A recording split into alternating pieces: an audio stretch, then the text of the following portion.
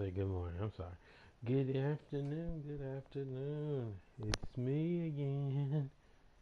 And we are here for some Genshin grinding. I said I was going to do the Archon quest and stuff, but I'm going to say that for another thing. I mean, I've got enough time to do that. I just mainly want to focus on the battle pass. And as y'all can see, I'm 22 already, so it's not gonna take that long. But when I get close to time, cause I do want to I do want to do the event, but I have to do the Archon quest before I can even do that. So, what's that?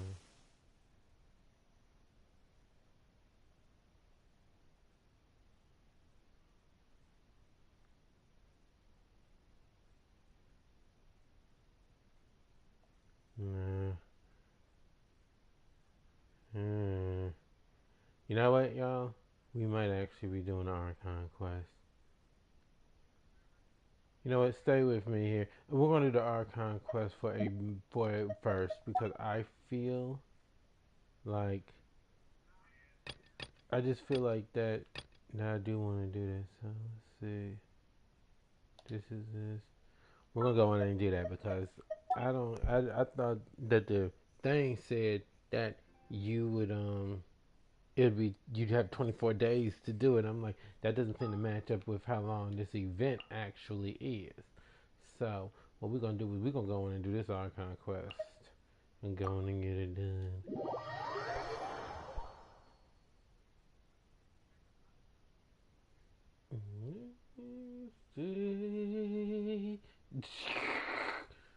Nasty. Nasty. So for those who do play Genshin, and if y'all have not done this quest either, and you don't want any spoilers, I'm telling you right now, I'm doing the mission for the Archon, so just be ready for that, and let's just enjoy the day. Let's vibe and enjoy the moment, because I didn't know that. Because see, if you look at this, okay, let's look at the battle pass together for a second, so everyone can see that what I'm saying is the actual thing. Okay, now you see this.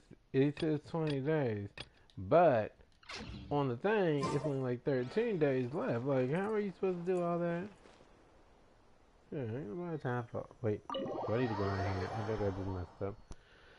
That's alright. A little load won't hurt nothing.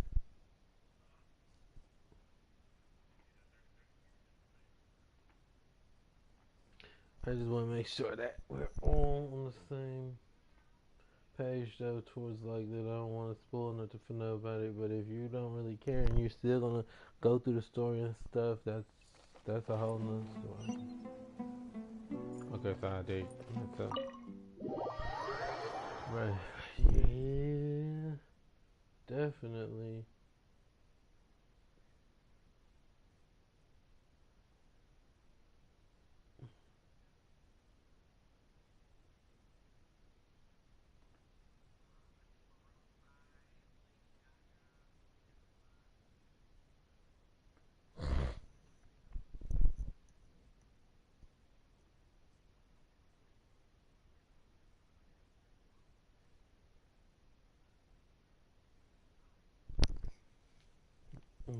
So, and as y'all saw, I haven't done any of the other quests.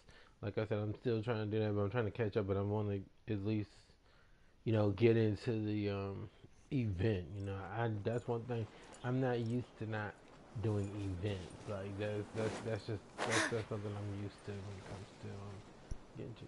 And if I look like I'm going too fast, just go back to my YouTube and like I said, it'll be up there and you can scroll back because I read pretty fast. So I will tell you that. I'm not saying pretty fast, but I read fast. Okay, like to a degree. So. Candace, we're here! Has everyone arrived? Everyone is already waiting inside. Well, what are we waiting for? Let's... Please, wait a moment. Before attending the meeting, I hope you can promise me one thing. What do you need? Not to mention that they do talk when they do it, so you don't really need to read, just be able to listen to it, really. Promise me that you won't commit to anything too reckless.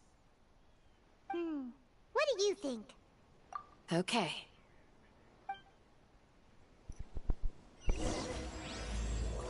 But you just couldn't tell me that inside the house. They're all waiting. Girl, you could have told me that inside. What you doing? Let me climb back up here. And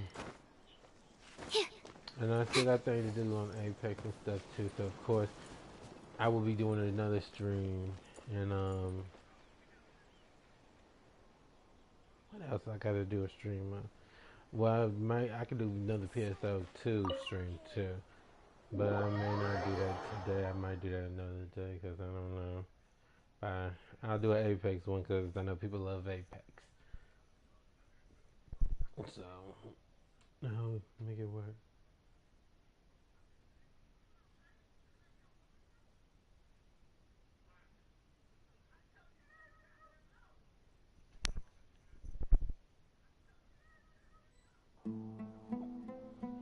Okay. People. Everyone's here so early! But why isn't anybody talking? We already discussed things a bit. Hey, where have you been? I've missed you too. Are you ready? Very well. Are you sure this is gonna work? I gotta admit, it's bold. Color me impressed. It's worth a try. I'm still sad that I didn't get him in that last draw. You know, I didn't even wish for Nahida or who's the other person? Mia. I didn't even go for them just because. The point of discussion is to arrive at a solution. I won't lie. Let's cut the small talk and move to the next point. Because she's Dendro. So I want the catalyst users that use like the elements. Because I mean, let's be honest. It's easy to really combine, like for example, Fischl is always on my team somewhere in Barbara. You do lightning, like Electro, and then Hydro. You've already got a spicy combo already. Then you add in Dila, who uses fire. That causes vaporize, explosion, like overload, and all that stuff. But yeah, it's like. Just imagine a whole team of catalyst users that, that uses those elements and stuff. Earth, all that. Although, now I'm slow with this. I don't know where the Earth catalysts come into play, because like I know it says crystallized, but I don't know what it actually does. 100%. Because every time I've used Ningguang, I haven't done any damage hardly. And so, I just usually stick with little things like fire, lightning, and hydro, because I know that those work pretty well together. As far as the characters' abilities themselves going, like I said, Fischl is amazing. I ain't even gonna front on it. Fischl is amazing when it comes to that. You're finally done. I have some other stuff to take care of. Catch you all later. Come on, don't give me that face. I know what you're going to... That's what I wanted to hear. Take care. Well, Traveler, Paimon, judging from your expressions, the meeting must have been quite productive. You can tell? I'm not that good at scheming or strategy, but I can sense people's emotions. And based on your reaction, things must have gone quite well. Paimon's a little worried. Hopefully nothing will go wrong. To be honest, I feel the same. But you're already some of the most capable people I know. So you have my trust. Yeah, one more just mute Candace gave us myself a because compliment. I want to be able to hear this. Then if I have my mic up too loud, you're going to hear a lot of echoing. So I'm going to mute myself. But please enjoy yourself while you hear, or if you're coming in later on. And thank you so much for all of the viewing and things. Thank you. Your deeds speak for themselves.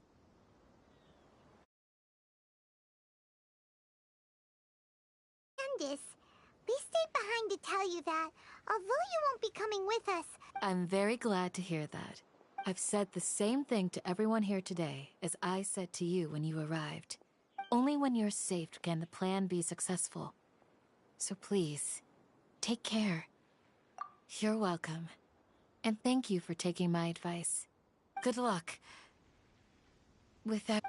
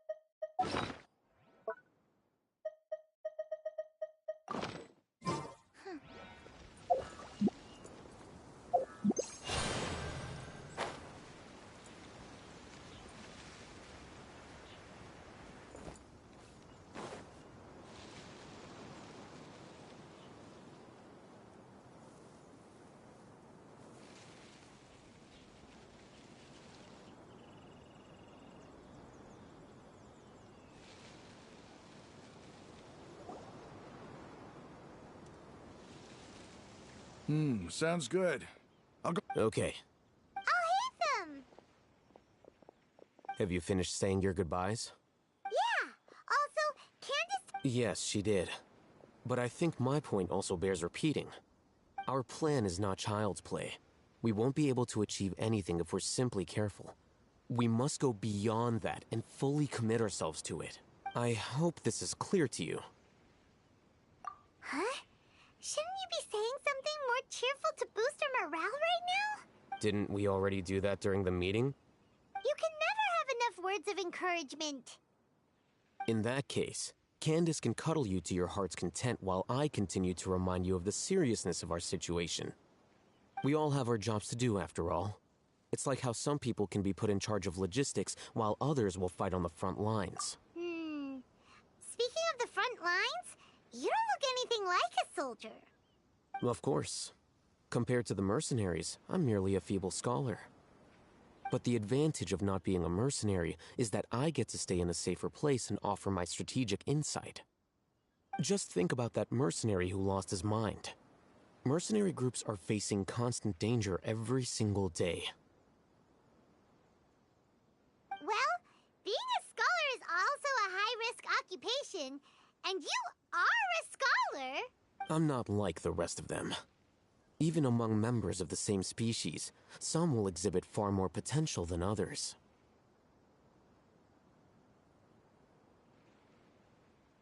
This guy. Paimon still remembers when those mercenaries in Port Ormos called you. All intellectuals are lunatics in the eyes of fools. I'll take that as a compliment. That reminds me. Do you remember the record we saw in the King Deshret ruins? It mentioned forbidden knowledge. You have a good memory. Forbidden knowledge has the power to drive people insane, but this fact has never been shared with the public. Even I, who has worked in the academia for some time, was never once informed of this. I think those mad scholars and mercenaries we encountered may have all fallen victim to the corrupting qualities of forbidden knowledge. But the academia has always held a different view. They have always believed that symptoms of madness are a side effect of human contact with divine. Come to think of it, perhaps the academia has also never understood the true nature of forbidden knowledge, and thus always approached the issue from the wrong direction. The Withering, Elazar, and the sandstorms. Don't you think what is happening right now across Sumeru is rather similar to the forbidden knowledge pollution? But Paimon thought that Irminsul's disease is what caused the withering in the sandstorms. At least, that's what Tainari told us. Wait a second. Could it be that? Ah, you've connected the dots. The cause of Irminsul's illness may precisely be the pollution from forbidden knowledge. But if that's the case, what should we do? This is huge! Wait. Why do you think Lesser Lord Kusanali would have a solution to this situation?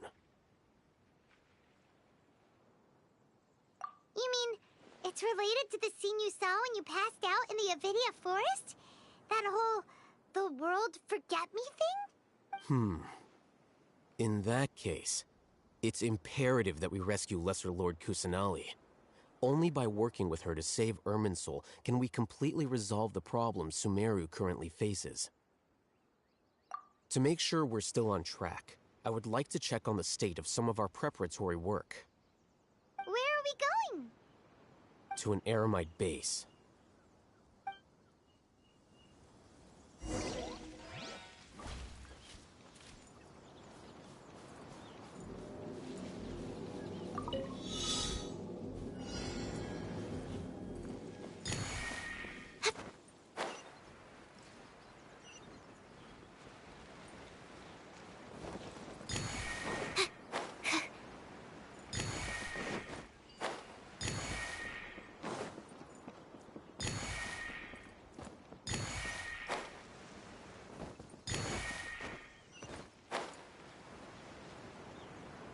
Yeah! Wow! So many raw materials!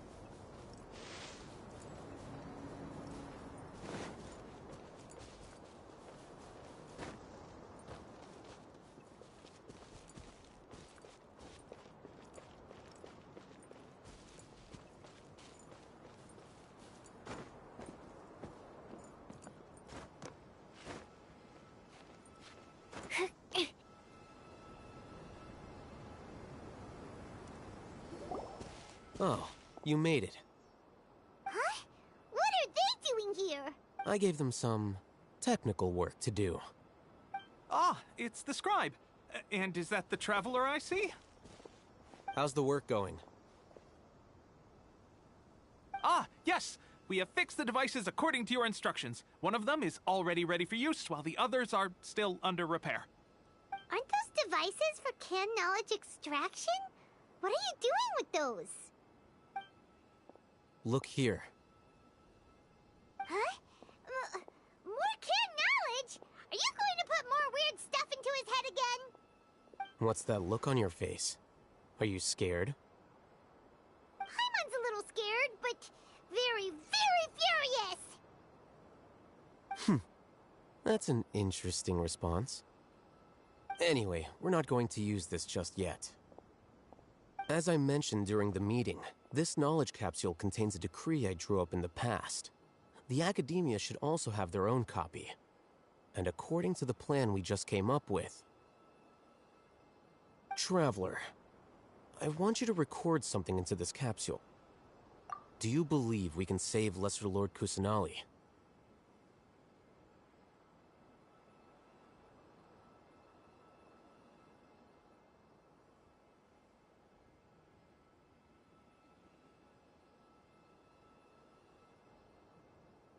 Good. Conviction is the most important part of all of this.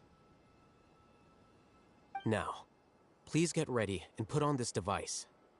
You want us to record our conviction into the knowledge capsule? Yes, Paimon is still really worried.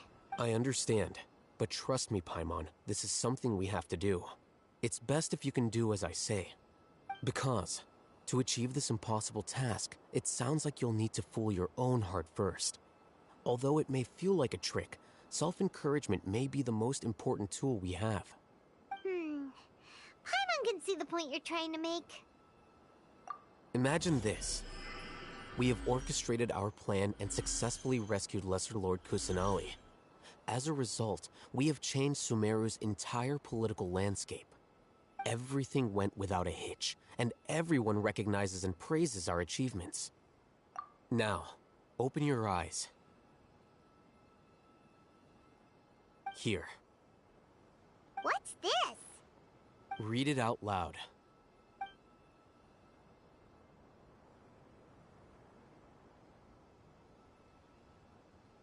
It's done.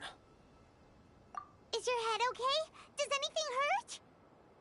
It's just a recording. There should be no negative effects. But what was the point of doing this?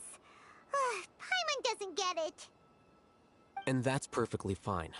In any case, these capsules aren't meant to be used by you. Huh? What do you mean? Have you forgotten?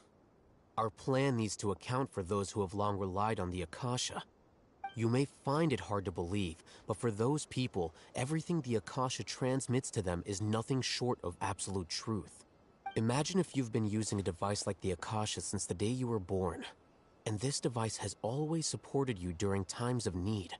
After all that time, what do you think you'd become? A fool? A machine? A slave to orders. And that's why rules are so important. In addition, those who understand the rules can delineate boundaries and identify gray areas. But why would you need to identify the gray areas? You could say that those kinds of ambiguous zones can be very interesting.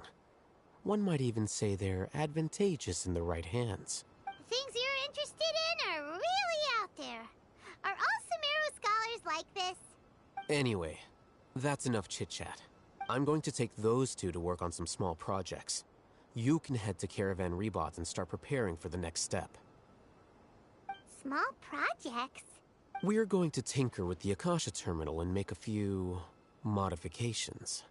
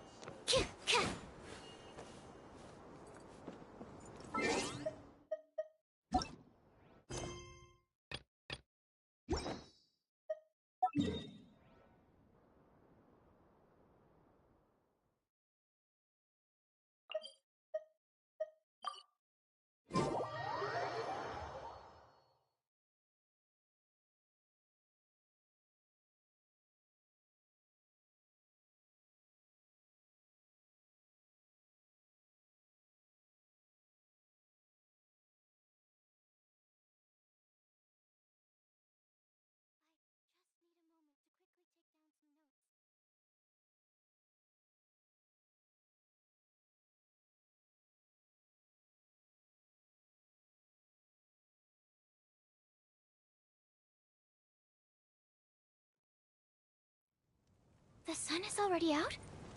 Oh, okay. Just one last experiment, and then we can get some rest.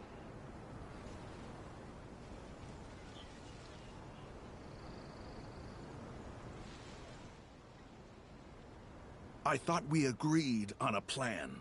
How can you go back on your word? The plan is too radical and carries a high risk for casualties. I've given it a lot of thought. But it's still the best plan we have. As a former Matra, you of all people should be able to see the bigger picture and recognize the innate advantages of our plan. I did. And that's how I saw the danger behind these so-called advantages.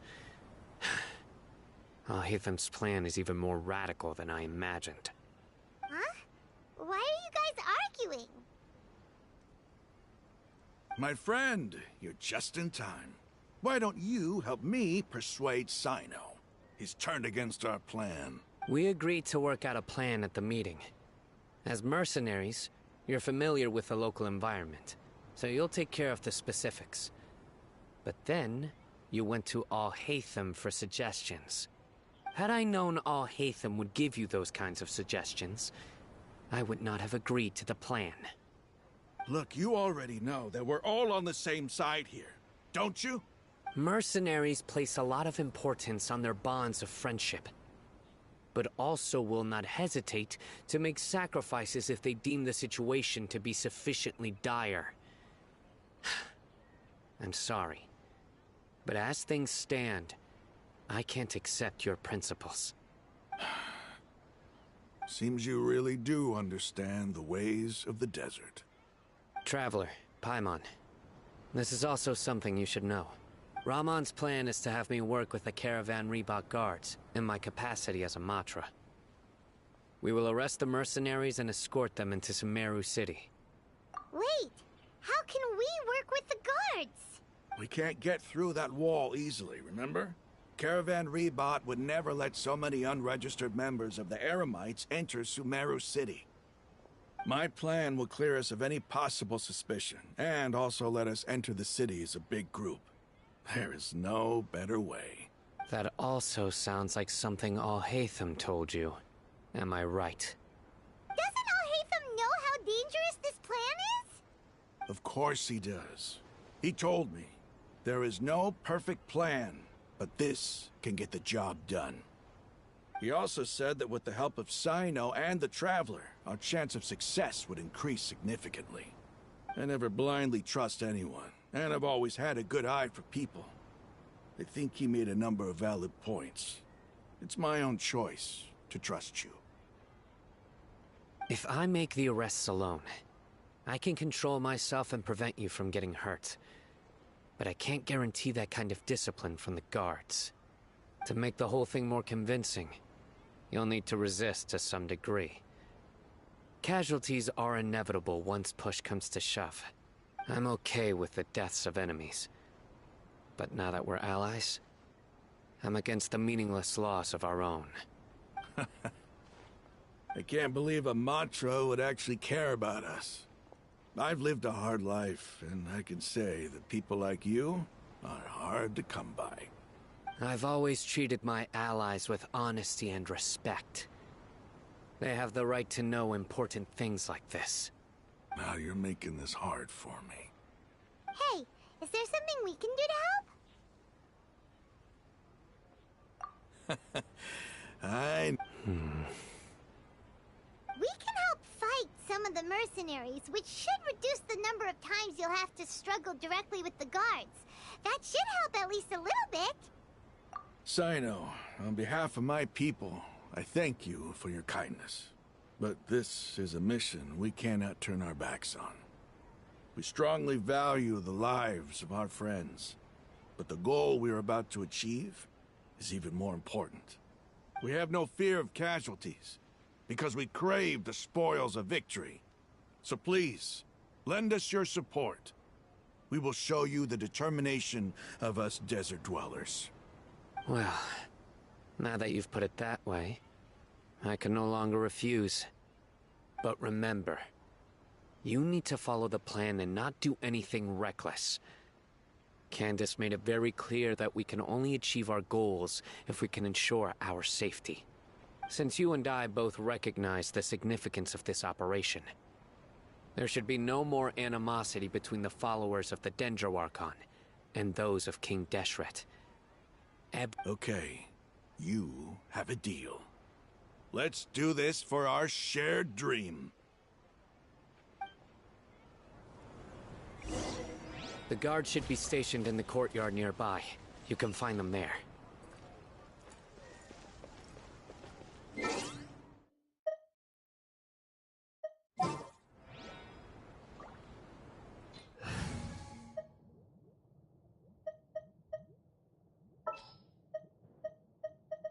Evil shall be dispersed.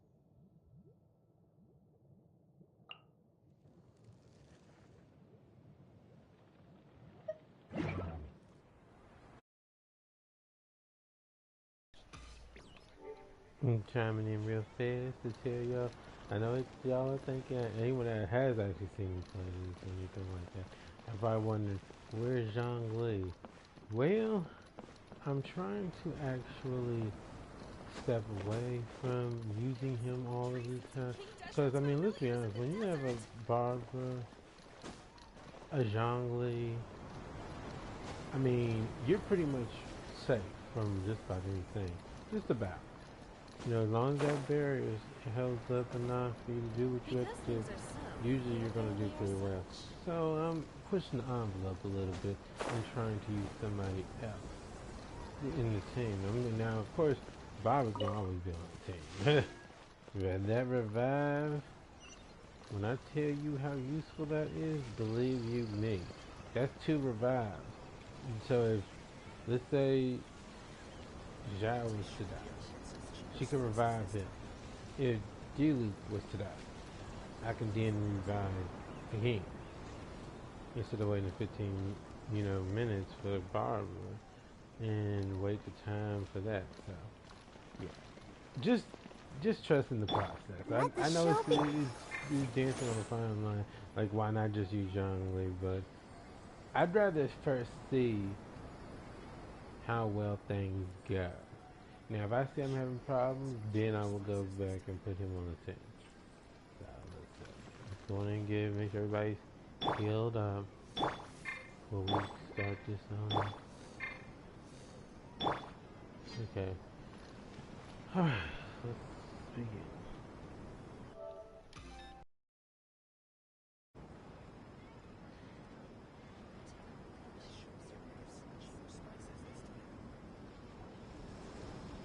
Guards!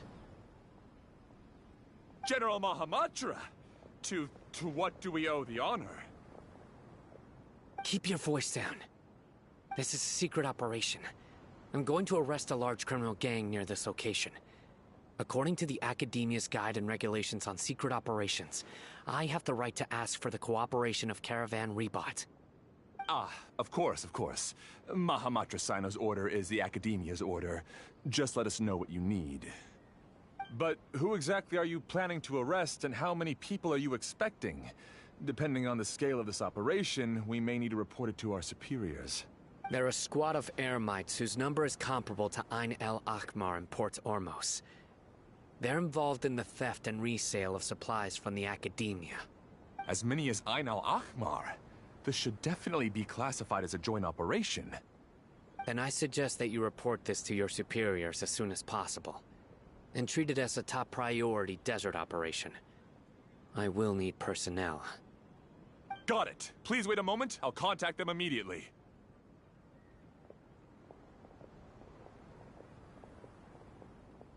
Because this is work. Because I trust you. Paimon can't believe you're still in the mood to chat. This whole thing has Paimon scared stiff. Aren't you even a little worried? What if these guards already know that you have betrayed the Academia and are no longer their... Even if that guard doesn't know, their superiors might, right? We discussed this, remember? The Caravan Rebot operation is of great importance. But don't worry, the guards there shouldn't know that Sino has stepped down. How can you be so sure? First, the other Matra still don't know why Sino has left, which proves that the Academia has been covering up the matter.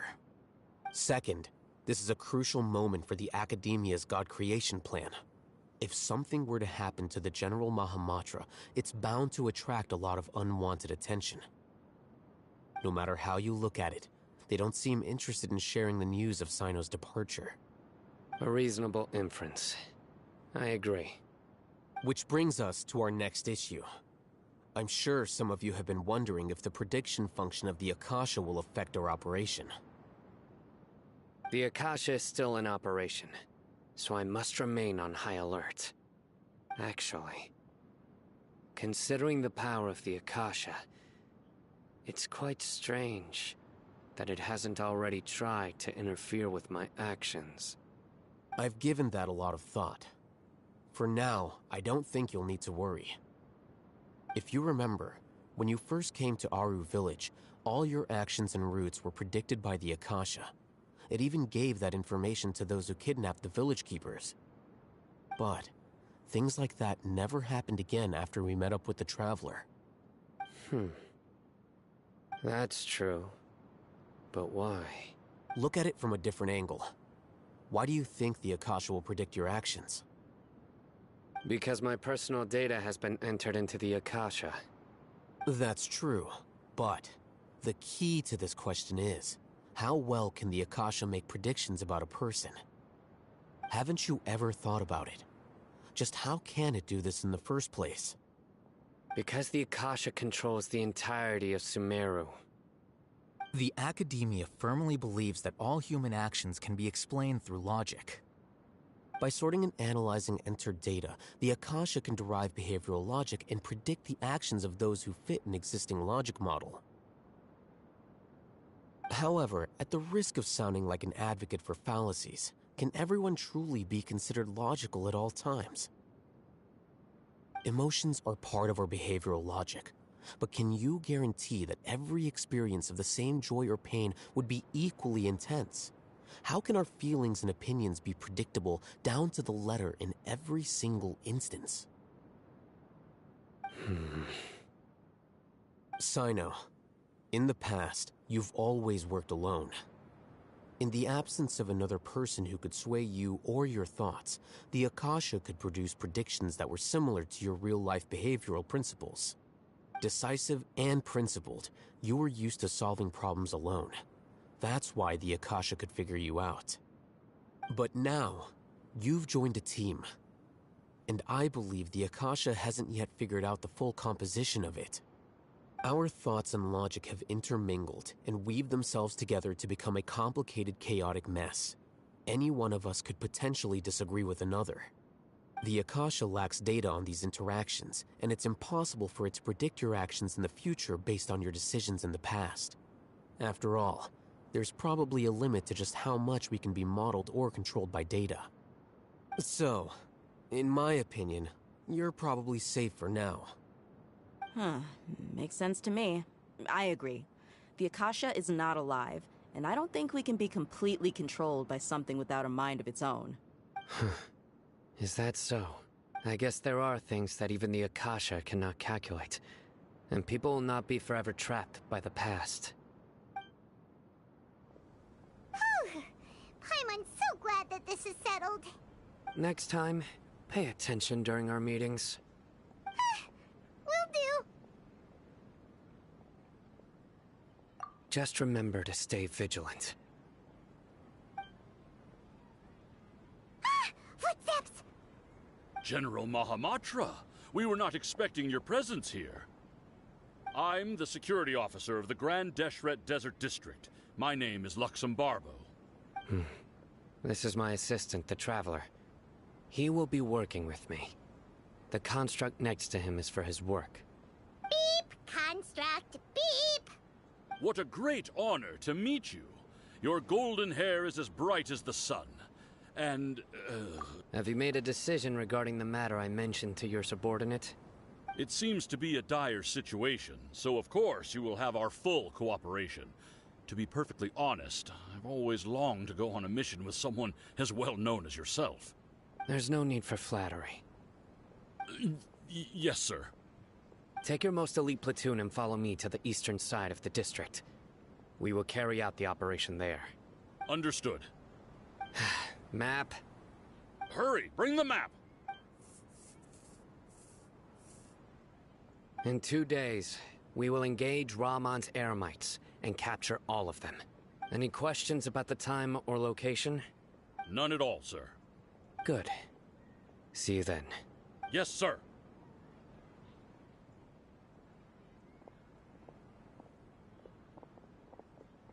Maybe hanging around the General Mahamatra isn't so bad after all. Everyone's so respectful towards us. This is all due to the absolute authority of the Academia. And now, we're going to strike back against that massive pillar of power. Get ready. We will move out in 2 days.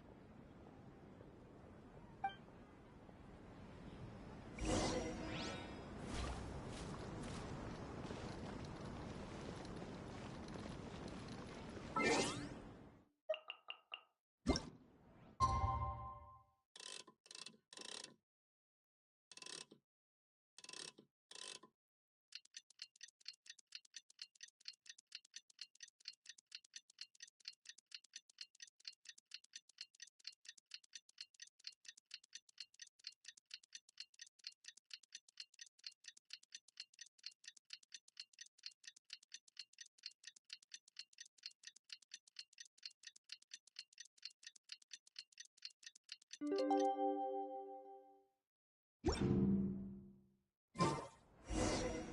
time for the operation! Let's go meet Sino in the desert!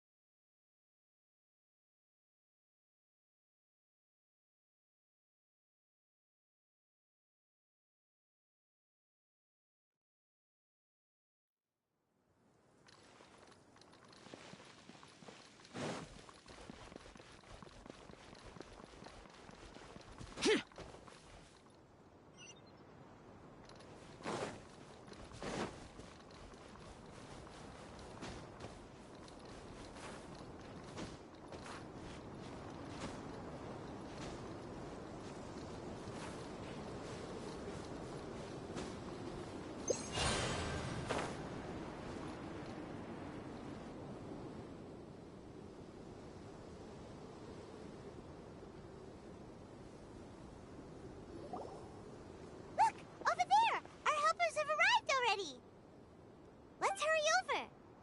Wait a moment. Ah!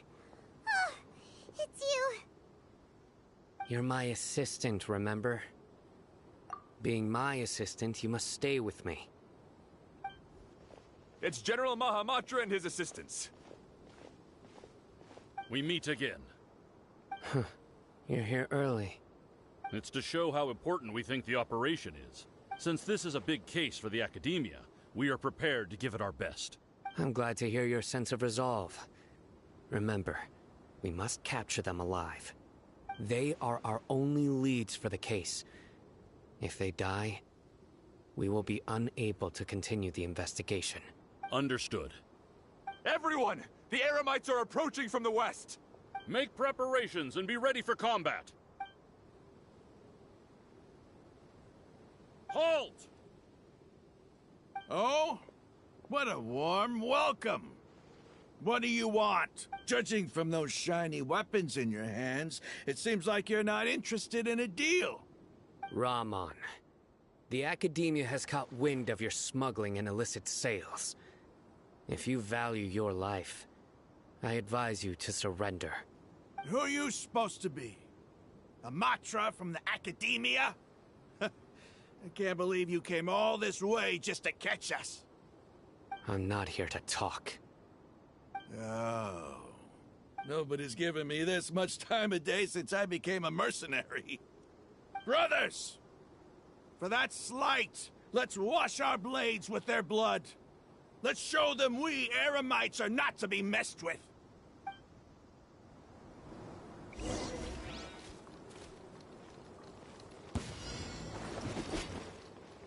By royal decree.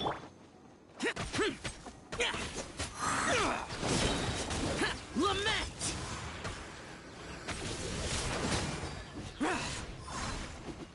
Cheer! Cheer!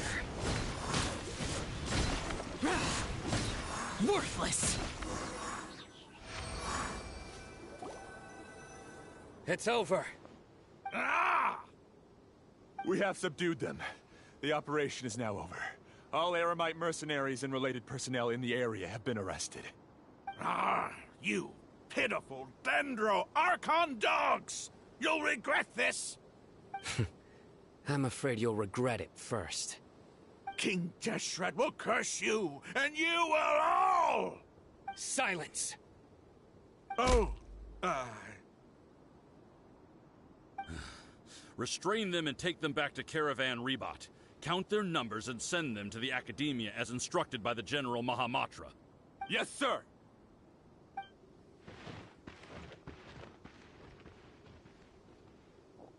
Mahamatra Sino, I will now take my leave. If you need further assistance, please come to Caravan Rebot and ask for me. Understood. You are dismissed.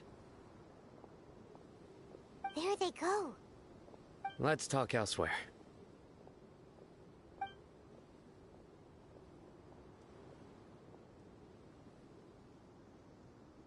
This part of the plan went really well. Yes, things went perfectly. That's fantastic! And that punch you gave Ramon there sure looked convincing enough. Once we're done here, I'll return to Caravan Rebot and oversee the group's transport. I promise. I'll get everyone into Sumeru City safely. Yeah, you're the reason why everything went so well. It's not the time to celebrate yet. I believe Dia should already be waiting for you. Go join up with her. She will need you to introduce her to Tainari. Speaking of which, is it really okay for us not to share the full plan with Tainari? What if he'll feel miffed about it and refuse to work with us? I have a very close relationship with Tainari. Given how well we know each other, I believe my message alone should be enough to bring him to our side. He knows I won't make jokes about things like this. If we need help, Tainari is the best option. Get ready for the next phase of the plan. Don't keep them waiting.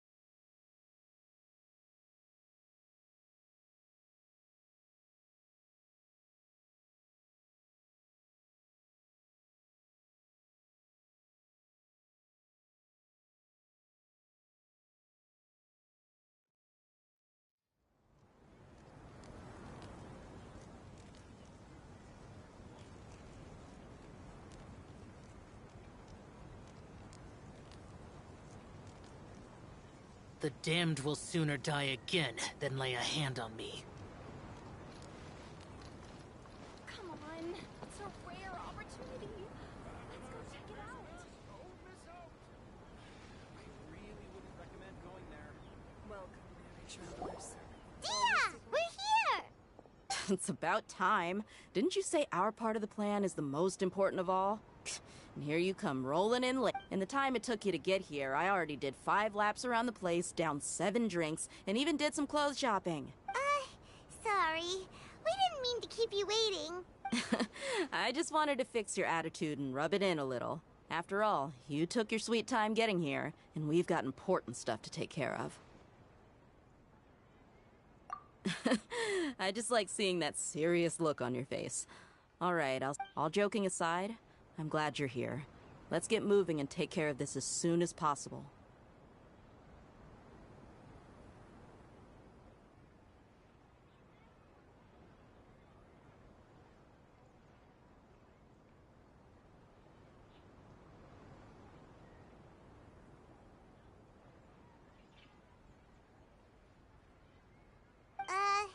But where should we start? Our responsibility is to get a status update on the Fatui Harbinger known as the Doctor. We need to make sure he won't get in our way when we rescue Lesser Lord Kusanali. Dealing with an institution that controls all of Sumeru is already hard enough. If the Doctor were to crash the party, it would be next to impossible for us to achieve our goals. Yeah, we sure don't want him showing up. Ooh, he really gives Paimon the creeps. Right? Hearing his name just reminds me of those stuffy old geezers in the academia. I'd rather not have to deal with someone like that. According to the plan, we should first go to Pardis Di and ask for Forest Watcher Tainari. If all Hatham and Sino's sources are solid, then we can be sure that Tainari still has the academia's trust. So, we'll find Tainari and convince him to get us the latest intel on the Doctor. Then, depending on what we learn, we'll make any necessary adjustments to our plan. The sages have placed spies everywhere on the other side of the wall. I'll follow you as a bodyguard. You should be honored. I don't offer my services to just anyone you know. But Paimon thought mercenaries would do anything for Mora. That's certainly true. But when multiple employers are vying for your services, you should always go with the best offer. Let's see. If I were to charge you a bill, I guess I can apply a discount.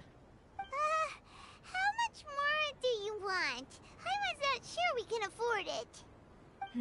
How much do I want? Hey, how about paying me with a smile? What do you say? I haven't seen you smiling much recently. If you ask me, someone like you must look lovely when they smile. Come on, give me a smile so that I can be less worried. Looking good! I hope this pretty smile will become our lucky charm.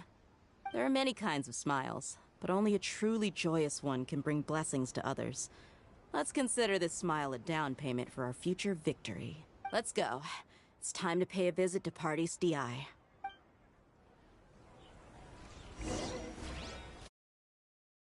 In 1 second, y'all. I need to get something to drink.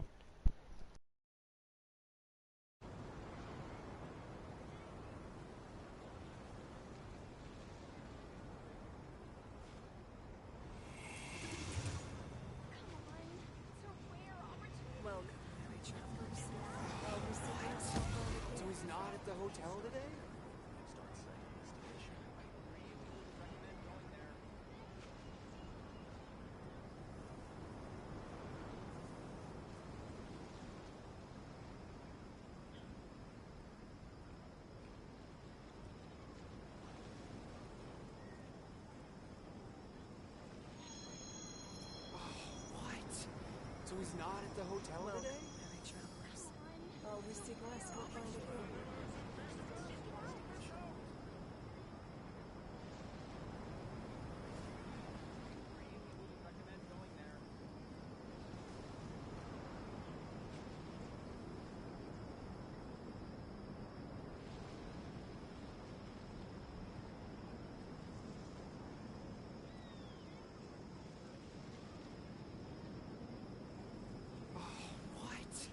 So he's not at the hotel today?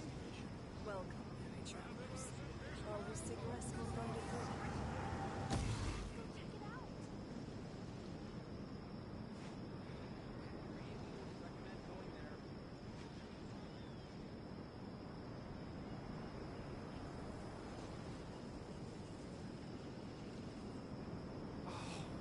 Reduced to just standing around.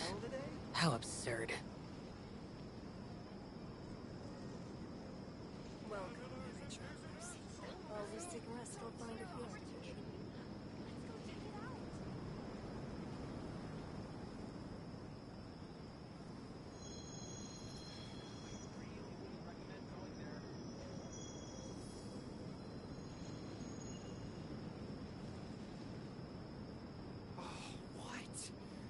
not at the hotel today? Welcome, weary travelers. I'll seek rest. We'll find it here. Let's go check it out.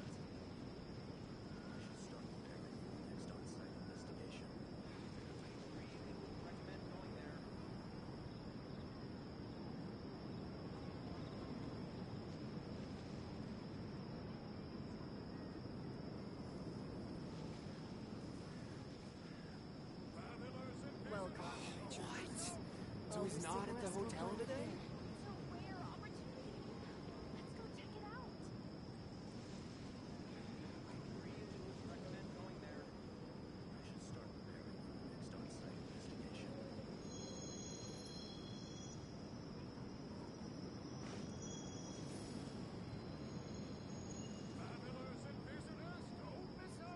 Welcome, weary travelers. All who seek rest will find it here. Oh, what? So he's not at the hotel today? Let's go check it out.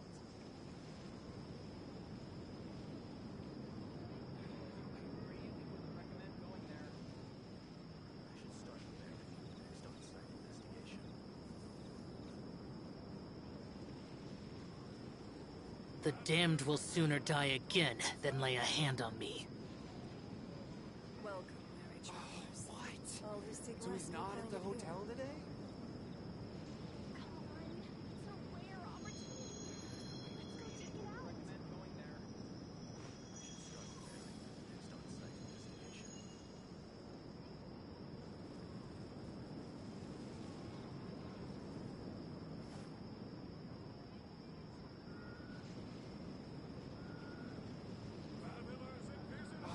What? So he's not at the hotel Weary today? travelers. All who seek rest will find it here. Come on. It's a rare opportunity. Let's go check it out.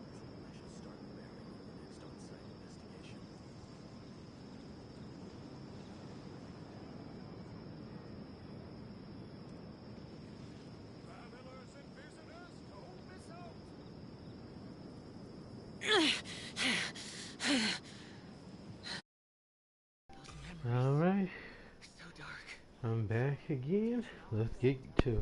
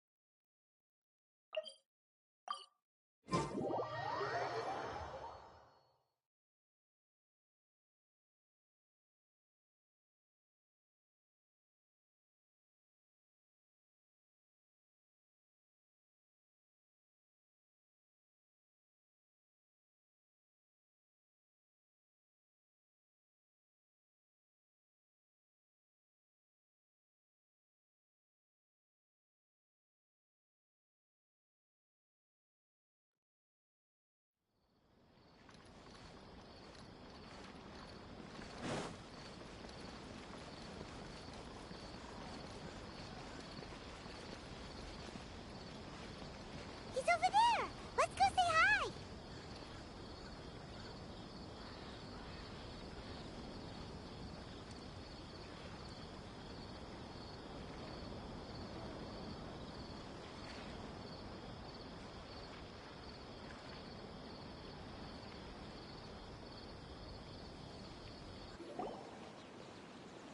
Tainari!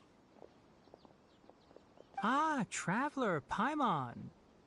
And you are? Hey there. This is our friend Dia. She's an Aramite mercenary. A mercenary? You must have some big news for me.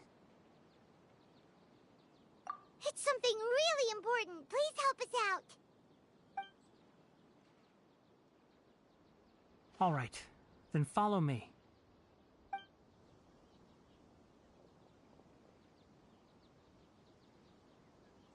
This place is better. We won't be disturbed by any passerby.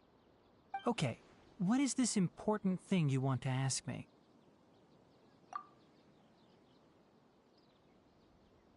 The doctor, huh? He's that strange-looking Fatui Harbinger with the mask. Paimon thinks he has blue hair. Yes, I know him. Actually, he left Party's DI just a little while ago. He left already? Yeah, he came looking for me. Can I ask what it was about?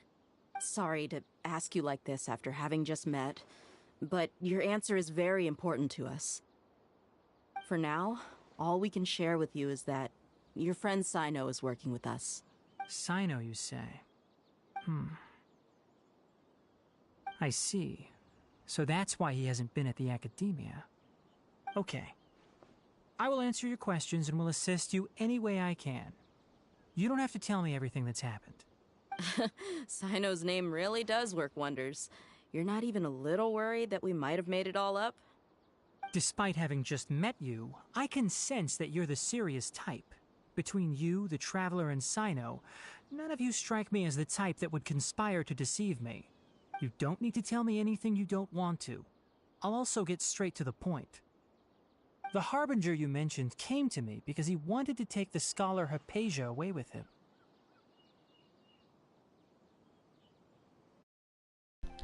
You guys, I don't know exactly what it is. Maybe it's just the fact that, they made friends with Hypatia. But yeah, the Traveler looks ticked off. Like, it looked like he just is ready to just punch the doctor dead in his face. Wow.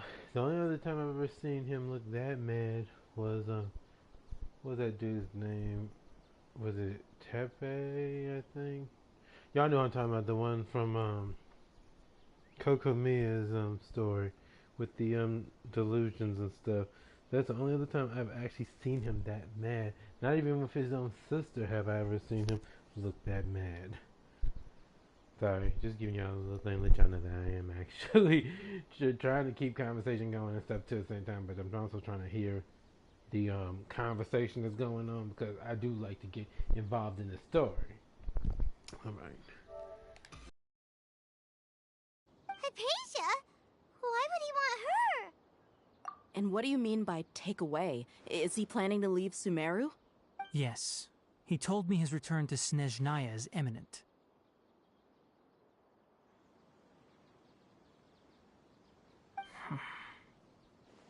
So you mean you're leaving this place soon?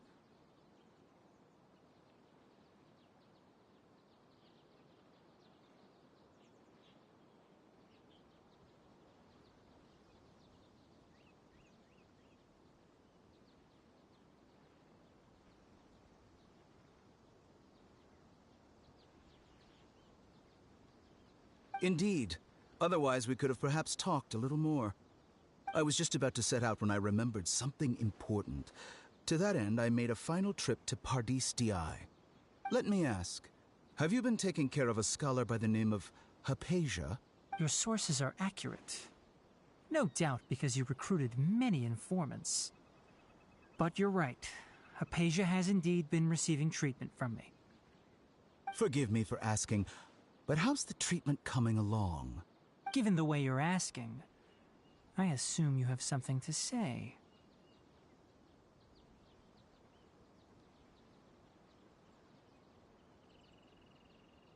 Since you asked, I'll be frank.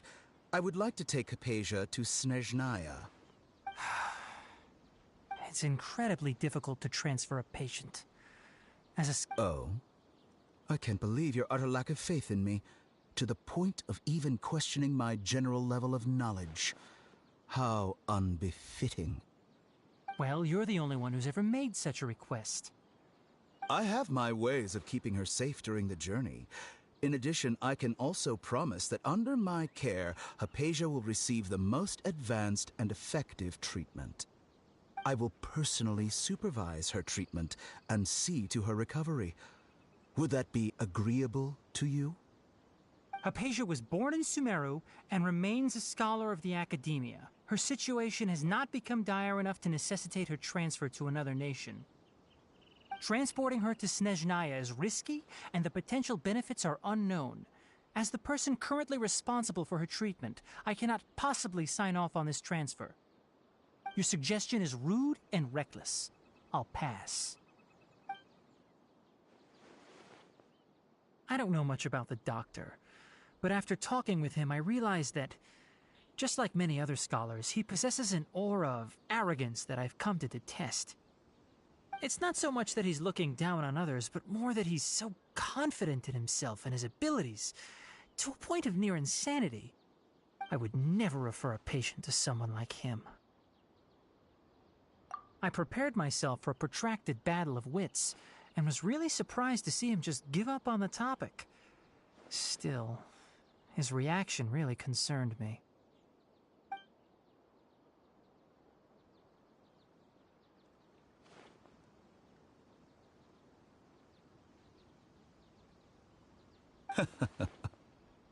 I see, I see. Of course, your opinion makes perfect sense. You're still young, but already quite stubborn. I must say, you are not like what I had expected. Under normal circumstances, I wouldn't just let you off the hook like this. But unfortunately, I'm in a hurry today, what with Her Most Noble Majesty the Tsaritsa calling for our return. Luckily, there is still some time left for me to take care of everything before I leave. It's just as the Academia said. You're a responsible and gifted scholar. Sadly, even with all of that, you're still lacking a bit of shrewdness. And that's also why people like you can never realize that sooner or later, everyone must pay the price for what they've learned.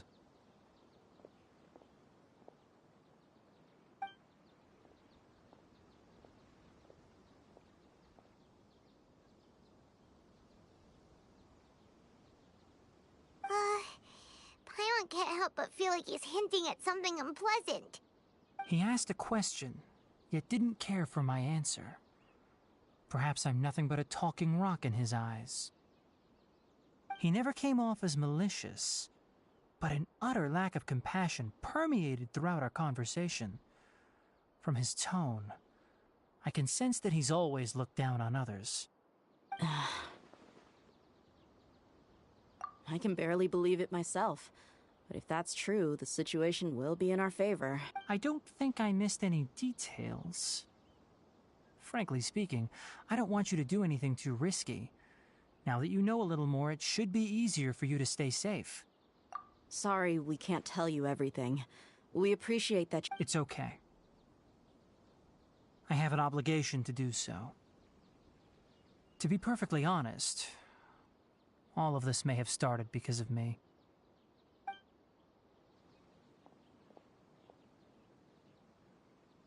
Recently, my master wrote several letters to me, asking me to return to the Academia and assist him with his research.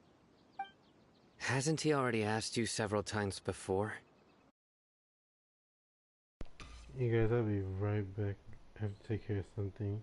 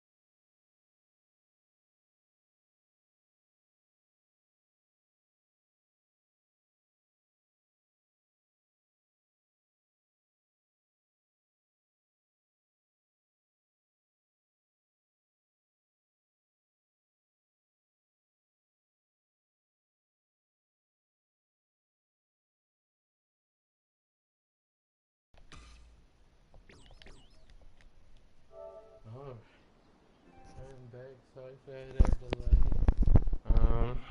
I'm not sure how long that was, but I will see if I'll get the time later on. And if anybody who's watching in the future or anything, I'll get the time for that little bit that I was away. But I don't know how long I was away for. No, it had to be over 5 minutes. But yeah, we back now, so let's get back to it.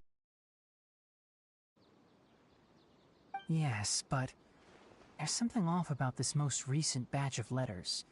The handwriting and tone are both familiar. My master will occasionally leave a few dots on the back of the letter. 1 dot means that he wrote the letter on a sunny day, and 3 dots stand for a rainy day. This has been a habit of his for many years, but I didn't find any dots in his recent letters. I believe something may have happened to him. I get it. Since you are always at Gandharvaville, you would like me, someone already working at the Academia, to investigate this matter, right? I'd like to ask you to do that for me. If you can keep yourself safe, please withdraw immediately at the first hint of danger. I can do that, but I have a feeling it won't be that simple. The Academia has been working on a big project. I'm not quite sure what it is, but your master might be involved with it. If the higher-ups really are hiding something, then it will be difficult to remove myself from the situation once the investigation starts. If the situation becomes critical, I'll leave the Academia. If you don't see me there for an extended period, that's your cue. All right, we've got a plan. I'll stay at Gandharvaville to support you. If that scenario comes to pass, you must be extra vigilant. And be wary of any messages or direct requests from the Academia. I must say, I didn't expect a warning like this from the General Mahamatra. Being loyal to the Academia doesn't mean blindly doing whatever the sages say. I know what I'm doing. On that note, aren't you also being quite distrustful of your alma mater? The Academia, yes, but my master is a man of integrity. Even when I was a student, I was worried he'd get in trouble for sticking to his beliefs. I suppose he's lucky to have lasted so long. But in the end, it still caught up to him.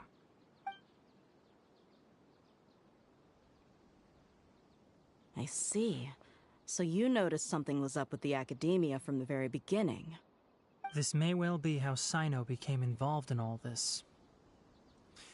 In that case, I must keep my promise and help you however I can. Also, if you run into Sino again, please help me pass on a message to him. Trust your own senses and experiences. I think this may be something he needs to hear right now. Okay, we'll find a chance to tell him. Thanks. Right. Now let's go hunt down this Harbinger. Oh, by the way, which way did the doctor go when he left Pardis Di? That way. Gotcha. Thanks so much. We'll be on our way.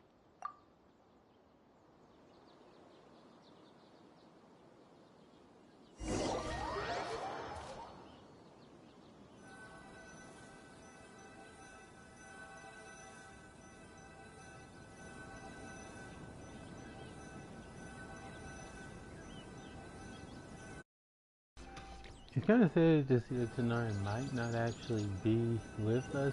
Like I said, I don't know. I haven't seen this, because I don't do spoilers.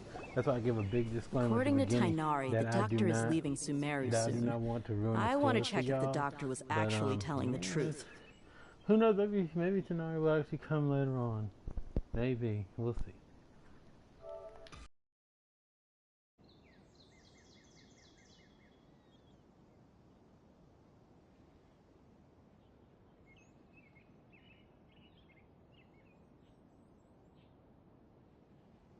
He also said that he'll take care of everything before he leaves. What did he mean by that? We need to be extra careful when dealing with a person like him.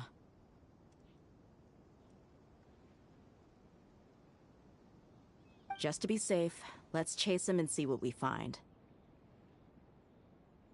But we have no idea where he went. How can we start chasing him? We'll do it the mercenary way. I'll find leads as we go. All you have to do is just follow me. That Harbinger may have tried to cover his trail, but he still left some traces. Or perhaps he never even thought about concealing his whereabouts. Maybe that's just how arrogant he really is. Yep, we're headed in the right direction. The traces are still fresh, but there's no sign of his entourage. Clearly they're in a hurry. It's just as I thought.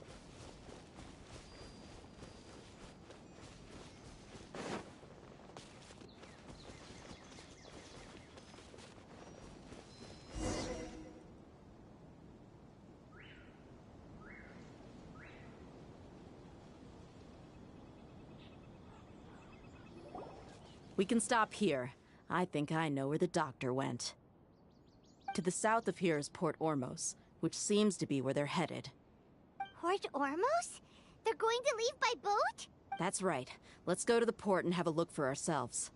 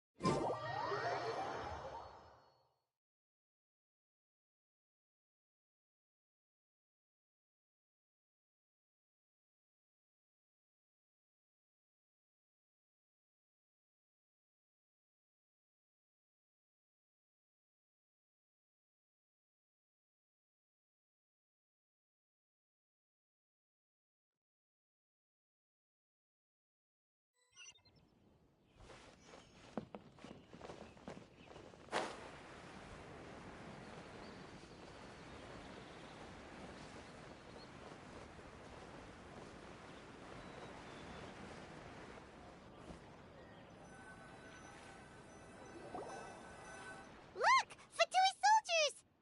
Thanks to Dia's tracking skills, seems we found the right place. Shh! Don't draw their attention. The port is crawling with Fatui soldiers. Let's keep going and see what we can find.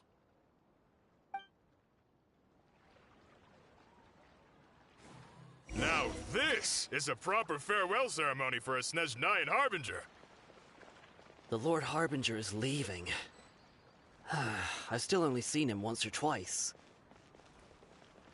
I used to hold a position in our homeland, and back then, the doctor spoke in a very...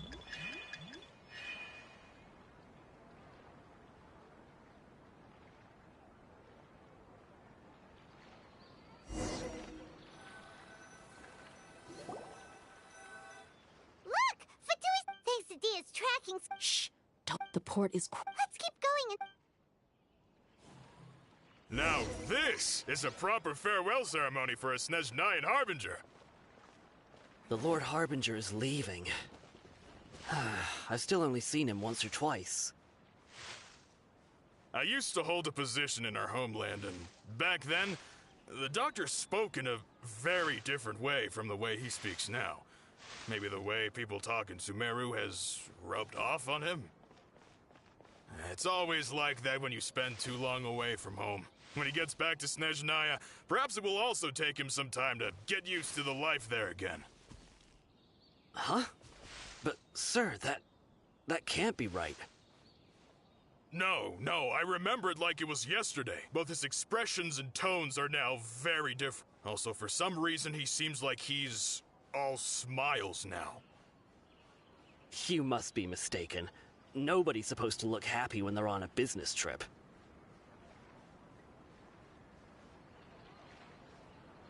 The doctor is on that boat. So he told the truth after all. He is actually leaving Sumeru. Let's get closer and find a place to hide so we can observe him.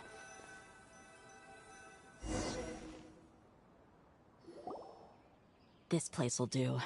We can hide here while we keep an eye on the boat.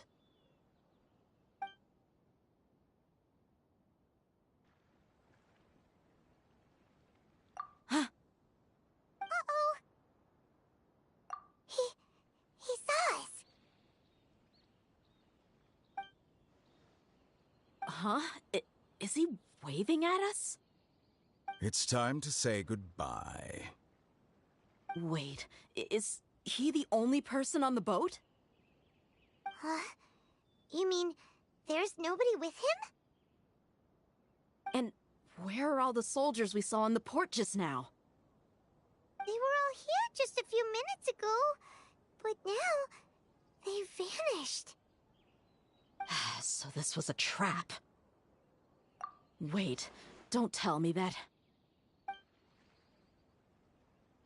Luckily, there is still some time left for me to take care of everything before I leave. Oh no. They might be after Hypatia. Let's get back to Party's DI. Huh? What do you mean? I'm afraid that she's seen something that she wasn't supposed to see. If I were the Fatui, I would also try to take her away. And if I couldn't... Oh no! Are you saying they're going to kill her? Let's go!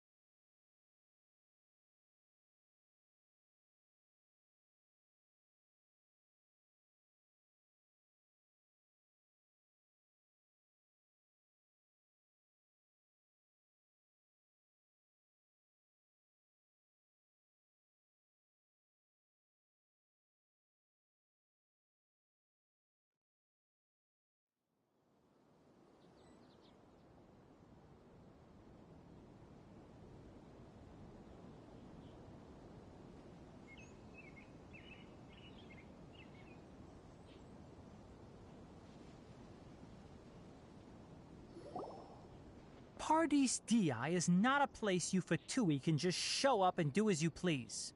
I believe we've already made ourselves quite clear. Our superior gave us permission to search for and collect medicinal herbs in Pardeus DI for research purposes. But you've been in Sumeru for some time already. I find it coincidental that you chose to only come here today. Even the Grand Sage himself may not have the right to question our research, much less an ordinary scholar like yourself. I've done my duty to inform you. Don't make things difficult for yourself. It would seem that my words have fallen on deaf ears. You can keep trying to deny it, but coming to Party's DI now? I'm pretty sure you're not just looking for herbs. With all due respect, your baseless speculations will only lead to unnecessary trouble. Well, you only have your Harbinger to blame. He knows nothing about keeping a low profile. I may be staying at Party's DI as a scholar, but that doesn't mean I'm no longer a forest watcher. It is still my duty to protect the peace and safety of the scholars who have contributed so much to Sumeru. Then it seems our conversation has hit an impasse. No one will lay a hand on you, Hypatia. Not on my watch. Tighnari! Are you alright? I'm fine. These Fatui have really crossed the line. Time to teach them a lesson.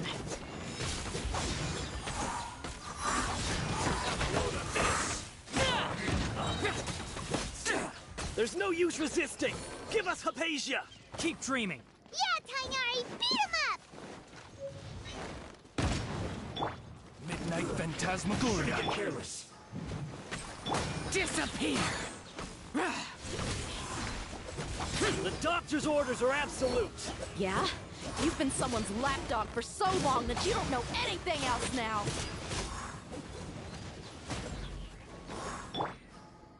Lay waste to the wicked! Prepare by royal decree!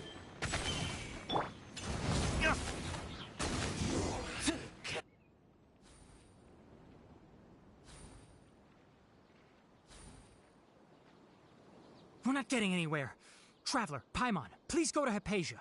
We need to make sure they don't try to sneak around and attack from behind. Got it! Hypatia's still here.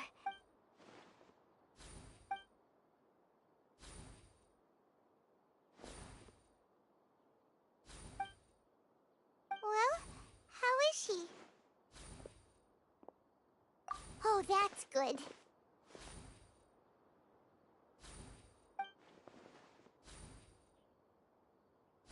So, you think this is over?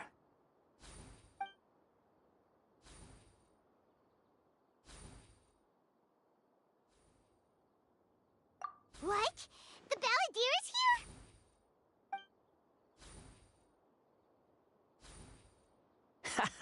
here? I've missed that look of abject horror. You've given me that look every time we meet. But, where is he?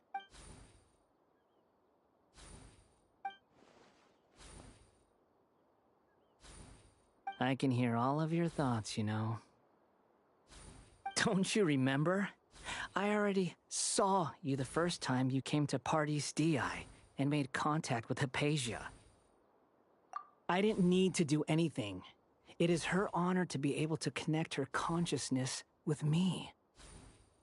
Who are you talking to? It can't be the Balladeer, right? That's impossible. I know you must be curious. I might as well tell you that I decided to enter Hypatia's consciousness the moment I sensed your touch. I wanted to observe you on a fool's errand. Hey, Traveler! My deification is nearly complete. All that's left now are just some final details. Do you understand? Even if you manage to rescue Lesser Lord Kusanali, it will be impossible for you to defeat a bona fide god like me. Is it wise to force that childlike god into a divine battle against me? Scholars consider the God of Wisdom to be the sum total of their faith. It's how they can justify reverence for a god as they construct it. But this also shows that humanity's worship of gods is a combination of blasphemy and exaltation. It's truly laughable. Yes. What is it? Yeah, I'm in a good mood, which is why I'm talking to you like this. What do you mean?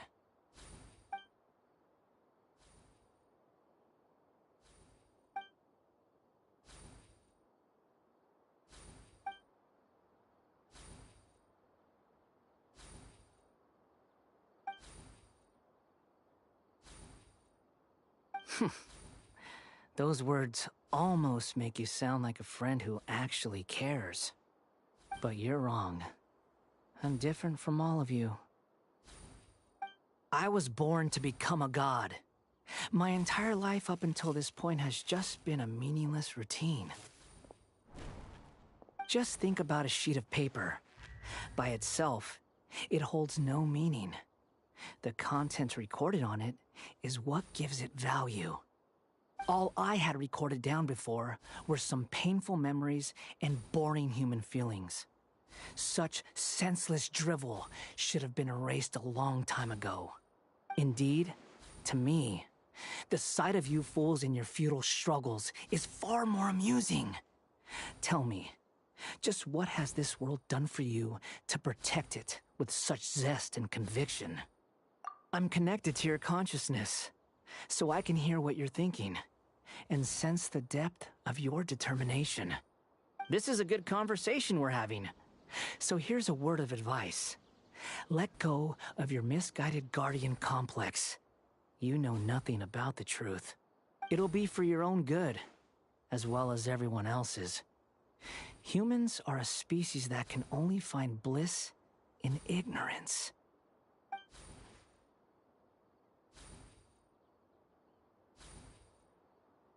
Ah, you've seen my affection for her. If you were in my position, I think you'd feel the same way. She peered into my consciousness and saw my past. Someone like that is qualified to become my first follower. All gods need followers. So Hypatia has been chosen.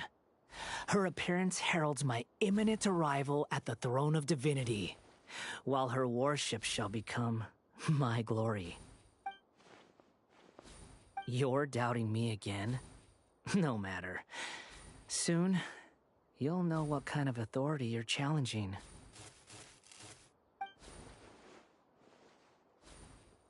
Who wants to hurt my devout follower?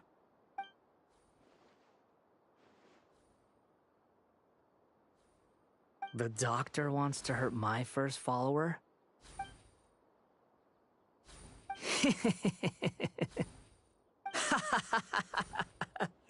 How very amusing. Has anyone ever told you that you're not good at sowing discord? The doctor has never known his place. Even now, the puny human thinks himself capable of interfering in the business of the new god. You're still too naive if you think a few words will be enough to convince me to destroy the doctor. But I'm willing to give you a gift, just like my expression of affection towards Hypatia. It is an honor for you to be able to stand here and speak with me. As my listener, you will be rewarded. Both good things and bad things can be called gifts. After all, gods have never needed to be reasonable. Ah! Paimon hears thunder! That person Paimon couldn't see was the Palantir? Oh, he sure chatted with you for a while.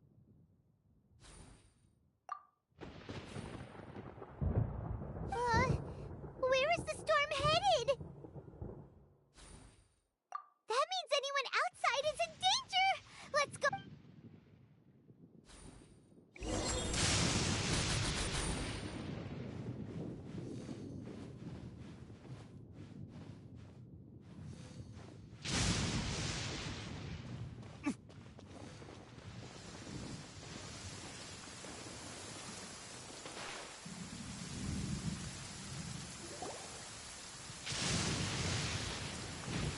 Oh! Have the Fatui retreated? Hey! What happened to you? He's hurt. I'm fine. Don't move. I've seen Eremites get struck by lightning. Struck by lightning? We were fighting, and just as things started looking grim, the weather suddenly became extremely strange. Lightning started attacking everyone, almost as if it were alive. Luckily, there were only two of us, and both of us were nimble enough to dodge most of the strikes. There were a lot of Fatui, though, and they were being torn to shreds by the bolts of lightning. With that, all the Fatui soldiers were forced to retreat. Why are you sorry? It's all right. I'm sure you also never expected this to happen. Don't blame yourself. My wound aside, you look like you've seen something unpleasant. Is Hypatia all right? Hey, didn't I tell you not to move? Just in case. Let's go to Hypatia's place and talk about things there.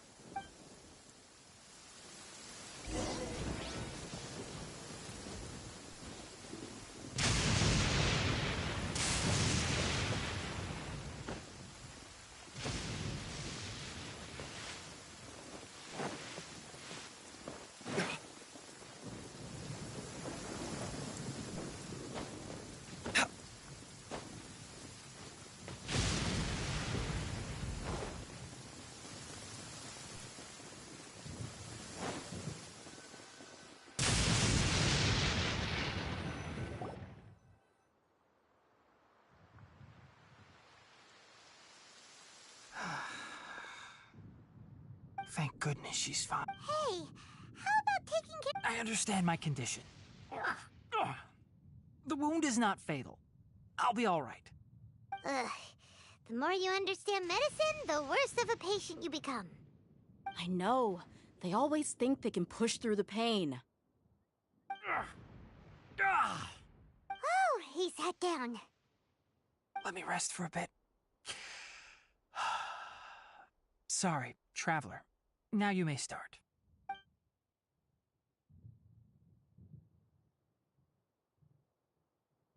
So that's what you were talking to the balladeer about? Oh, Paimon can't believe what he's thinking.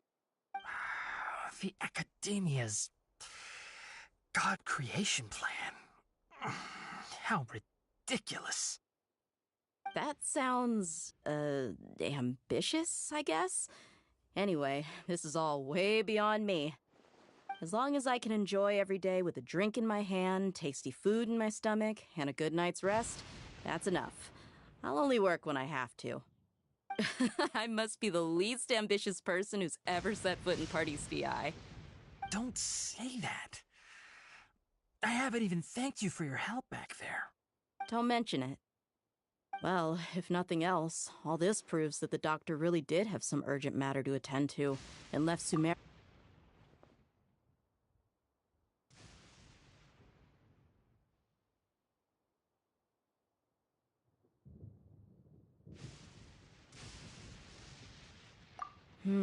Maybe the Fatui want to cover up some secret of the balladeer.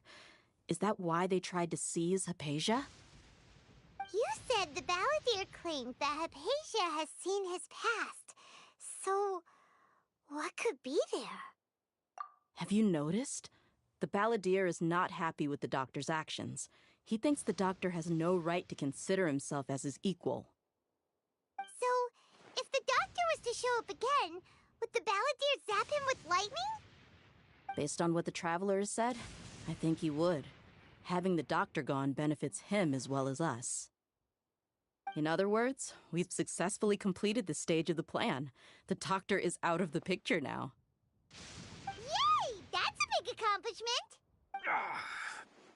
I'm also happy for you.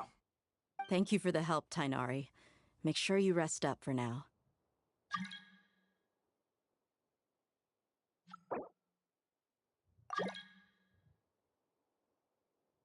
Yeah. All right. Okay, that wraps things up for us here at Party's DI.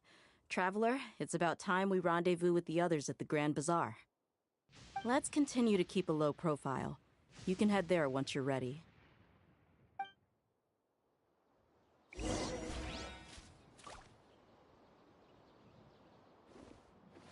You can just focus on your plan.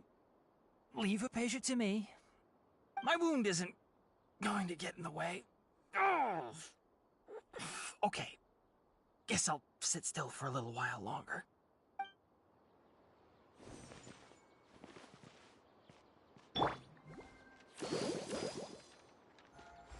Let's dance.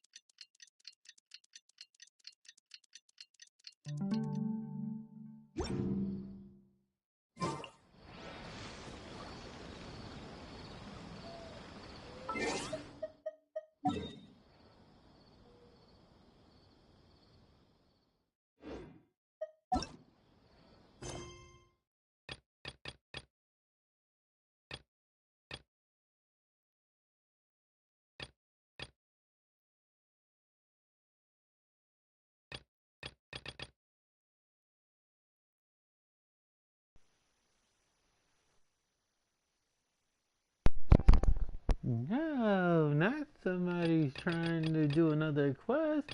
I'm trying to do the archon thing. Okay, we're going to take a little detour, y'all, so come with me. I wonder when I'll Apparently, be as I'm tall not as going my to be able to big do this sister. until... I would think that the archon quest would actually take the place of that, so that's kind of sad, actually.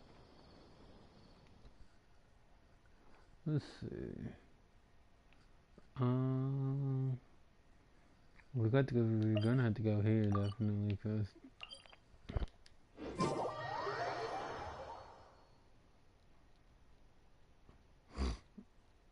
kind of sucks because I really do want to get that mission done. So we're gonna be on this for a little bit. So if you're watching, make sure you get yourself a snack, a drink, and enjoy. Cause we'll be doing this for a while. Usually I kind of breeze through the text, but I'm giving y'all a chance to hear and read it. Sometimes I may accidentally hit X fast. Please do not penalize me back. Cause I'm so used to just breezing through and looking at it later on YouTube after I'm done playing it. Now sometimes I'll watch it if I don't want to go on YouTube and actually see the story. But like I said, I don't like to look up spoilers, so I just go and do the mission and then see it later on.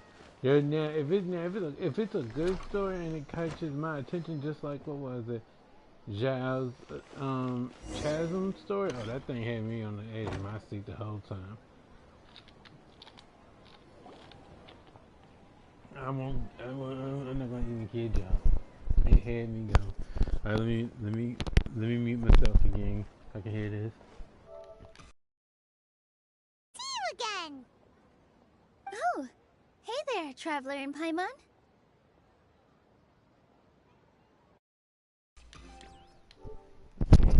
Let me turn my mic off.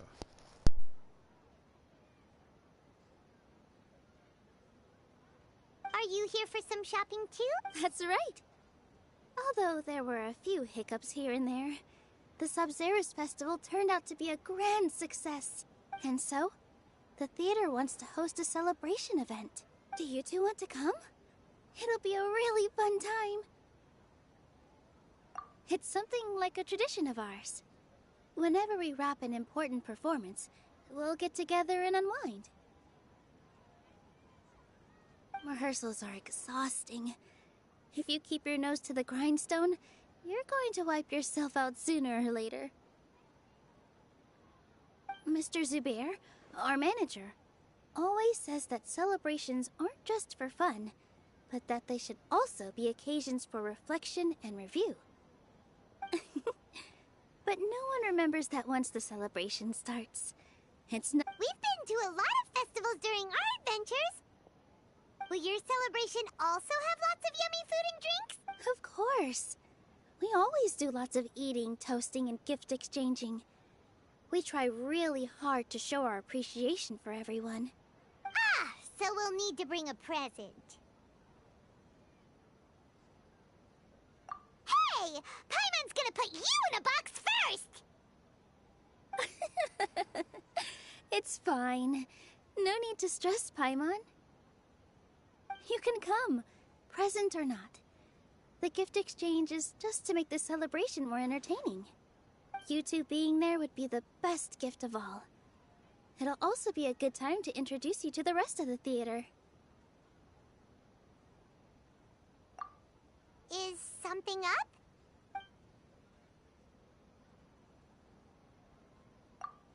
Yeah, but for now, it's more important for her to rest and recover. I tried to visit her, but I got turned away at the door. The people there wouldn't listen to a single word I said. All I could do was to leave a letter encouraging her to get some rest and keep her— She'll be better soon. And then we can celebrate together at the theater. It's all thanks to you and Nilou that we managed to save Dunyarzad. You're way too modest. Just now, I actually felt really self-conscious when Paimon talked about us in the same breath. Compared to you, I really didn't do much at all. Anyway, all that aside, are you thinking about coming to our event? Paimon thinks it'll be a great time! What do you think, Traveler? Alright, then let's head to the theater. Wait, I completely forgot about this pile of stuff! Whoa! Did you buy all of this, Nilou? Just one box. The rest were given to me. I really don't know how it came to this much. That's way too many freebies! Many vendors give out samples for free, but Paimon's never seen this much. All I know is that whenever I start chatting with people, my hands would get more and more full until I can't hold everything anymore. This seems to happen every time. I was planning on making a few trips to bring everything back, before continuing on with my shopping. So this isn't even all of it? Are you sure? Of course! Carrying stuff is a... I'm so sorry to trouble you like this. Well, let's hurry up and grab the last few things, so we can get back to the theater.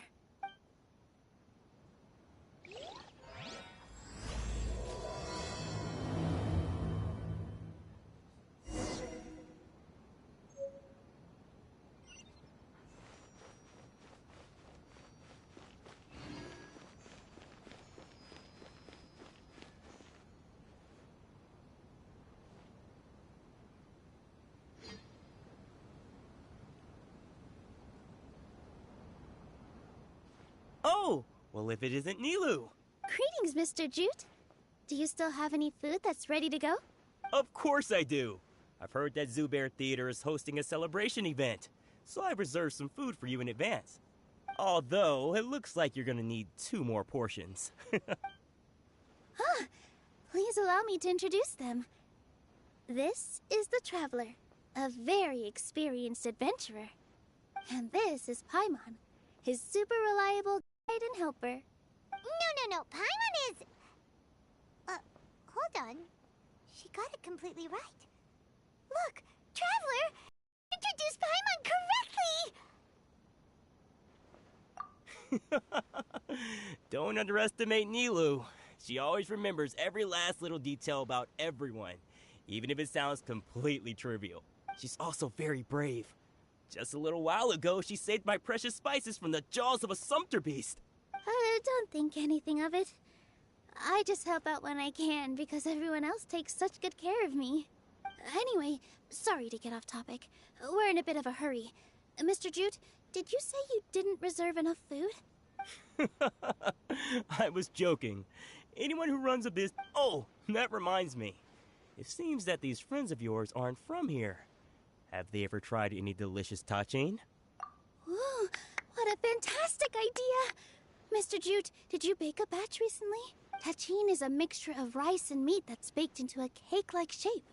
Mr. Jute adds special spices into his. Its aroma is just so wonderfully delicious. If you ever see kids crowding all around Mr. Jute's place, you know he's baking up a storm. But is it really just for the kids?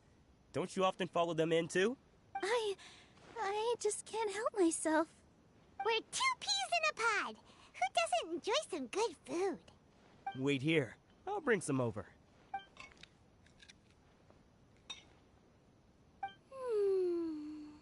Whoa, what a dish! It's sweet and sour and full of deliciousness! Paimon can't eat it fast enough!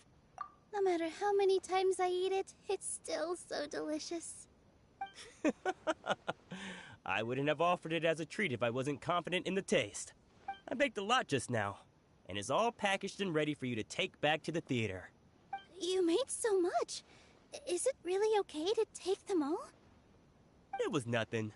Making 1 serving or 100 servings is all the same to me. If anything, I should be thanking you for helping me clear my inventory. Don't worry about it. What kind of person would I be if I made you pay for a treat? Make sure you got everything. Feel free to come back anytime. I'm starting to understand how you got so many things. Yeah. Everyone has their own way with words, and it's really hard to say no. Nilou, good timing. I have the textiles you ordered. If you took any longer, the sumpter beasts might have gobbled them up. You and your jokes. Sumpter beasts won't eat those kinds of things, Mr. Offsheen. Jute said that some sumpter beasts ate his spices. Were they yours? Oh, yeah, really sorry about that. Nilou, if it weren't for you, I would have lost half of my profits that month. Trying to pull anything out of a sumpter beast's mouth is like playing a game of tug-of-war. So they really do eat anything, huh? What's that supposed to mean? Come now. You know, sumpter beasts sometimes eat not because they're hungry, but because they like gnawing on things. The textiles you ordered are highly durable and woven from the finest thread. So even if a sumpter beast got snacky, it'd still have to chomp on it for a full day. You've tested this before? But of course! How else could I be so trustworthy? Well, that one time was an accident. I wouldn't dare experiment with such a precious product. True. It does sound like some good fabric. Ho ho! Have I piqued your interest? If you want to buy some, now's a good time. Buy 2 bolts and get 20% off. Ooh, that's a pretty good discount. What do you think, Traveler? No thanks, Mr. Offsheen. You can't use that kind of tactic on her. Look, you've already sucked her in. Tactic? So you mean everything he just said to Paimon was a lie? I wouldn't go that far. It's just that Mr. Offsheen is really good at spinning stories. A word from him, and you'll find yourself buying things you don't actually need. Mr. Zubair gave me a huge lecture the last time I bought too many things.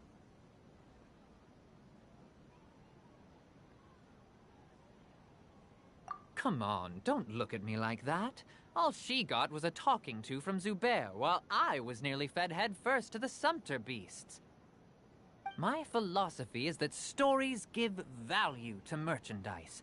That's why my business started with such a... Our Nilu here is an extraordinarily good listener. Back then, she believed anything I said. After a while, I began to feel guilty selling things to her because of how happy she looked.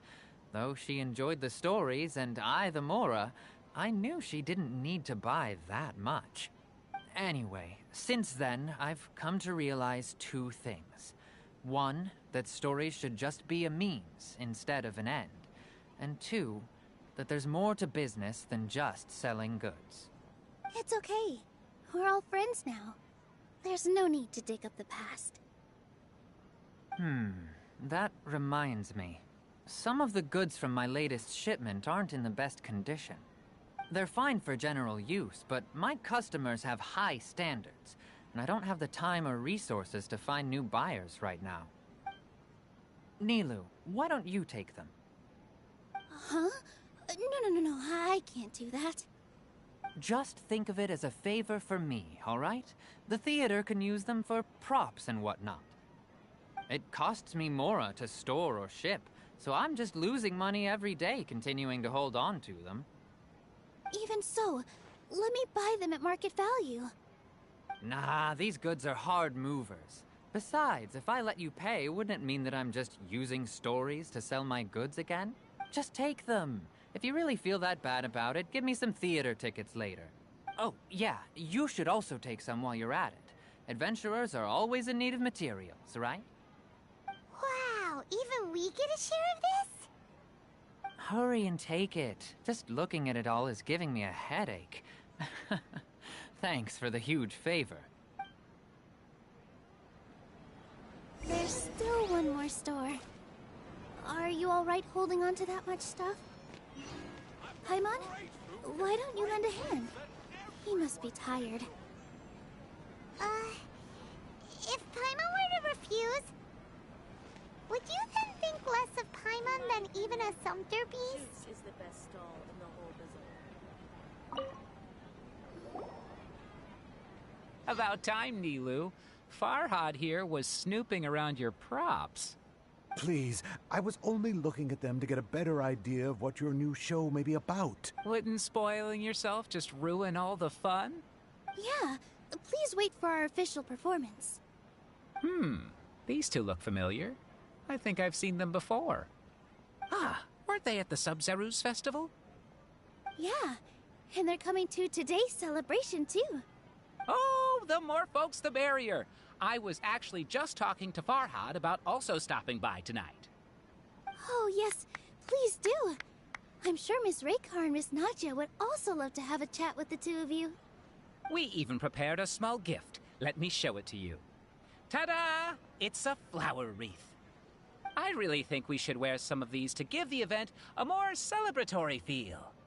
Wow, it's beautiful. Did you make it? Farhad did most of the work. What a surprise, huh? He actually knows a lot about crafts.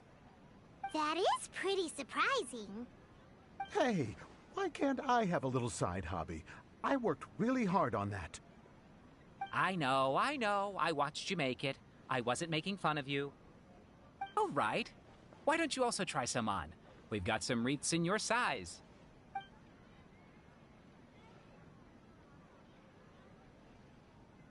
It fits perfectly.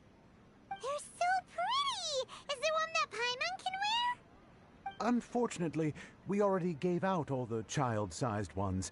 I wasn't expecting the theater to invite such a fascinating guest. Fascinating?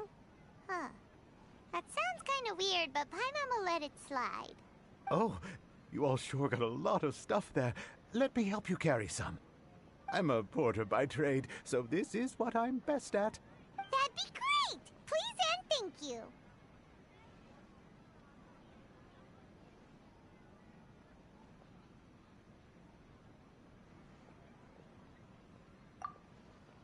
But we have a pro now! Thanks for the help, Mr. Farhad. But let me make one thing clear first. Don't try to ask about what's in the new show. Otherwise, I may not be able to hold back Mr. Zubair this time. Shut it. Fine. It's not like I want to get on his bad side either. Including Hushang's things, though. We'll each need to carry a box if we want to move everything in one trip. Even my strength has its limits. Paimon looks like she doesn't want to, so I'll carry a little extra.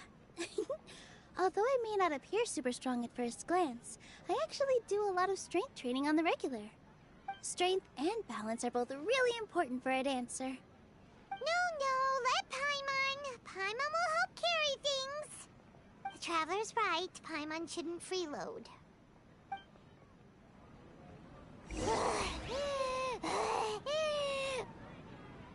Paimon can't fly anymore. Are you okay, Paimon? Paimon's good to keep going. But Paimon now understands when people say there's no such thing as a free lunch.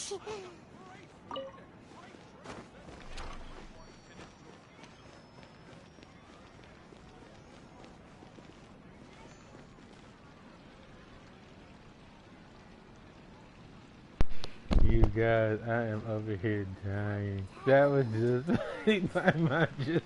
It didn't even. The thing hardly started. She was already painting. Oh my god. Oh Lord. You know, I just. That was just too funny. Oh, that sure was a lot of stuff. Oh. Looking forward to the event later. Thank you, Mr. Farhad. Thank you, Sumpter Man.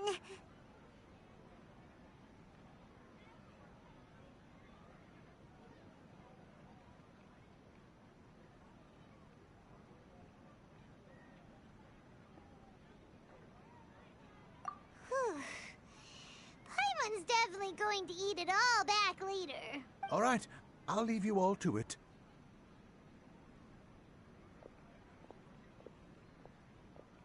See ya.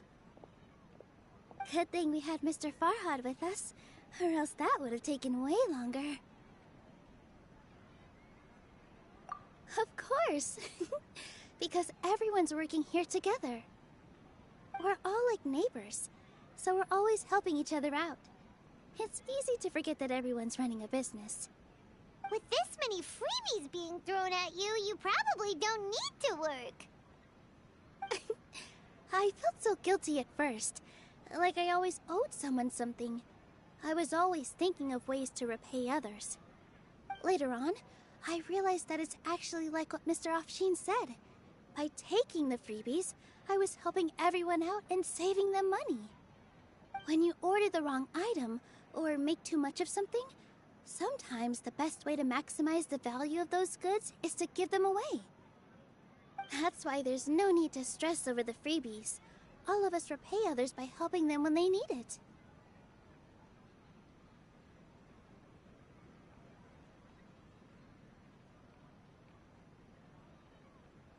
Oh, that actually makes a lot of sense. This has become our norm, and no one keeps track of the back and forth anymore. So really, don't worry about it. Alright, I have to bring all this to Mr. Zubair and do a little bit of prep. Feel free to hang out here for a bit. It'd be nice if you could also get to know some other people at the theater. Nope. Mr. Zubair's really on top of everything. You two are our guests, so please, just relax and look forward to the celebration.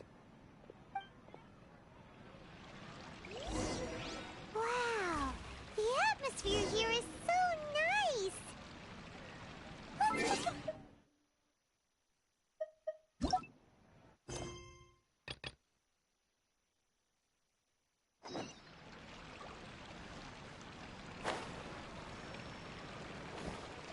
Okay, so now I can actually do the mission. Huh. Interesting. Well, let's not waste time. Let's get to work. All right, everyone is here. How did everything go? Any luck with your missions? Let's report back one by one. I'll start first. We've made the necessary modifications to the Akasha terminal. In addition, the props required are also ready. I'll go next. The Traveler and I went to Party's DI. The situation was a bit complicated, but we found Tainari. Unfortunately, he was wounded during a fight. Who was behind it? Well, that's the tough part. What should I say, Traveler? The Fatui or the Balladeer? After some back and forth, we confirmed that the doctor has left Sumeru by boat. He has something urgent to attend to back in Snezhnaya. So, we've successfully removed the doctor from the picture. Also, Tainari's already resting, so he'll be okay. Good. Oh, Tainari also asked us to tell you this message. Trust your own senses and experiences. All right. I'll remember that. Everything also went smoothly on my side. The Eremites should have arrived at their destination by now. To avoid alerting the quarry, they will stay there for now. I can't believe you actually got so many Eremites into Sumeru City. It's all thanks to Rahman and his brave team, as well as their bold strategy. It appears to have been very effective. I'm glad to hear it. Well, is that everything? Okay, this meeting is adjourned. Huh? Wait, you mean that's it?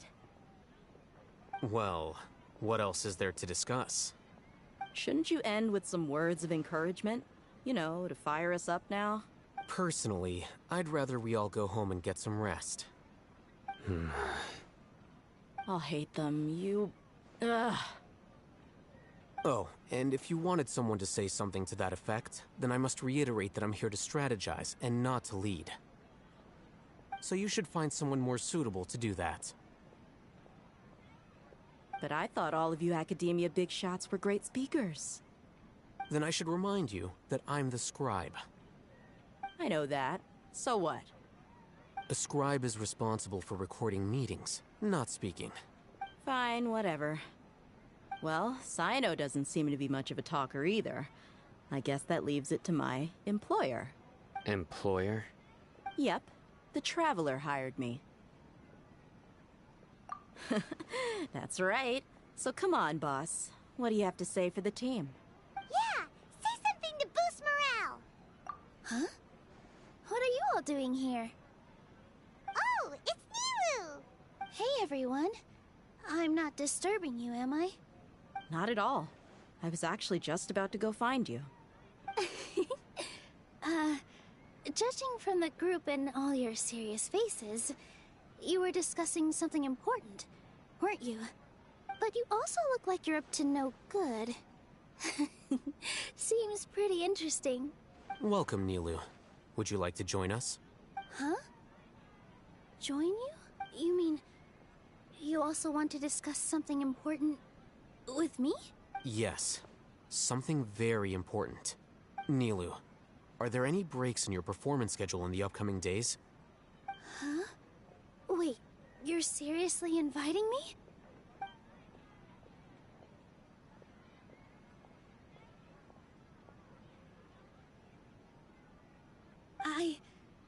I can't believe my ears. You are truly the bravest and most passionate people of Sumeru, well, that I've ever met. Ahem. Oh, right. The Traveler and Paimon are not from Sumeru, but you are awesome as well. That's right.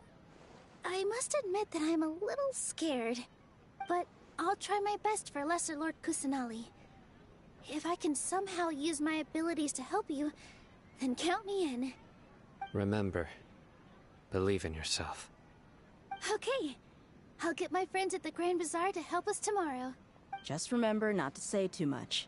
Be discreet. Yep, you got it. All the preparations are done. Now, can we finally conclude this meeting? So, have you thought up what you'd like to say, boss?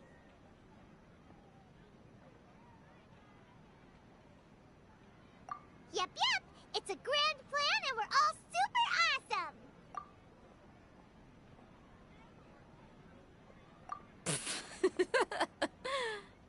Well said. A good night's rest before an operation can be the difference between success and failure. Thankfully, I've had my place to myself recently. It's been nice and quiet. Huh? Oh, nothing. Alright, let's all go home and get a good night's sleep so we can be up early tomorrow. Okay. So I guess that means it's time to say goodnight now. Yep, good night everyone!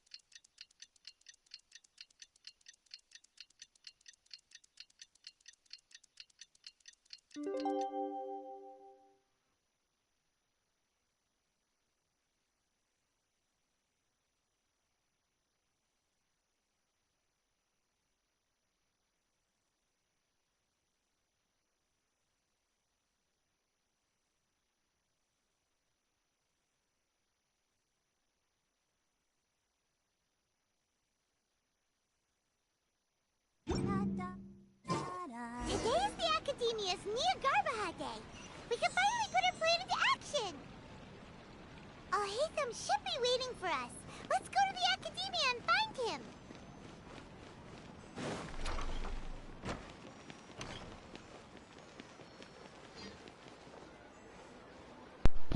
Alright, so like I said, this is going to be a test thing. I'm gonna say that I should be able to handle doing this with Xiao and stuff. But in the case that I can't, I will switch to having Zhongli in my party. Of course, Diluc is coming because, let's be honest, he does pretty good damage. So as long as I have somebody who can do the powerhouse and stuff, that's important. Zhongli really is more for defense, at least my Zhongli is. I can't speak for everyone else's, because some people may have like strong weapons and stuff. I never really go for the weapons. So. The only time I do weapons is like with the battle pass. Ooh, they're gonna out-hate me.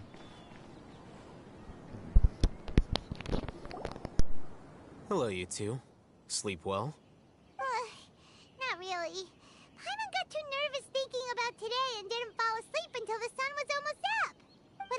Alhaitham. Naturally, I slept just fine.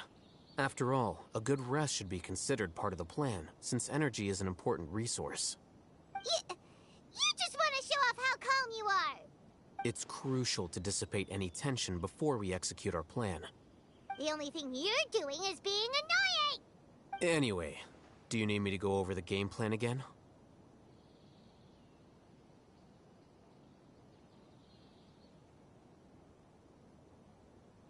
Our target is Grand Sage Azar's office. Everyone in the Academia knows that's where the Grand Sage's console is. Only they can operate it. Many restricted commands and operations are executed via that console. I'm sure that console has a way to free Lesser Lord Kusanali. You know, Paimon's been thinking, what kind of technology could let the sages imprison even a god? That isn't something they could have accomplished with their scholarly talents alone. In the sanctuary of Suristhana, there's a device of Greater Lord Rukkhadevata's that she once used to isolate herself while meditating. 500 years ago, the Grand Sage at the time modified the device so that it could no longer be controlled from the inside. They were effectively trapping one god with the power of another. So, how are we gonna get to the Grand Sage's office? Don't forget, today is Nyargarbaha Day.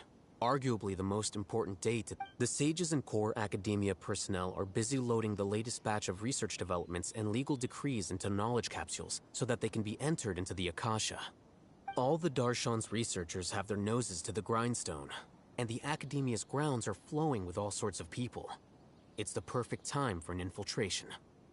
When the Grand Sage leaves his office to supervise the entering process, that's our cue to access the console and free the Dendro Archon. Well, yes.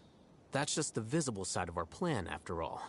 If precedence holds, the Academia should have already started preparing for Nyargarbaha Day. Everyone should be in position. All that's left is for us to lead the charge. Let's go. So are we just gonna walk in through the front door, or...? Yes. Were you expecting a stealthier approach? Paimon can't think of a good comeback. Alright, it's all on Alhaitham if things go south.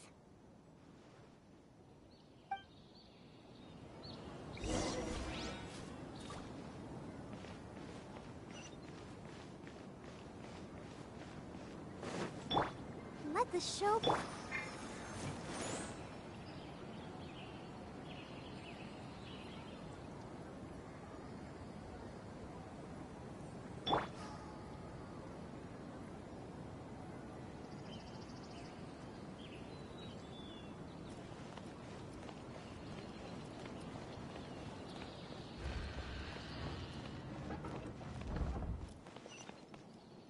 Welcome to the Academia.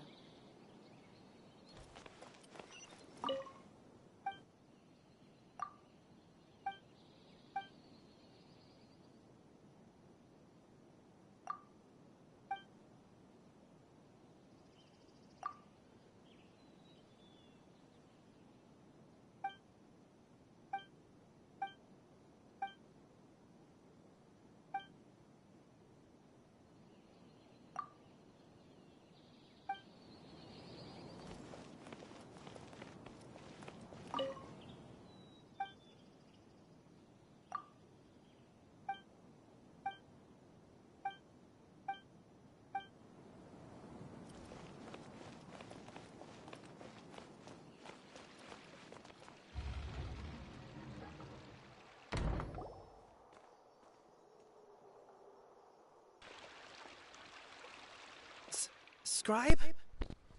Wow, this place is really beautiful. Please, wait. Are you Scribe Alhaitham? That's me. Is something the matter? I'm in a hurry. No. I was just surprised to see you here. I had heard that the sages were also, please don't bring outside guests into the Academia. Outside guests? How did you arrive at such a conclusion? Your groundless inference shames the Haravatat Darshan. What did you say? I'm the top student in Haravatat, and I earned 3rd place at the last Interdarshan debate.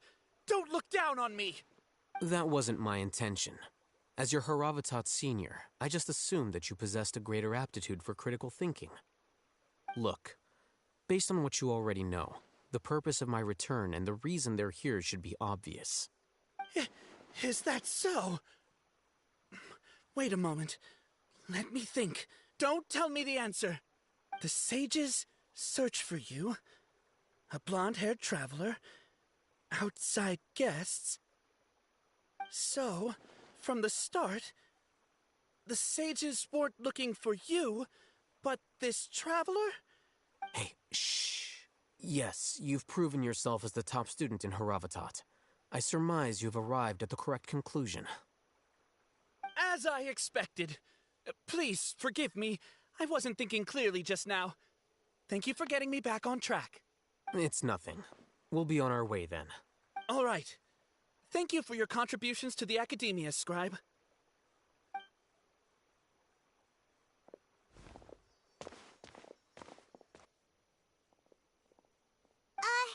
What the heck just happened now? What did he just guess? I'm afraid I don't know either. You have no idea? Mm-hmm. He convinced himself of whatever truth he came up with. That is the so-called pride of a scholar. If someone questions their academic facility, they will instantly feign understanding to keep up appearances. Nowadays, the academia is rampant with this type of scholar. Wow. So there are special ways to deal with smart people. We don't even need to make up our own excuses. We shouldn't waste any more time. It would be problematic if we missed our window of opportunity. Let's go.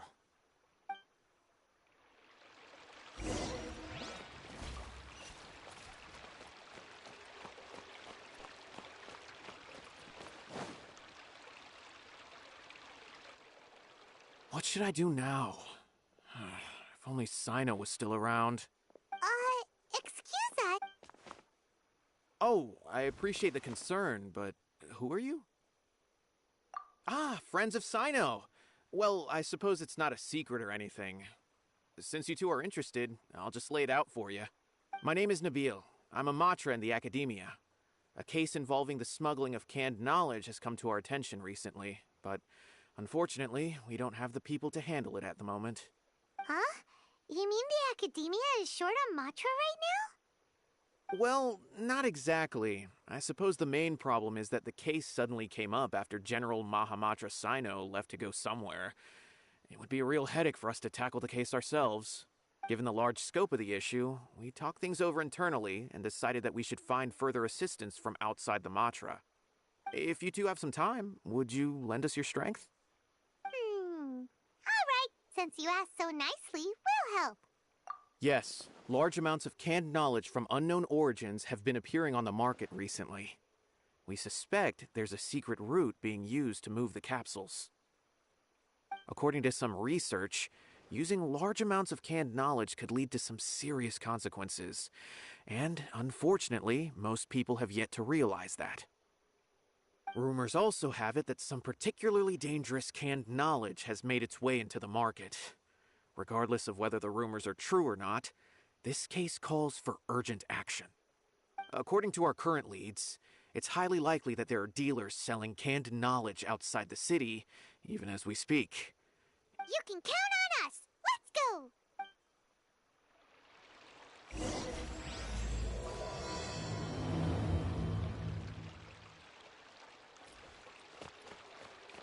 Those clothes are more recent. It's a complete waste of money.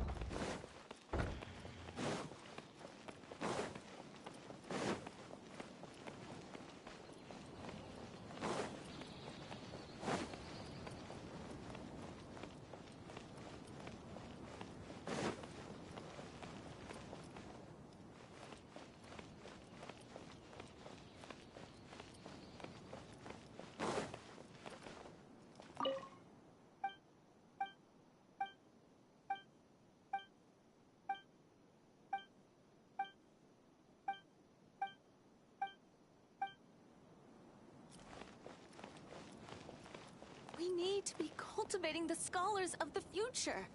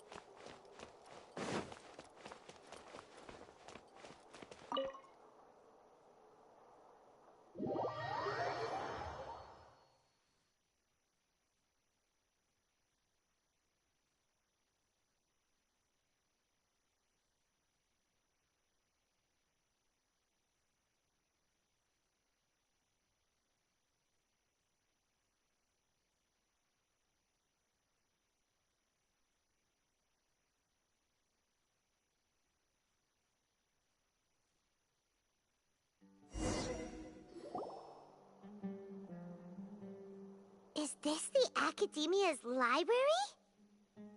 Indeed. Known as the House of Dana, it is quite possibly the most extensive special collections library in Teyvat. There are a lot of students going through here.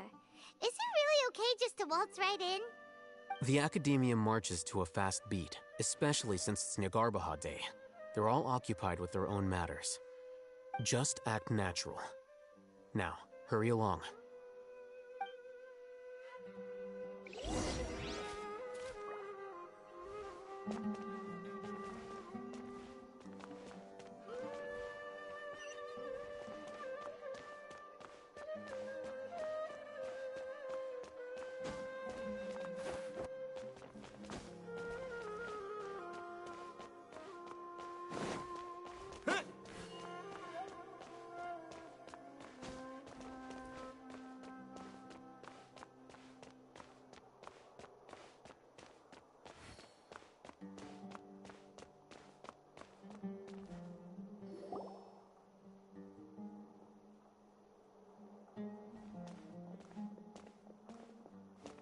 What's this platform for? It's a lift that Academia personnel use to access higher floors. Are we gonna take it then? The Grand Sage's office is up there somewhere. No, not right now. We can't guarantee that we won't run into the Great Sage. Let's step back and observe for now.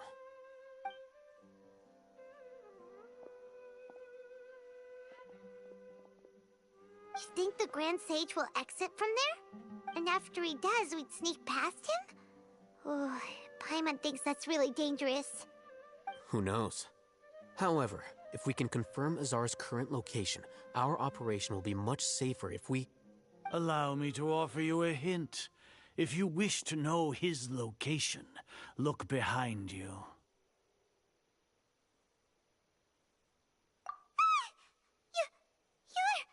What's Grand Sage Azar doing here?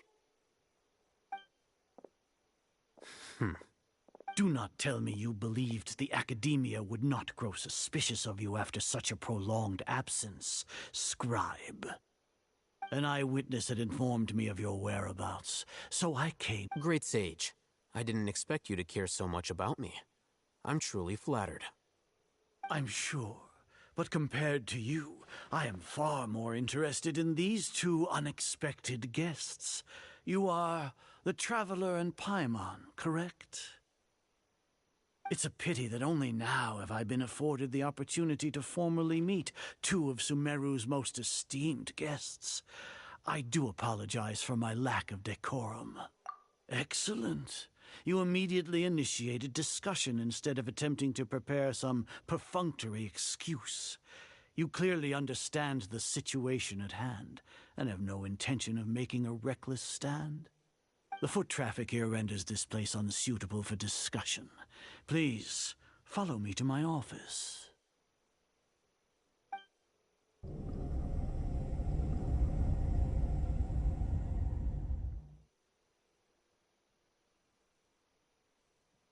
This place is crawling with guards. There's no way out for us.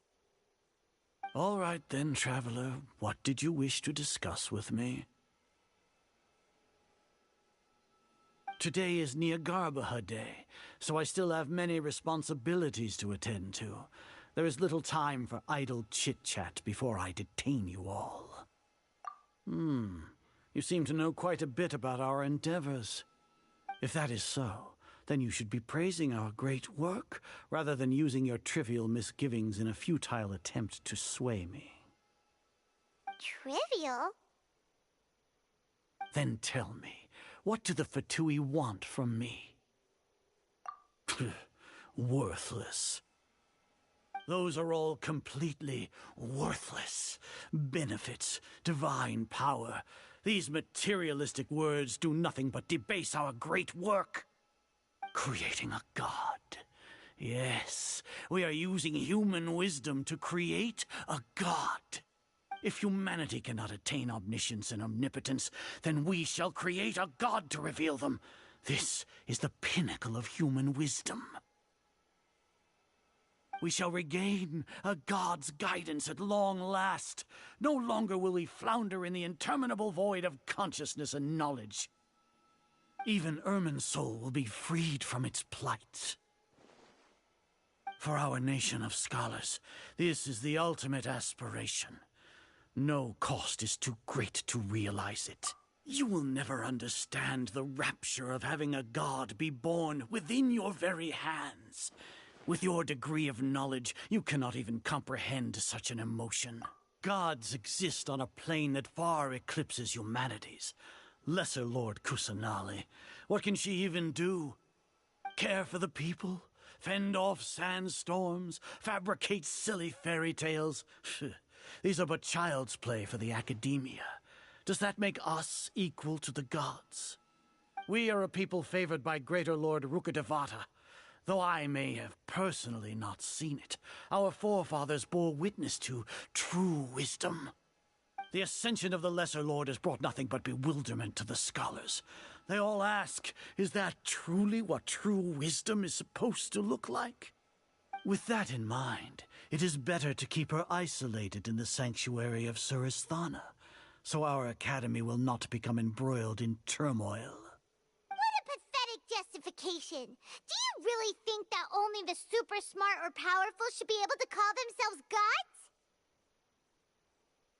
As per your judgment, Grand Sage, they are indeed dangerous individuals. Not only are they acting against the academia, but their ideologies have the potential to lead scholars astray.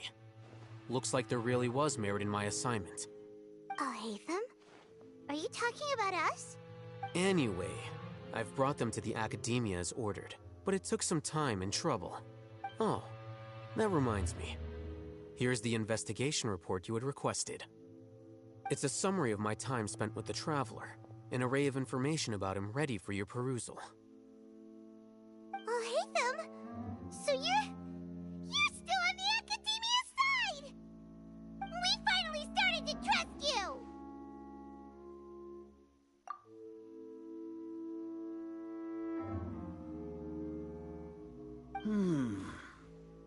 Excellent. Detailed contents with no errors. I would expect nothing less than an immaculate report from the scribe. As it is Niagarbha Day, I'll enter the information on you into the Akasha. Surely you know what that means. We'll be monitored, just like Sino. With the Akasha's calculation prowess, all of your actions will be predicted with an accuracy of at least 98%. Furthermore, your data will be updated in real time whenever new information presents itself. To put it into words you can understand, wherever you go, you will be walking under an invisible leash. This is Sumeru's greatest penalty for dishonest persons. Are you not familiar with the concept that great responsibility begets an equally great suspicion?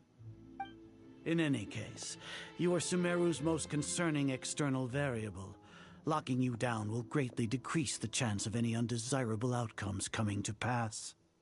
You're despicable! Despicable? Perhaps from your perspective, but I suppose you had mentally prepared yourselves for this, no? Your ploy was to sacrifice the Traveler here, was it not? Lord Azar, I know what you're trying to say, but I've been following your plan this entire time. Why are you doubting me at this juncture? Must I delineate your entire plan? Very well, I will spell things out. First off, I received an eyewitness report that you were spotted with the Traveler at Caravan Ribat. However, you immediately departed for the desert and escaped surveillance range. Judging by the time, you all likely encountered the truant General Mahamatra in the desert. Am I correct? Maybe Paimon shouldn't have mentioned Sino just now. The Academia had not received correspondence from its scribe for a prolonged time. You were also in the company of the Traveler, a close associate of Lesser Lord Kusanali and General Mahamatra Sino, who had defected from the Academia. With their instigation, what was the probability that you would betray the Academia? Rationally speaking, 50%? 70%? What do you think? Regardless, that's only a guess. The facts are that I've brought the Traveler right before you, and I gave you my report. Indeed, your boldness deserves praise.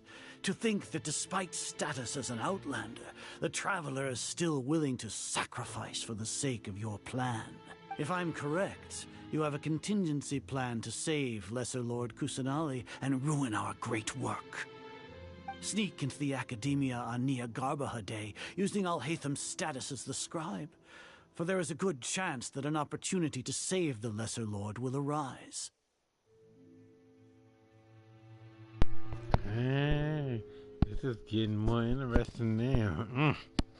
I can't tell if this is a ploy or if this is a real thing and he just got over confident in his own self. But obviously, the story is getting really deep. I'm literally on the edge of my seat now, seeing what's about to happen.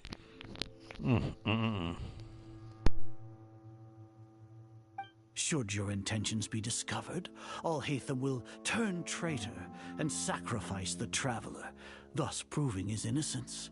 He can then stay inside the Academia and continue searching for a way to proceed forward.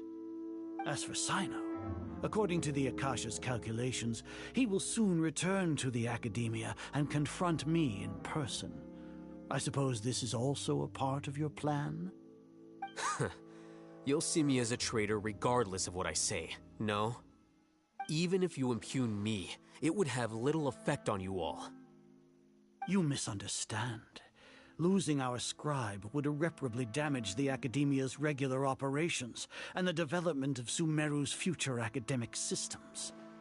However, under the current circumstances, even that is trivial compared to what we stand to gain from our great work. You said that I betrayed the Academia, but you, Azar, you've betrayed all of Sumeru, betrayed its Archon. So flight has turned to fight at long last. Guards!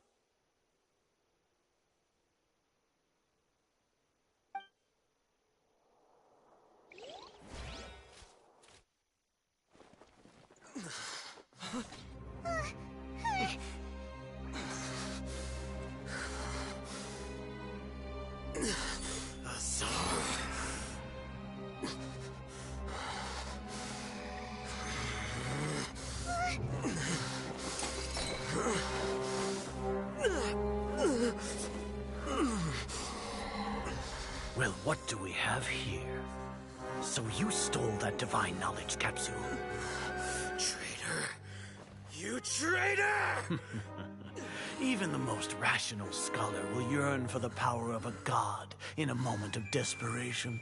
Aren't you doing the exact same thing as me, Alhaitham? Unfortunately for you, no god will lend you their power.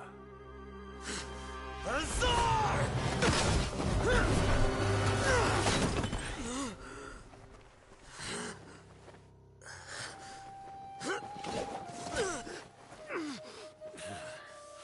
He has gone completely insane.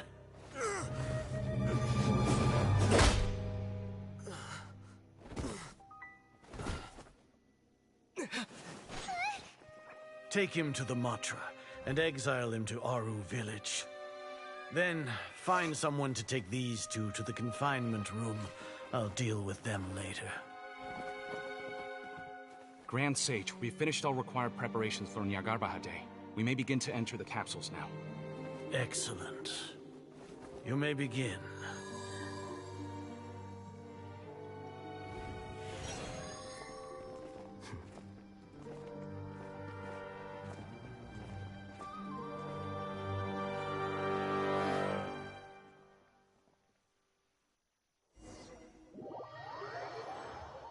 I'm trying to hold up a minute. Something about to happen. I thought that he just flew at the dead. I mean, I figured, you going like you doing Super Saiyan or something. I'm like, wait a minute, something about to happen.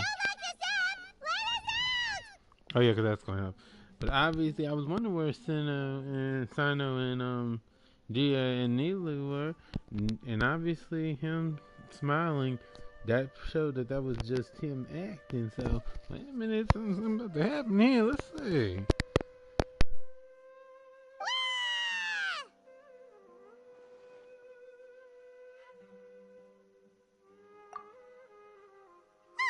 Yeah, Paimon got a bit carried away there.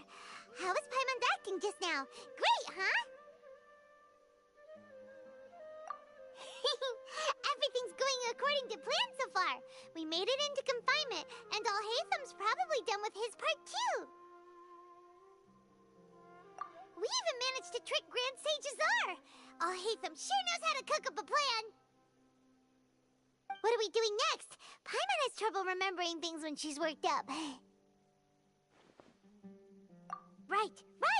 Paimon thinks it went something like this. Apart from that, we still have yet another goal in the first stage of our operation, which is to send the Traveler to the confinement room. What? Why do we want to get him locked up on purpose? He's always been the person the sages are most afraid of, as well as the greatest obstacle to their successful implementation of their plan. They are very aware of the risk he poses to them. Once the Traveler is imprisoned, the sages will likely think that everything is under control. And with their guard down, the next phase of our plan will have a much higher chance of success. I can already see the pompous looks on their faces. Oh, that's a super tricky plan. But Paimon still thinks it's not really worth it. That isn't the only reason, of course. He has a more important task once he's in confinement. According to the Academia scholars in Ramon's custody, Lesser Lord Kusanali has sealed off her consciousness in the Akasha ever since she was captured by the Doctor. That way, they can't pry any more information from her. Even if we break into the sanctuary of Surasthana, it will take time to awaken Lesser Lord Kusanali's consciousness. We need to do that in advance. So our job is to wake up Nahida! Okay, totally worth getting thrown in jail for. The confinement room is inside the Academia, close to the sanctuary of Surasthana. It's a completely enclosed space, and you won't be receiving any visitors. I'll work with Ramon's scholars to make some modifications to your Akasha terminal.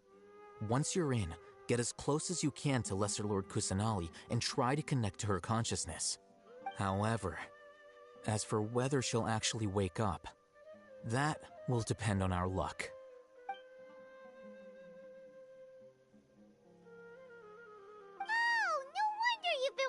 Akasha terminal today. It's the one that Alhaitham modified. Paimon thought they'd take our Akasha terminals when they locked us up in here. Were they being careless?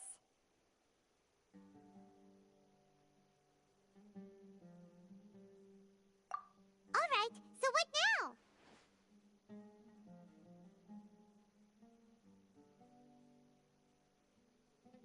Sounds easy enough. We can finally talk with Nahida after all this time! Let's do it! There's a light flashing on your Akasha terminal. It's almost like... the faster it blinks, the better the signal!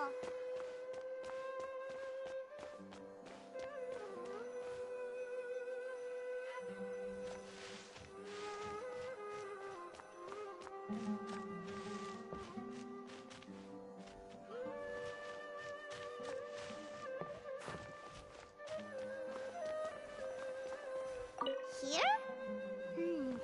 No signal again. Is it getting jammed?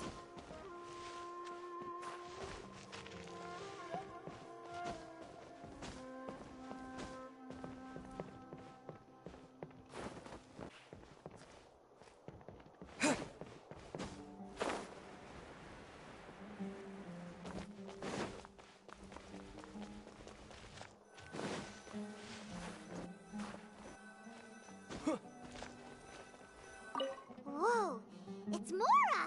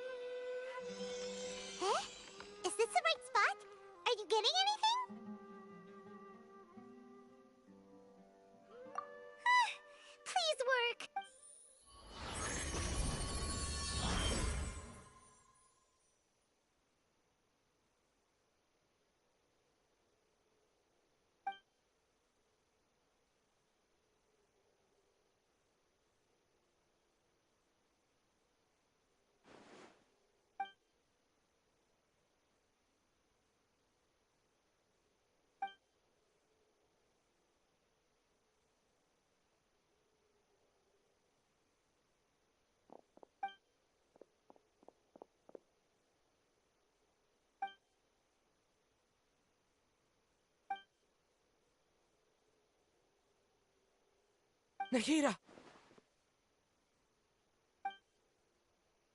Hey, Nahida!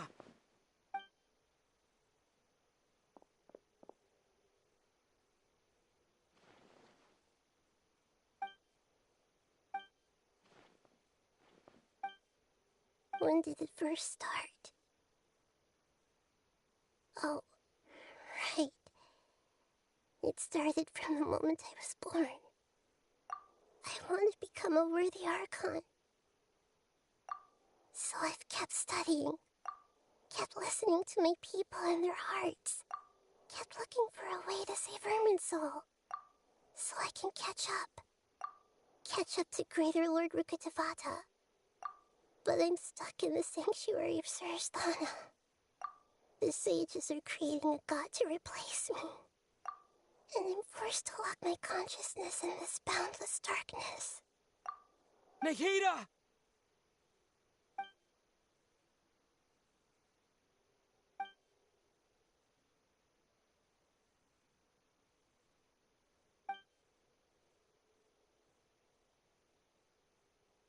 Nahida!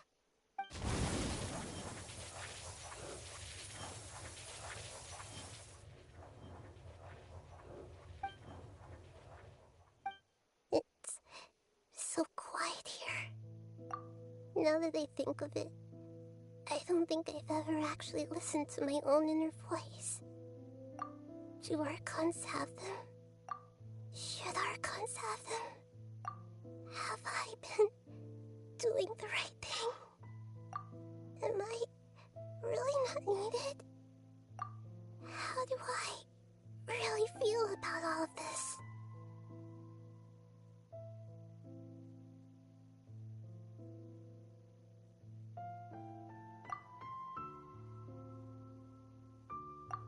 It's so quiet here. Since you're the god of wisdom, you've known the answers to all these questions since the very beginning, haven't you? Who are you? Whose voice is that? It sounds familiar. You're right, though.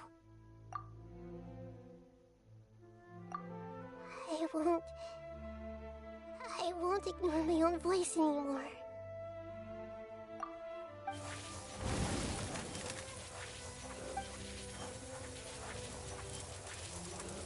Nahida!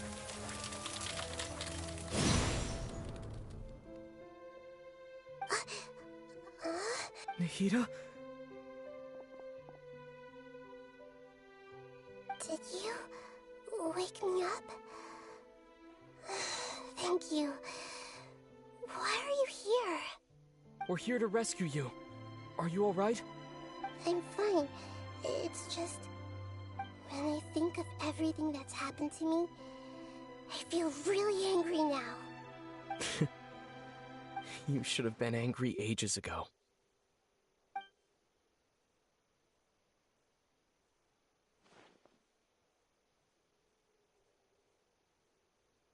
Huh?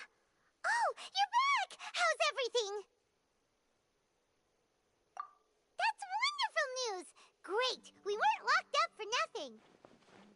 When you went to wake up Nahida, Paimon was listening for any sounds outside. You were out for a long time. There are fewer and fewer scholars going about now. You think everyone's done with their Nyagarbha day stuff? Yep, so that means our next act is Nilu's performance!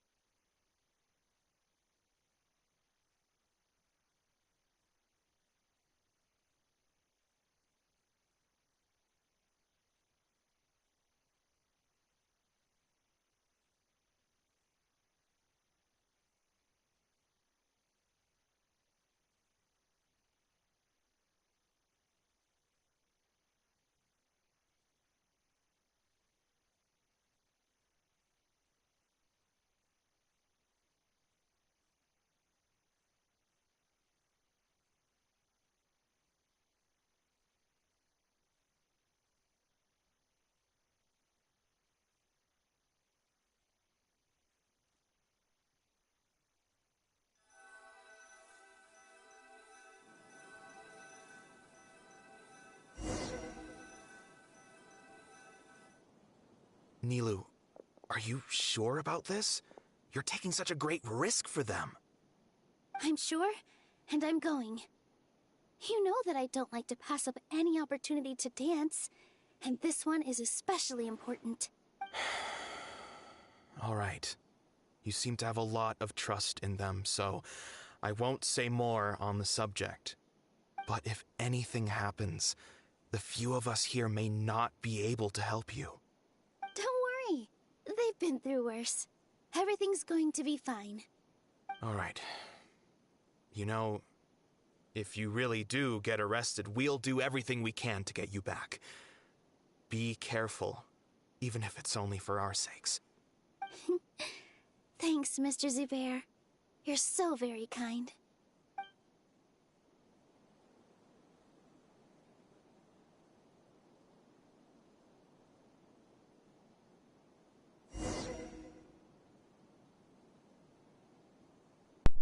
Woo, I get to try, I get to use Nilus for a little bit.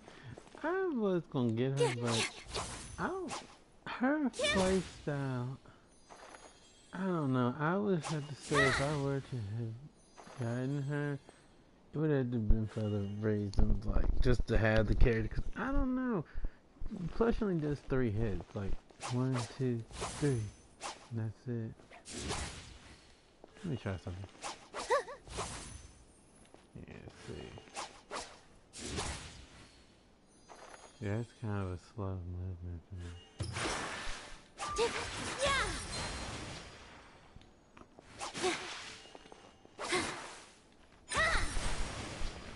Yeah.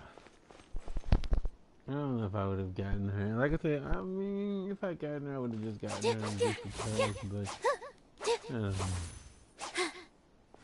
Not really feeling that 3 hit. But, you know, like I said, you never know with me. Alright. Whee! Okay. Let's get back to the game, because really, I mean, we'll probably use it maybe once or twice. Maybe 1 or twice. In this part. I don't know if I'll actually fight with her or if she just go in. So let's go and see.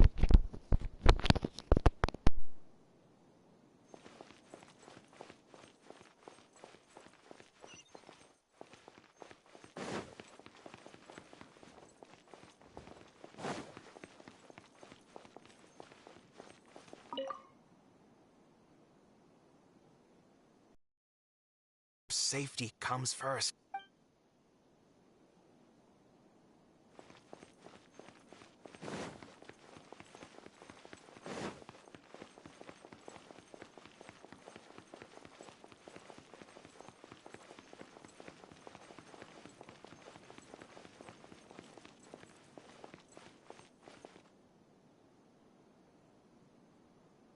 Nilu, how's it going?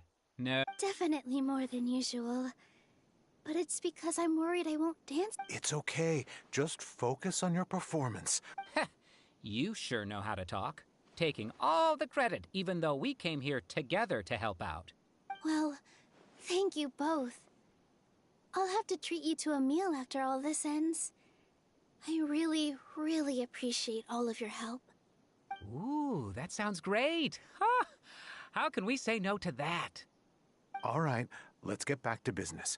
Nilu, we'll be here to keep people from going to the academia so they don't interrupt your performance.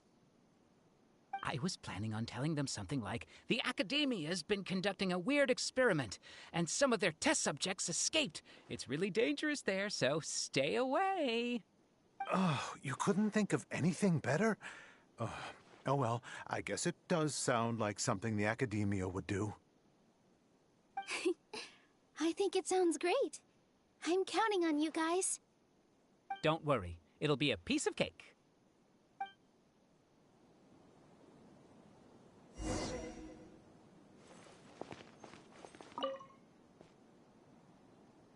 You really like to play cool in front of Nilu. Hey, cut it out. This isn't the time.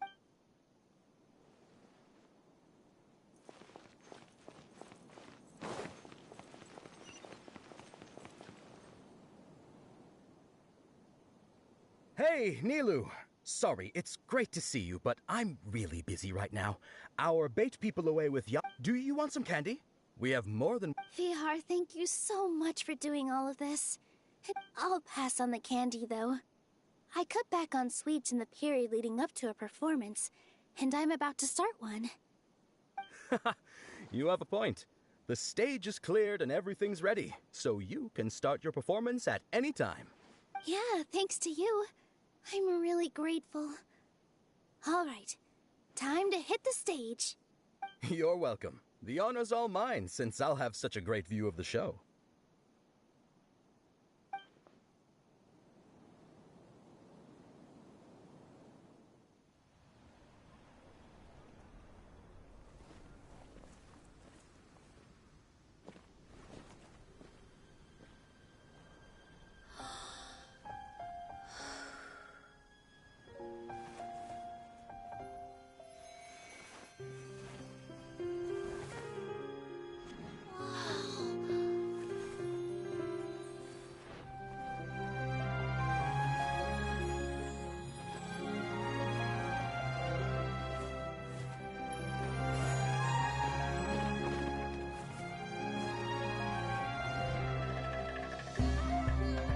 I've never seen a performance like this.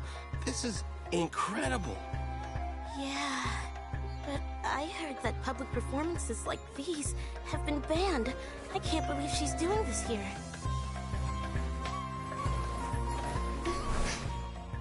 Grand Sage, there's some commotion outside. How uninteresting. Issue the new Prohibition Act from the Akasha to the guards. They'll know what to do. Do you think we should, stop her? Let's just watch for a little bit longer.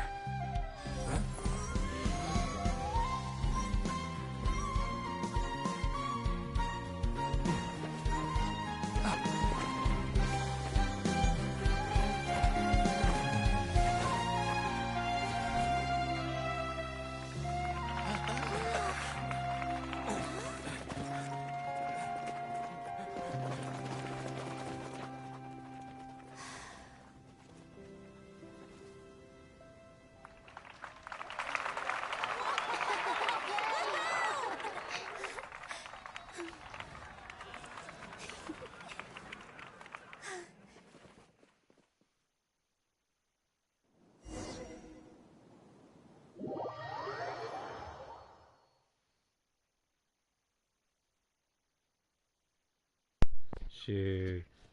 Baby girl was up there doing that dance. Shit, I thought they were going for her for a minute. I was like, oh Lord. I was like, not Neela now. Shit, I mean, she's innocent in all this, really, when it comes down to it. But she was doing it. And she did it right.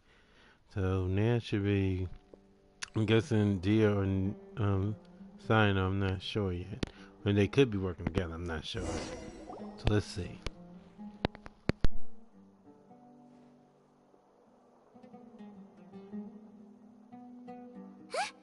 Did you hear that? It sounds like a lot of guards just ran by. Does this mean the plan has moved on to the next stage? Yep. It's great that everything seems to be going well. Come to think of it, when did Alhaitham replace the knowledge capsule that was about to be entered into the Akasha? Oh, so that's when he did it! Paimon was too nervous to notice. Speaking of, didn't Alhaitham also yoink the divine knowledge capsule from that mercenary leader in Port Ormos when everyone else was distracted?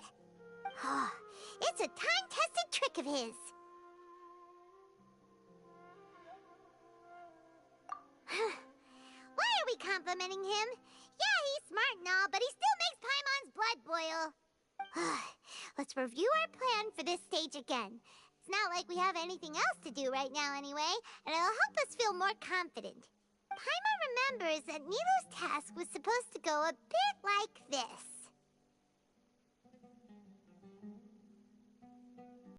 Lesser Lord Kusanali's consciousness has been forcefully sealed.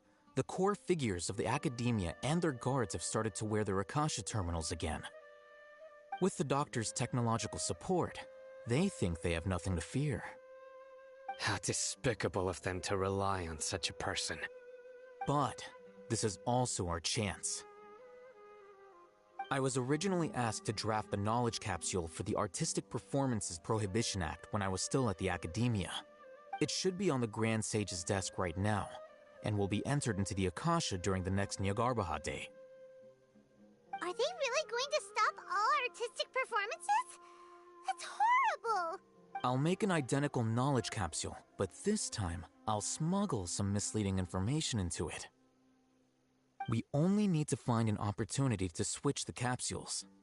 Once it's been entered into the Akasha on Nyargarbaha Day, if someone were to be seen performing in public, the sages would definitely use that opportunity to announce the ban, and so the misleading information will be disseminated amongst the guards. Sure sounds complicated, but it seems like if everything goes well, we'll be able to get rid of all the guards in the Academia without any effort. That's pretty clever, getting right into their heads. I just have one question. Even if we manage to get the misleading info out to the guards, how can we be sure that they'll believe it? People who are used to relying on the Akasha become less inquisitive, and their ability to distinguish truth from misinformation is significantly reduced. They will view everything the Akasha releases to them as The Akasha will turn humans into machines. I've seen it happen many times.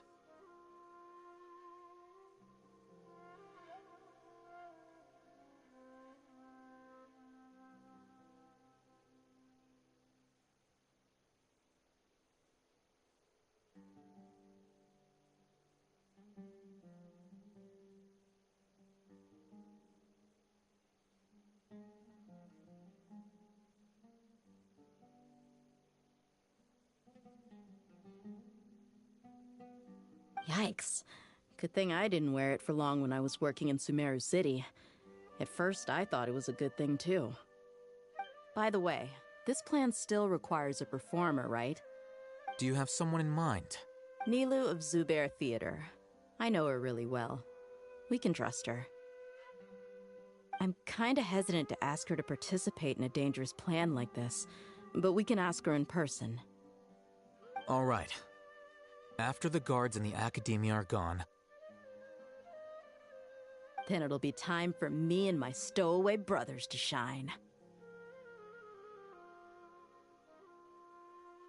Hold on, wait a minute. How about this? Are you gonna actually let me use Zia?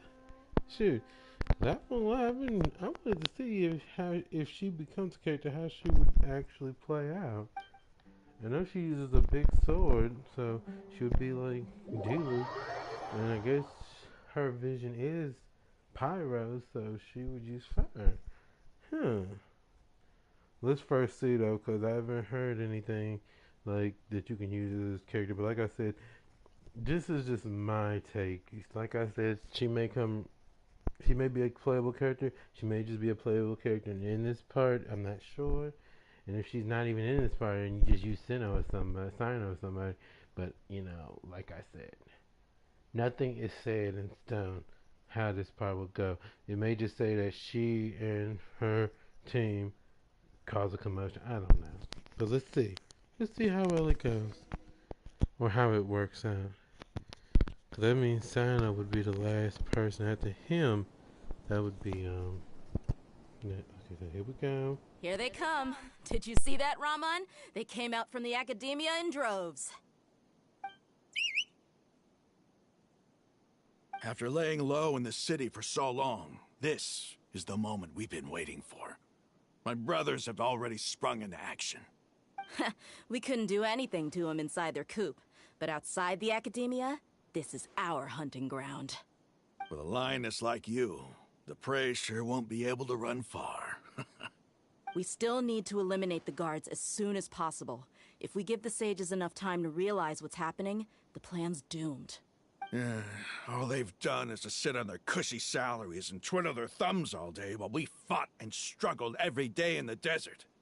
The only advantage they might have is their numbers. Speaking of which, most of the guards who report directly to the Six Sages belong to the Corps of 30, but they have a completely different reputation. Following those blasted sages every whim, throwing away all the principles of being a mercenary, As someone in the same profession, I'm obligated to teach him a good lesson today. Indeed. The trap has been set. All we need to do is lead them there. All right, let's each take a road and herd those scattered guards back into one place. Make sure to attract their attention. Isak will be the key. You gave such an important task to that child. Will he be okay? It'll be fine. Isak was so determined to help, so let's put our faith in him. Besides, even if he's caught, the guards would be too scared to do anything to him. They've never seen Lesser Lord Kusanali in person, after all. You've got a point. Anyway, I think I see them coming. Let's head out. Good luck.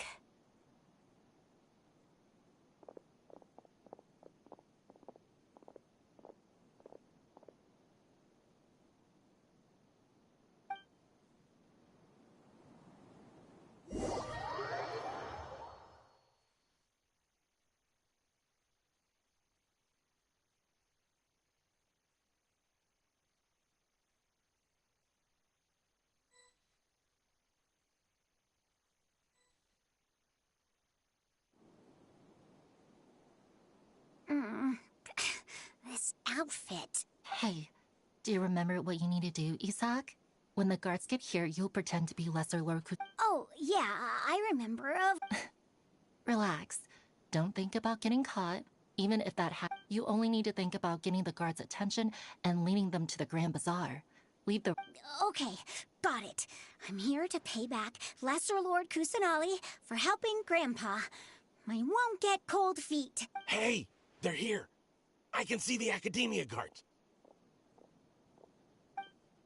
All right, it's time, Isak. Take a deep breath.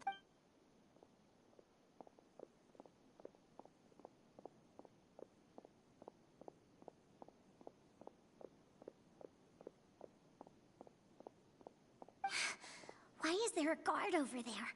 Did he already run ahead of me? This is different from our plan. But there's no time. I need to make a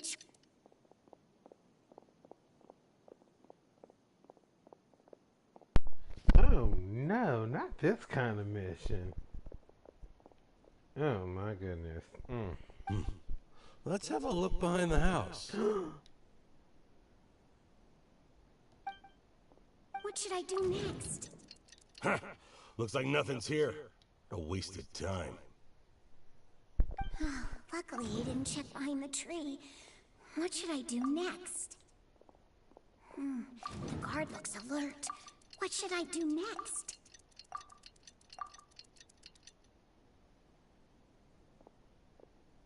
Doesn't seem like anything unusual's around here. Looks like the guard finally left. I need to go. Not him running like that. Yeah, my God. Hey! Lesser Lord Kusanali is over there! Stop! What? Lesser Lord Kusanali? How did I not notice that? They found me. This is bad. Where should I go?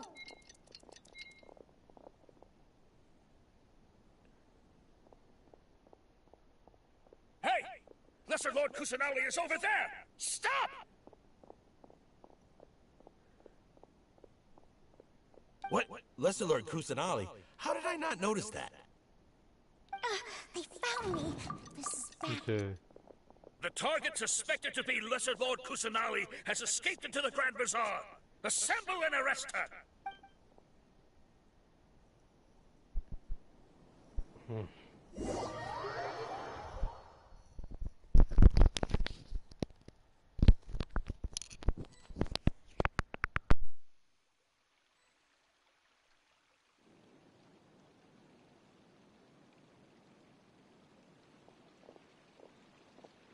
Where did she go? How did she disappear? Did we lose her? Hurry up and find her! Hey, why is your team here? Didn't we say to split up our search? Hurry, hurry! This place is... Why are you all here? Yeah, isn't it one heck of a coincidence? Everybody's here. What on earth is going on? I suppose that's all of you? Who are you? Did you set us up? What are you planning? Phew, that was rough. I almost got caught. Little brat? So you're not actually Lesser Lord Kusanali. Who exactly are you all? Eremites from the desert? Just some colleagues. Think of this as a business competition, or a personal grudge. After stepping into our traps, stop thinking of yourselves as hunters. Behave like the prey you are.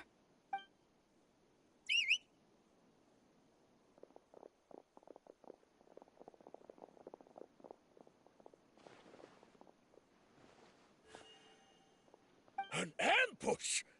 How's that possible? You've spent all your time hiding away in the academia. This place has long since become our hunting ground. Brace yourselves!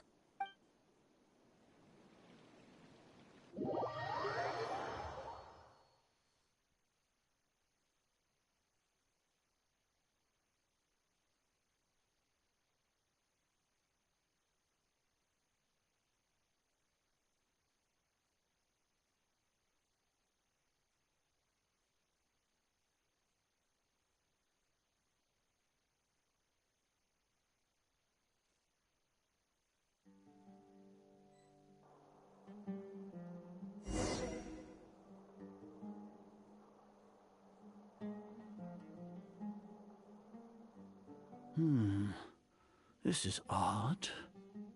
The academia has quieted down after the conclusion of the Niagarbaha Day ceremonies, but it's much quieter than usual. Where are the guards? Why have I not seen a single one? Guards? Guards! Grand Sage, how may I be of assistance? I called for the guards. Why did you come? My apologies, Grand Sage. Right now, all Academia guards have entered the city to perform the ordered arrest. I thought you knew. Arrest? Who is there to arrest? I have an ominous feeling. Arrest Lesser Lord Kusanali, right? Is that not what the order was? Lesser Lord Kusanali? You mean she has disappeared? Yes. I wouldn't dare make up something like that. Right now, everyone is in a panic, and many are saying that Lesser Lord Kusanali will take revenge on us. What happened? Just what is going on?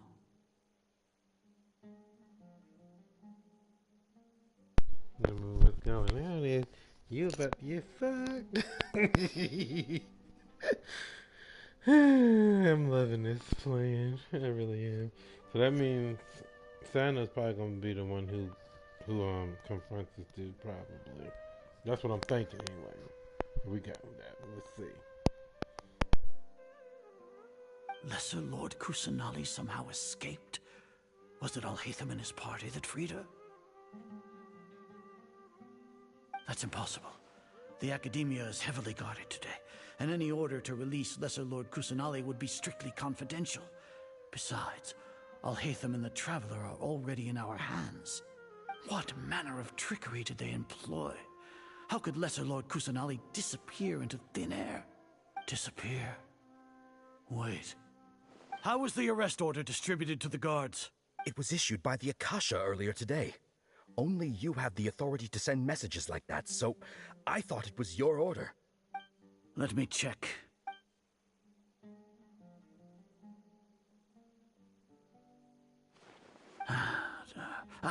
Lesser Lord Kusanali has escaped from the sanctuary of Surasthana. Go to the city and arrest the escapee immediately. The Akasha indeed contains this information, and it clearly appeared in my mind. How did they bypass my permissions to issue this kind of message? Was it the report about the Traveler that Alhaitham submitted? No. I specifically checked that knowledge capsule before entering it into the Akasha. Could that have been a red herring? Well, even if I figure it out now, it won't make any difference. The important thing now... Have you been to the sanctuary of Surasthana to confirm that Lesser Lord Kusanali has indeed escaped? Confirm? No, it may be a bit offensive to say this, but Grand Sage, what you're saying doesn't make any sense. How can the information in the Akasha be inaccurate? What the Akasha decrees is fact. That is common knowledge to all of us. If we have to confirm the information and knowledge from the Akasha ourselves, then how is that any different from us learning that information ourselves? Wouldn't Greater Lord Rukkhadevata's legacy lose its meaning that way? In the beginning, it was I who asked you to believe in the Akasha, to believe in the legacy left by Greater Lord Rukkhadevata. Are you trying to use my words against me? No, Grand Sage. I'm merely confused because I believe in you. I never meant to refute you. Stay here and see if there are any suspicious people around. I'll go to the sanctuary of Suristhana on my own. Yes, Grand Sage.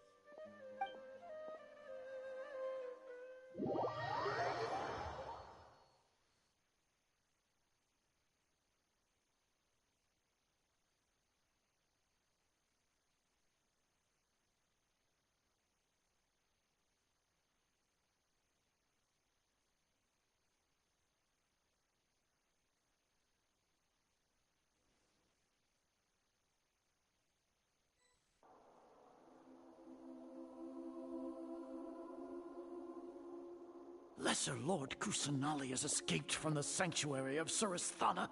Go to the city and arrest the escapee immediately. How can that be? Stop thinking about it. Stop. It must be a trick of theirs.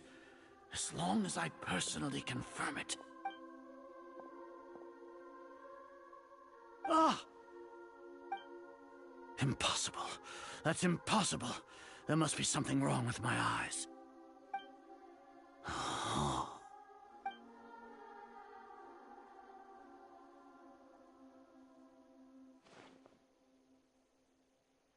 What a comical sight, Azar.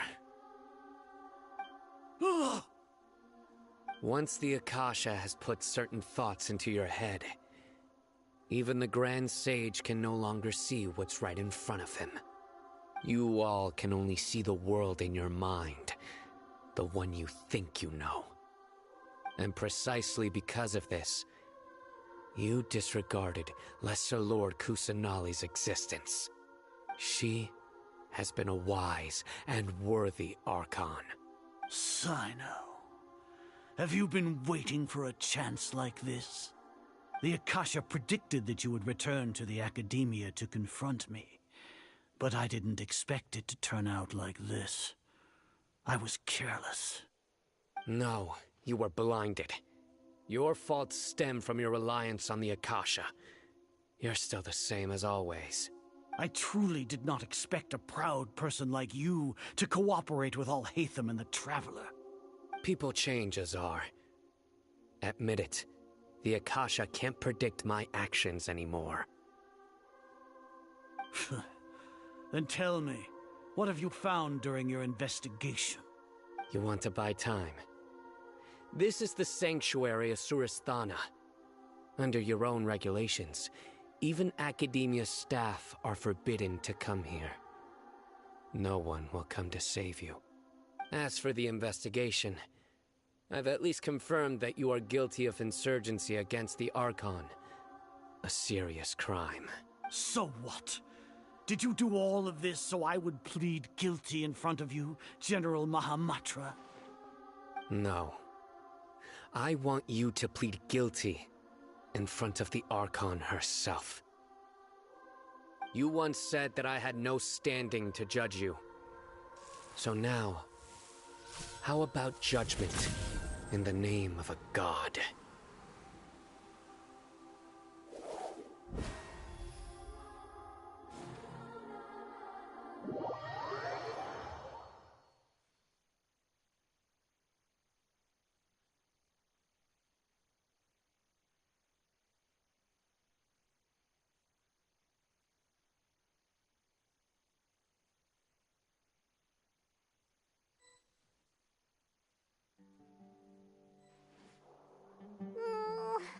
How long do we have to wait? Paimon hasn't heard any sounds outside for a while. Yeah, but aren't you scared that we might be locked up in here for the rest of our lives? Thinking about it, at least Paimon has you. We could still chat like this. When Paimon thinks of Nahida being imprisoned alone in the sanctuary of Surasthana, Paimon can't help but feel sorry for her.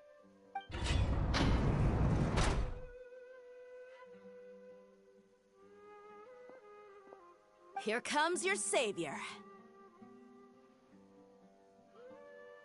Dia! Paimon just knew you would come to rescue us! You two really owe me some big thanks. I had to search through who knows how many guards to find the key here. It felt even more tiring than whacking them. I'm exhausted. Thanks a lot. Need Paimon to rub your shoulders?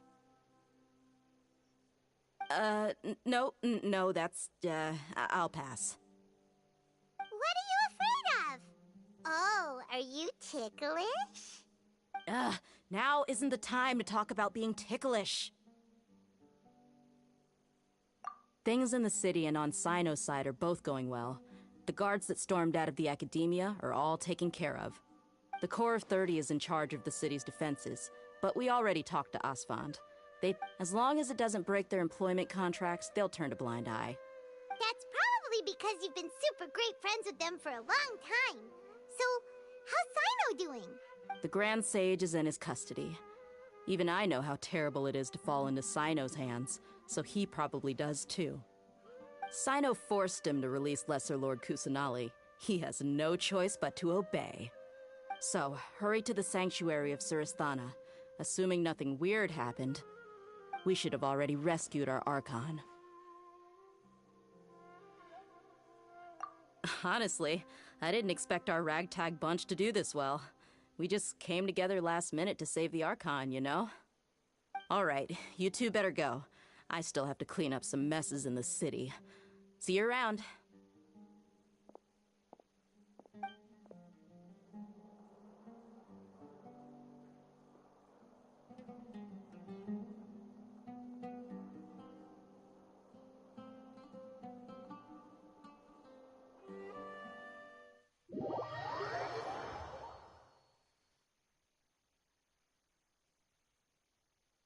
I'm probably gonna, after this mission, I'm probably gonna take a little break from Genshin for a little bit because like I said, I wanted to do the battle pass stuff, but I can do that. Like I can start that up tomorrow. I want to get some other things done because one of the games I play is gonna go offline anyway for a little while for maintenance that they have weekly, so I can do the battle pass and all that stuff tomorrow. Cause I don't know how long I've been on here today. Let's see. I would say I've been on here for 3 hours probably. At least that's what I'm thinking, cause it's been a good little month. Cause I got on here, I think it was around 2 something. It was later on in the 2 than it was anything else. But it's been about 3 hours. Now I might do a couple of the missions, you know, like the ones that take no time whatsoever. As far as doing like the 10 bosses and stuff, I'm not too sure I'm gonna do that. Well, you know what? Take that back. Maybe I will, cause I gotta do the resins of the day, and you know I don't like to mess with that. Well, if I don't do it now, I'll do it later on. So I might be doing another live. Okay, let's see what's going on.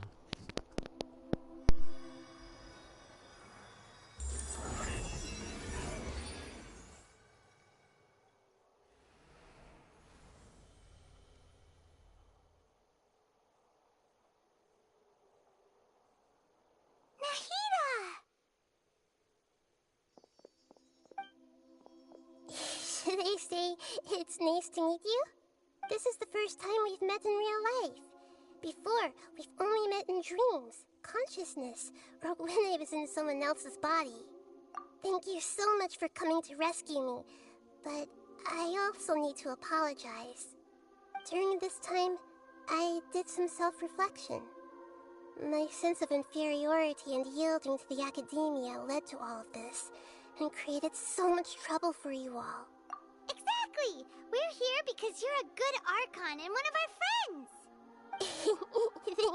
do. Amazing. So this is how it feels to walk out of that cage with my own body. It's like I just had an endlessly long dream. I can't even tell if I just woke up or was only now born into this world. My concept of self has become so clear. But now doesn't seem to be the time to indulge in this feeling. This is really embarrassing. You all just rescued an Archon, and now she needs your help to save her country, and even the entire world. It's okay. With you here, Paimon's sure that everything will work out. There's one more thing. What is it? For all the things the Academia did to me, and for all the folly it committed in the name of wisdom, as their Archon, I will make them pay. Ah! Wow! That's the spirit! You're finally standing up for yourself and not letting people walk all over you! I understand now. To be a better Archon, I first need to better myself. If you haven't even figured out how to be a caterpillar, how can you be a butterfly? Yes, true. That reminds me. I wonder how far along the Academia is with their god creation plan. We need to hurry and prevent the birth of that false god. I need to make some preparations. Since I'm now free, I can establish a direct link to the Akasha and control it. First things first, I need to remove the restrictions that the doctor put on me in the Akasha. After that, I'll make some adjustments and revoke the sage's permissions. The Akasha will then be like how it originally was, only operable by the Archon. After all, the Academia betrayed Greater Lord Rukkhadevata's trust. This might take some time. In the meantime, you should also work on your own preparations. If we don't stop the god creation plan in time, we'll be in for a tough fight.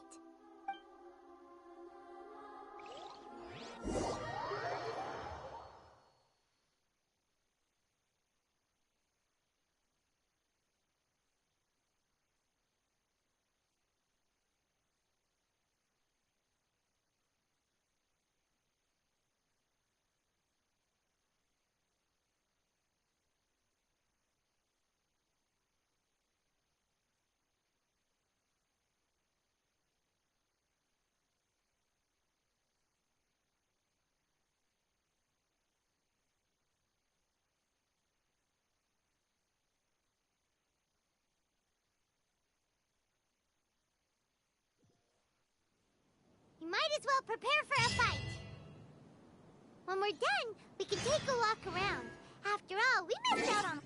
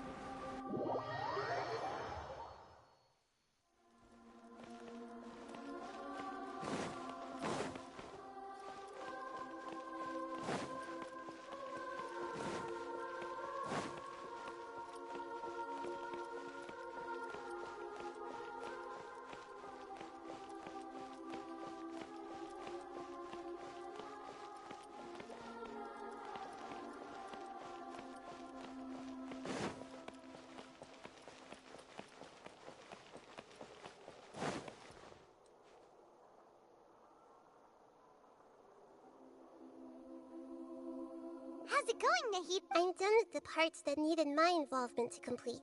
Although it's my first time working with the Akasha like this, its internal structure and operation procedures are easy for me to understand. Greater Lord Rukkhadevata's design is truly brilliant. Oh, also, this is for you. Huh? What's this little floaty thingy? It's a small device I put together just now. You can think of it as an upgraded Akasha terminal. You may not need it right now, but it should be helpful in certain situations. Wait! This thing has the same characteristics as Paimon! We're both small things that float! All the things that make Paimon special got copied! When Paimon appears with the Traveler from now on, people won't remember Paimon because she isn't unique anymore! It's alright, Paimon. It can't replace you. It's only a flying device, but you're the Traveler's irreplaceable friend. You're so good at comforting people, Nahida. If only the I was simply telling you what I feel to be the truth. I wasn't trying to comfort you. Nahida, you're natural at this. What you just said made Paimon even happier. By the way, there's something I need to confess. Even though I'm the Archon and in control of myself again, I'm not very good at fighting. You may have heard that an Archon's power is derived from their people's faith. However, I'm not as well loved as Greater Lord Rukkhadevata. If we get into a situation where combat is our only option, I'll have to count on you, and I'll do my best to provide support. I'm glad I can rely on you. So the God of Wisdom isn't good at fighting? That actually sounds about right. I've located where the false god is. Time is of the essence, so let's skip to it.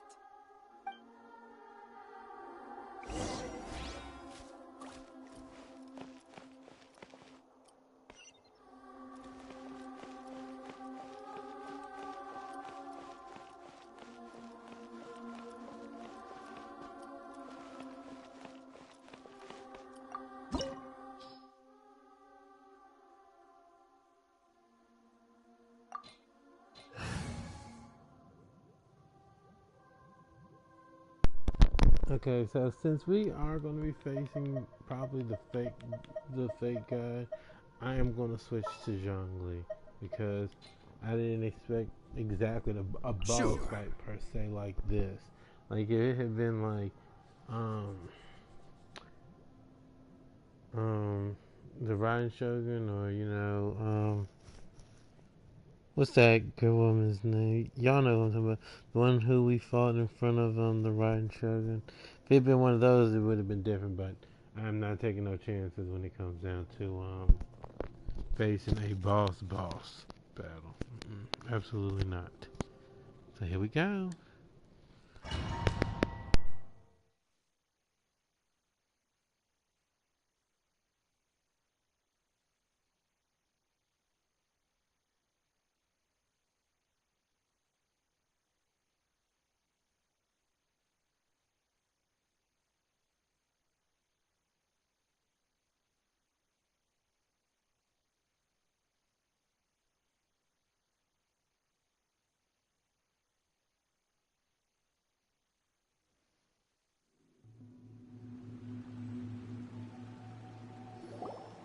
What is this place? Is this really the way we need to go? Wow. Who would have thought there'd be a place like this hidden right slap bang in the middle of the city? The sages wanted to realize their god creation plan without being discovered. The safest and most convenient way would be to build within the academia itself. That's true. They were already hiding one god, so why not two? Judging from the structure here, the project is a huge undertaking. The sages really saw the god creation plan as their ultimate goal. But this place doesn't look like it could have been constructed by the academia alone. The Fatui under the Doctor sure didn't hold back. They provided a lot of technological support. Yeah, or else they wouldn't have been that generous. Is that it, though? I've always thought that this doctor is different from the Academia sages. He doesn't seem to share their sense of urgency. Instead of being interested in the end product, it's like he's enjoying the experimental process. The Fatui Harbingers are all such weirdos. So, the doctor being weird is actually normal. So, this Fatui that they're trying to turn into a god is called the Balladeer? We had previously come into contact with his consciousness. He harbors particularly strong obsessions. One is the desire for a gnosis, since he was created to be the vessel for one. The other obsession is probably related to his past. I can't quite explain it. Paimon knows that he was a prototype puppet for the Raiden Shogun before he became a Fatui Harbinger. That's why he wants a gnosis so badly. There's no way he'd willingly be a test subject. Now with that temper and ego of his. It sounds like you know the Balladeer quite well. I see. Tell me more about him and what he's like. The more we know now, the better we can plan for and react to any future situation.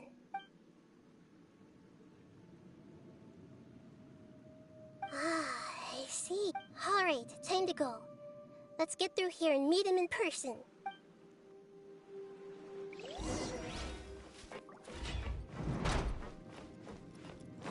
Time to work. No solidify. Work time. Oh, it's No revealed. excuses. Let's just...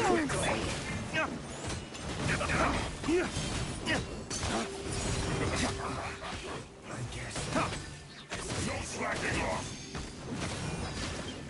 I work. Finished.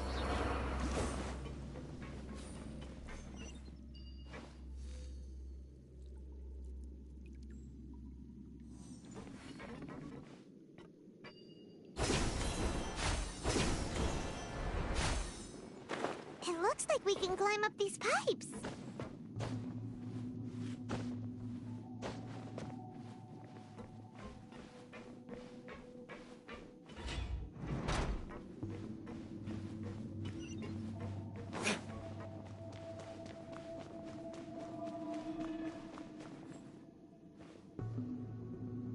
The pattern on the ground seems all messed up. Let's go around and see if there's a way to fix it.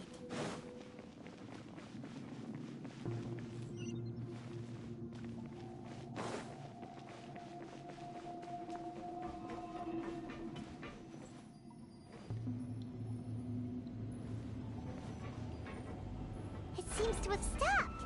Let's continue.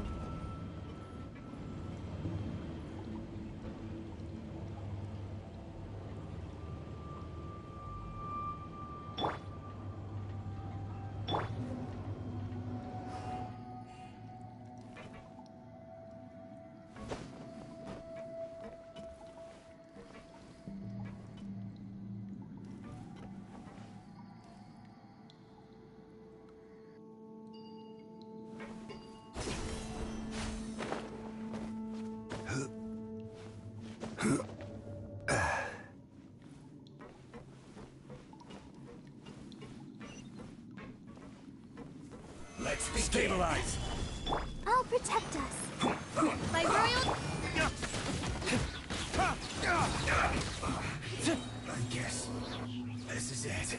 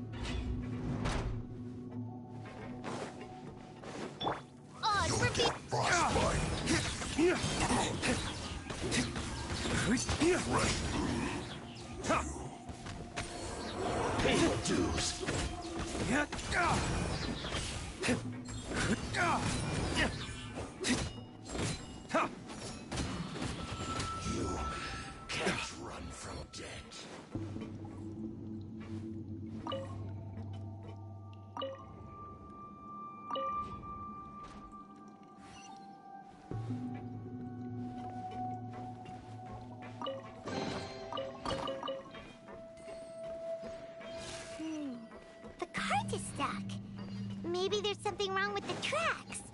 Let's try adjusting the direction of the device to clear the tracks.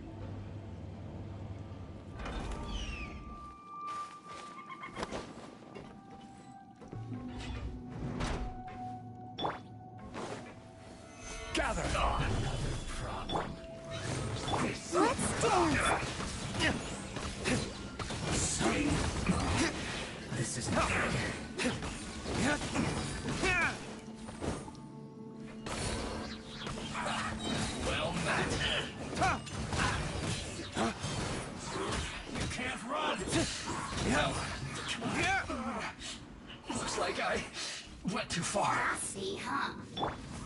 One after another.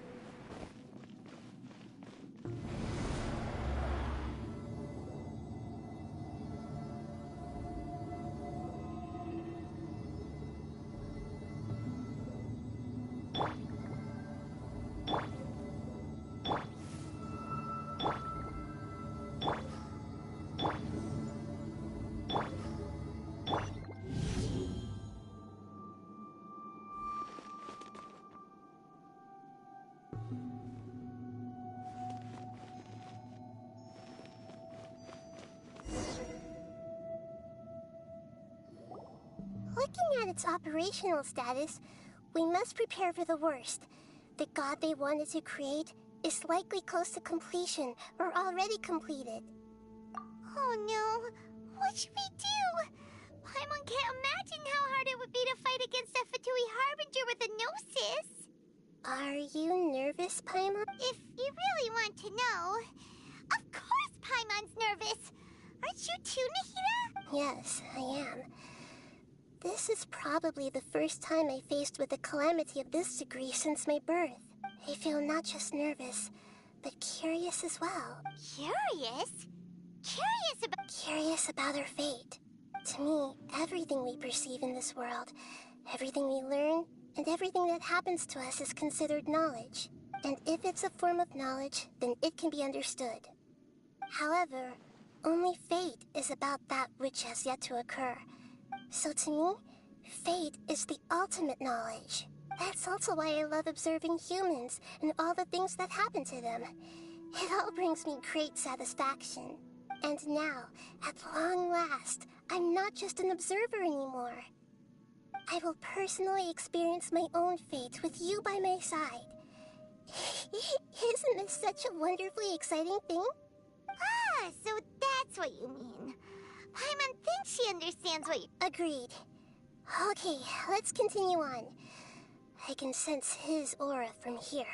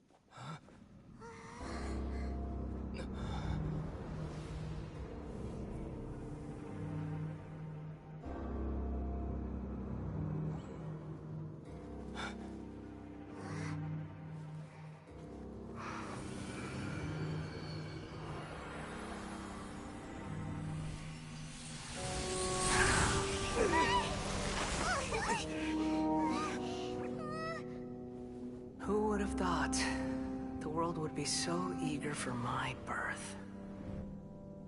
I remember you, Booer, the god of wisdom, and standing beside you, the traveler. Is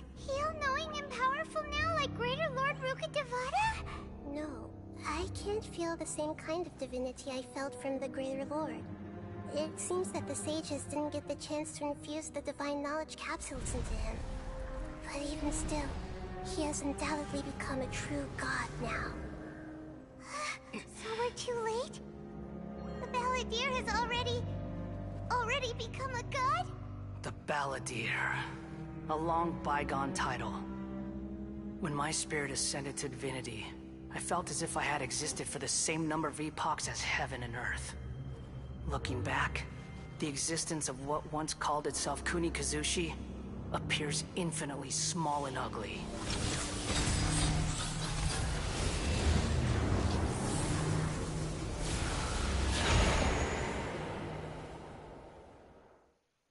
This imposing aura, it really feels like the gods!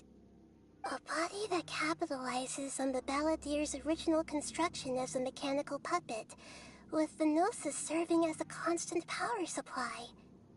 How much effort and resources did the sages put into this? From a purely technological perspective, it's a commendable achievement indeed. It's no exaggeration to say, this is the culmination of human wisdom. You sure are something! Dishing out compliments at a time like this? But I don't think he's reached the spiritual height of a god. Strife is engraved upon every god and every gnosis brought forth into this world. Can you feel it? The exhilaration of such power, and the thrill of anticipation for our contention.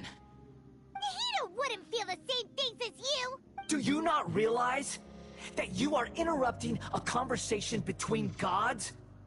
Lowly creature, know your place! The strife engraved upon a Gnosis. You're talking about the Archon War. Tevat's current peace was not easily won.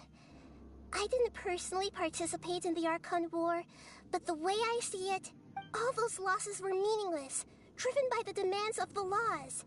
There's no point in bringing it up again. Is that so? Yet I am deeply disappointed that I was never allowed the fortuity to personally participate in the Archon War. This is a first. Encountering a god in this world who does not crave power. No wonder your own people have abandoned you, God of Wisdom. Your judgment is as your existence, unsubstantial. This is where everything ends, Booer, the God of Wisdom. You should know that wisdom cannot solve every problem. Like now, where your only option is to face me in combat. Come! Let us reenact a scene of the Archon War. Come and inaugurate my birth as a god. Churn!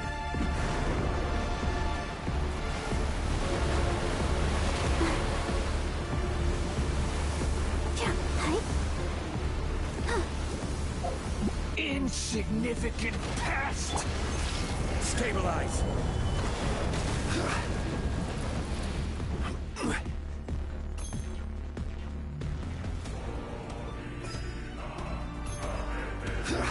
Feeble human!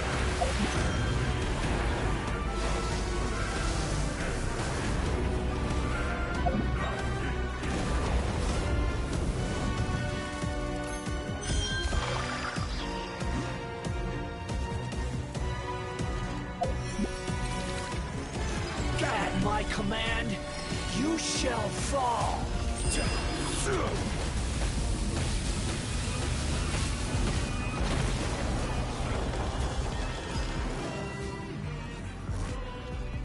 Insignificant pest!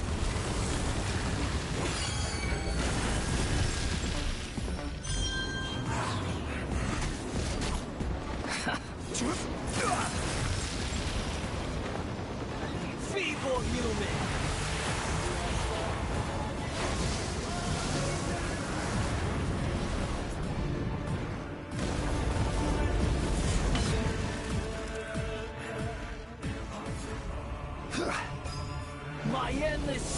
cycle begins!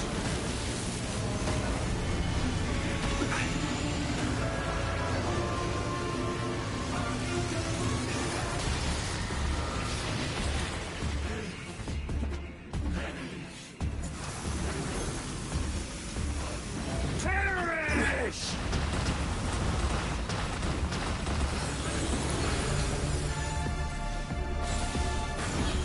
Insignificant past! This is order.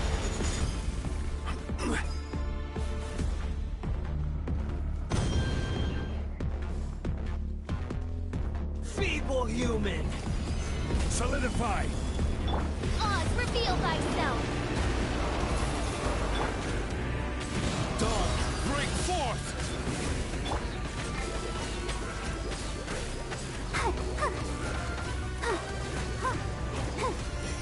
Go, Barbara, go! At my command, you shall fall! Gather! Wings of darkness! Come, sever night from day! Perish!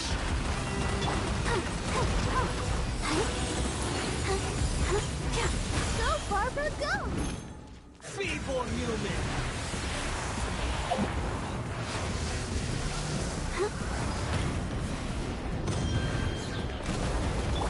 By royal...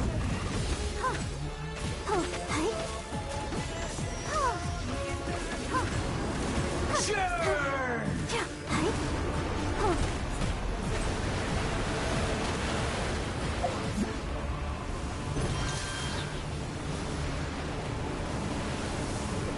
My endless cycle begins!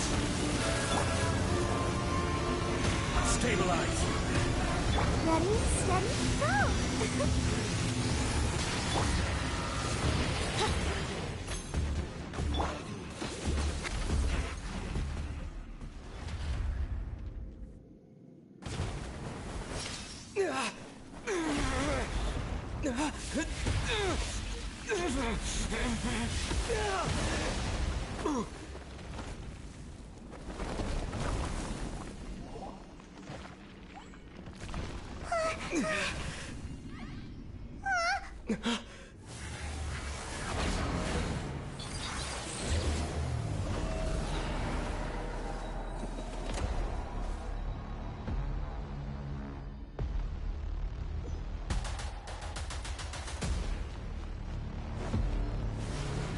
Tremble!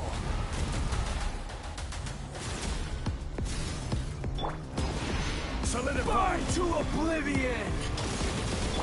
Oz, reveal thyself! Kneel!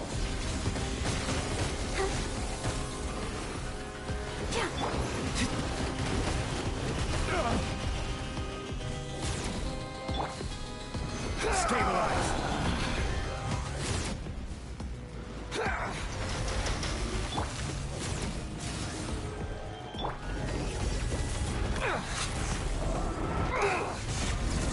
I summon thee!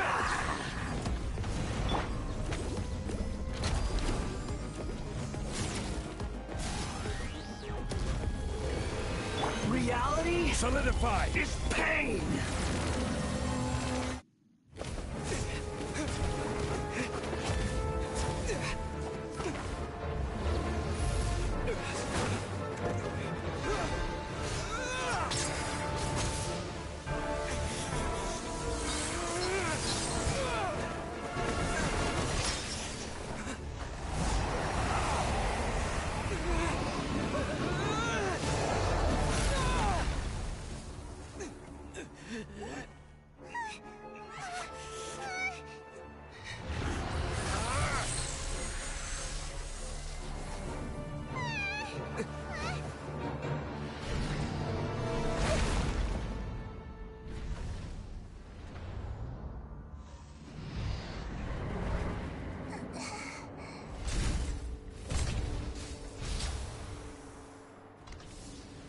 This is supposed to be a battle between gods, yet you choose to hide behind a mortal.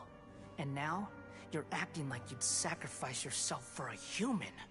Are you having fun proving a false sense of heroism to yourself, Booer?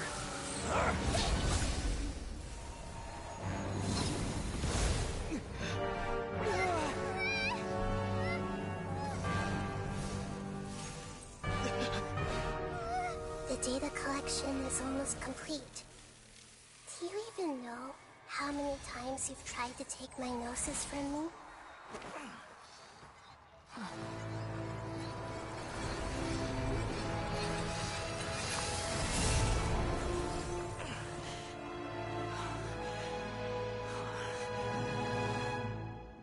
We just concluded the 168th loop. Did you know that in the effort to create you, the people of Sumeru were forced to live through the exact same number of Sub-Zerus festivals and Samsara cycles? The power of dreams. When did you use it on me?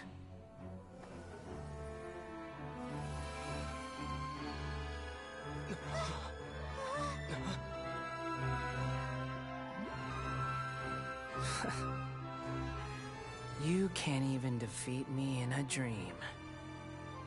What do you hope to achieve with this little trick? Come, Traveler. Just like before. Allow me to awaken the memories in your dreams. All that battle experience! It's more than that. Compile everyone's wisdom in the name of the Archon. That is the original function of the Akasha. I've sent everything that happened just now to the people of Sumeru in the form of knowledge. I've asked them to help you find a way to defeat the false god.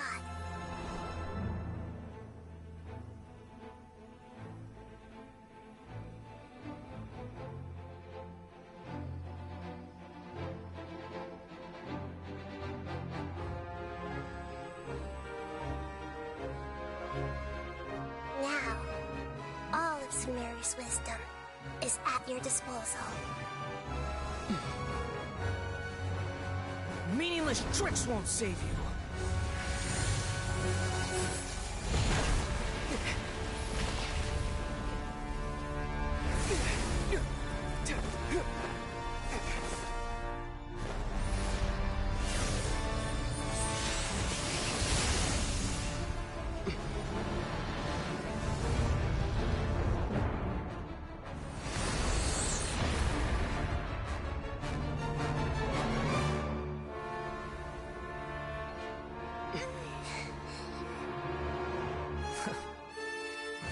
Are you done with your tricks?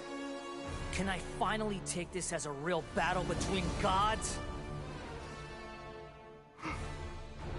I'll leave this to you, the first sage of Booer.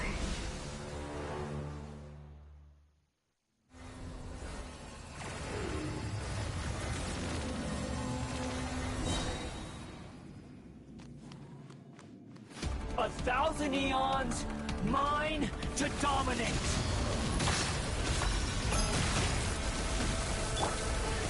Gather!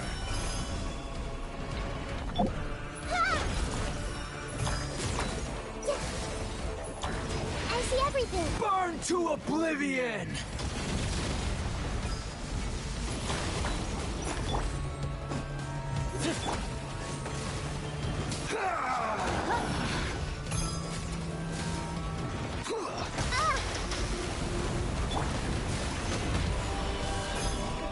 I will have order. Kneel!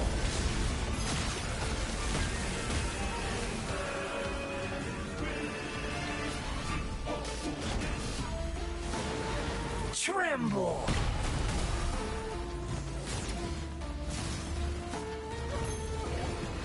Reality is pain!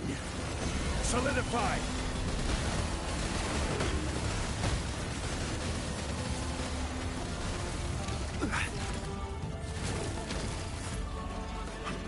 Good riddance, cruel world.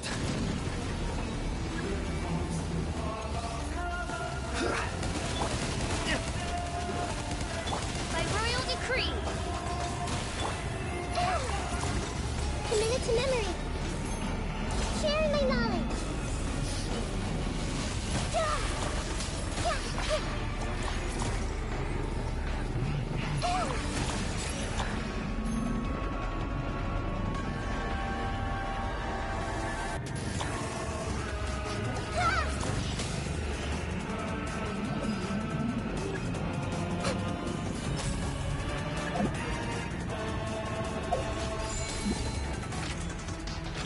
Your new god awakens! Now, your eyes have been opened.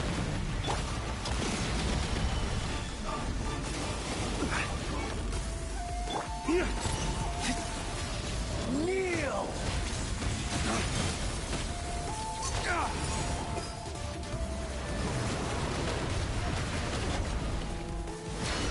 Tremble!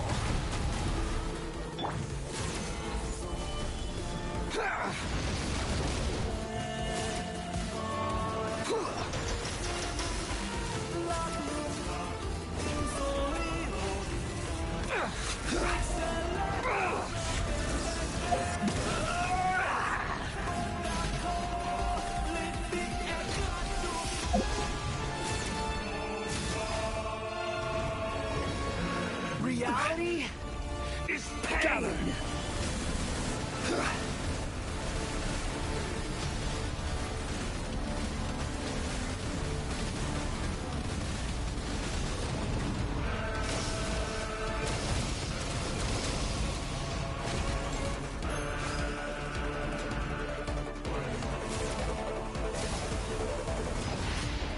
Burn to oblivion!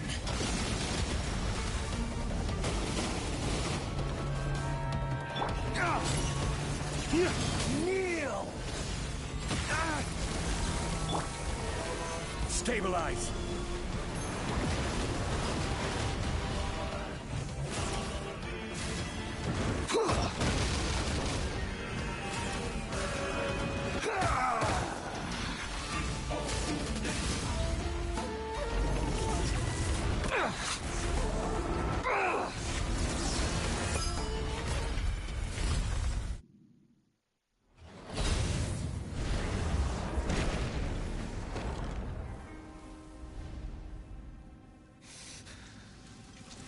Humans. Filthy humans.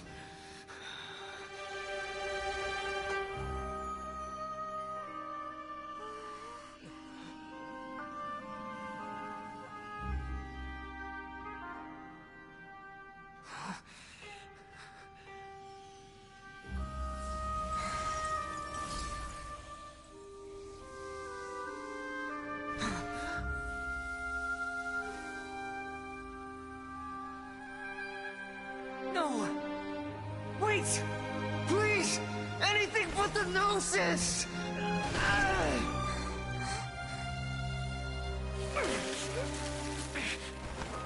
That's mine! Don't even try!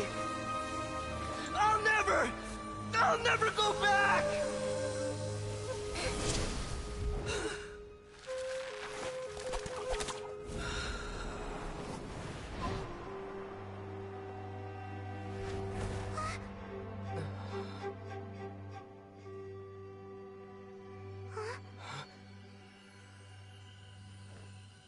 We haven't yet found the answer to the most important mystery. Irminsul is still waiting to be saved. With the power of another Gnosis, we may now finally understand the last memory of Greater Lord Rukkhadevata.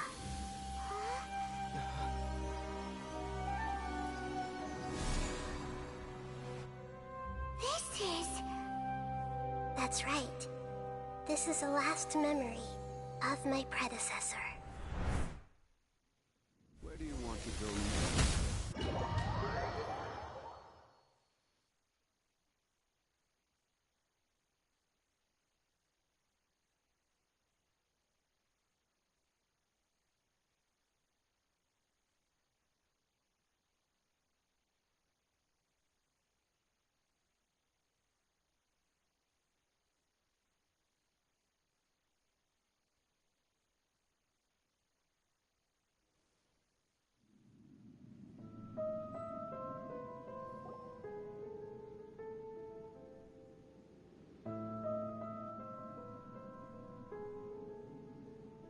Huh. This sure seems very different from what Paimon and... Yes, that is our destination. But I didn't expect the remaining consciousness of Greater Lord Rukkhadevata to be as polluted as this.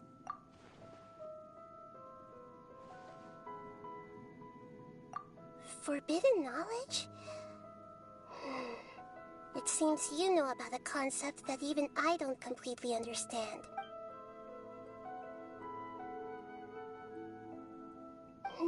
Your inference seems logical enough. Forbidden knowledge once polluted the desert thousands of years ago, but was successfully repelled thanks to King Deshret's self-sacrifice, and Greater Lord Rukkhadevata nearly exhausting her power. Then, a second instance of forbidden knowledge pollution occurred during the Conria Cataclysm 500 years ago. But I'm afraid it is much more serious this time, with Irminsul itself already in danger.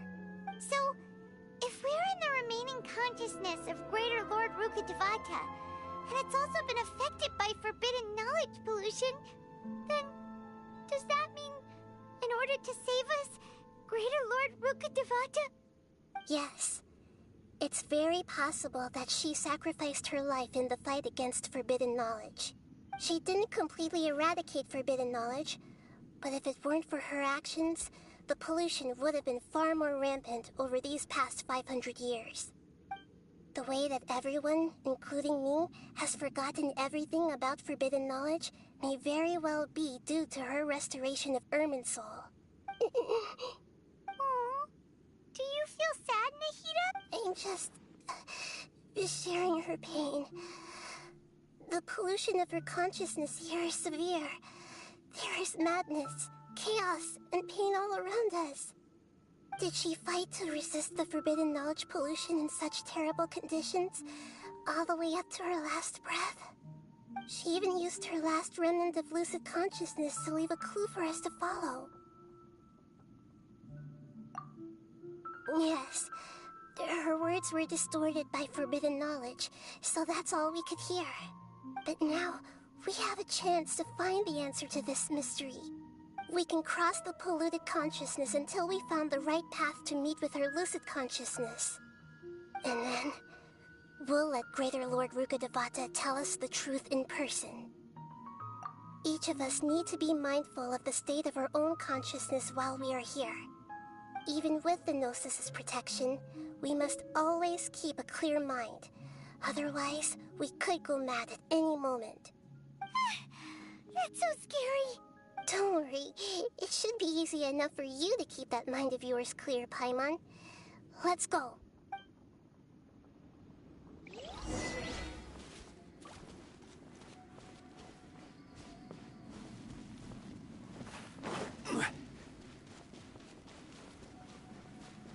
Are we in the air?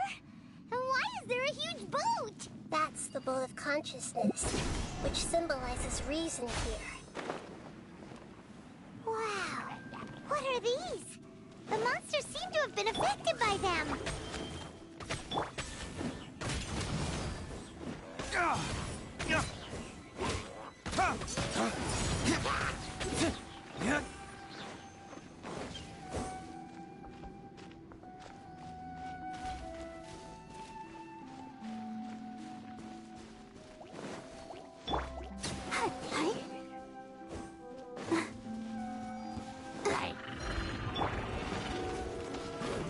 Solidify!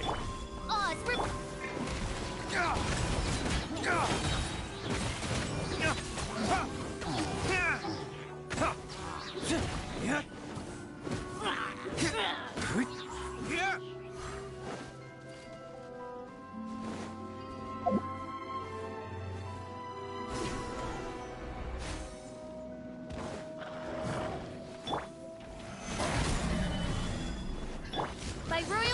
Dodge!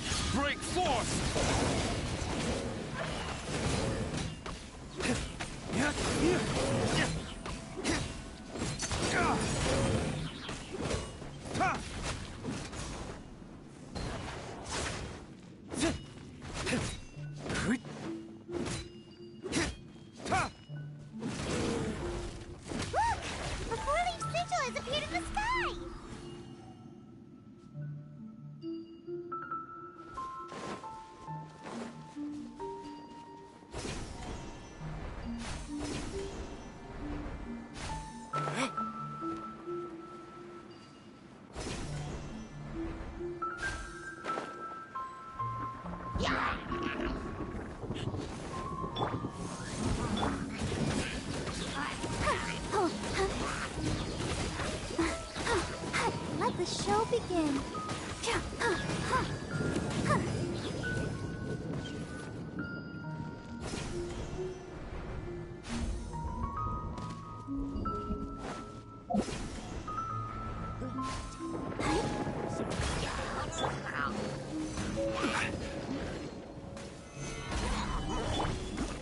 Oz, reveal thy...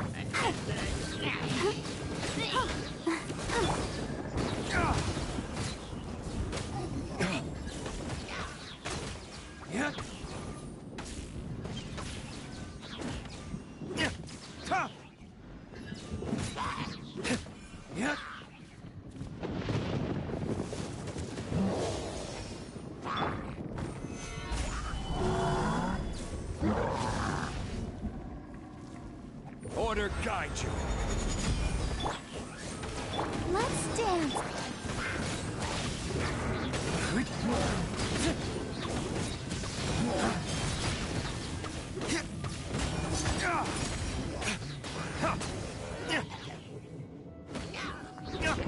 To control the boat of consciousness, we need to find the helm first.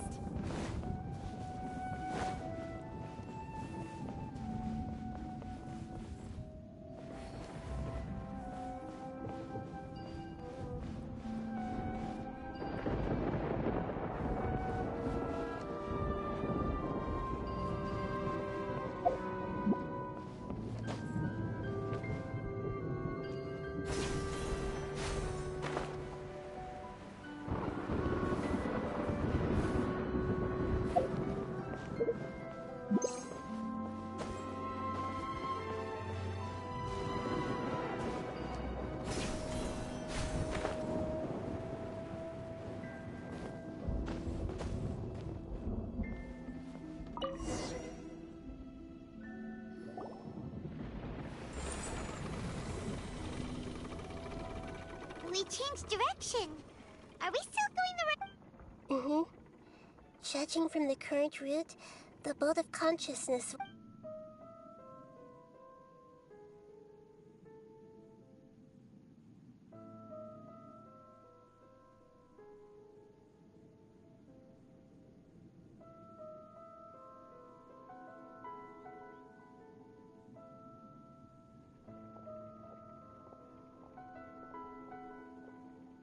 We'll be arriving at our destination soon. How are you feeling? Are your minds still intact? Huh? But everything's been completely normal for Paimon. Hopefully there won't be any more interruptions. This time, we should be able to meet Greater Lord Rukkhadevata. Are you saying you've never met Greater Lord Rukkhadevata before? No. It seems that my birth and her death took place at the same time. Otherwise, I think she would have given me a little more guidance, and I could have done a better job. Hey, you've done a great job, Nahida. Let's get out of this creepy place and go meet her.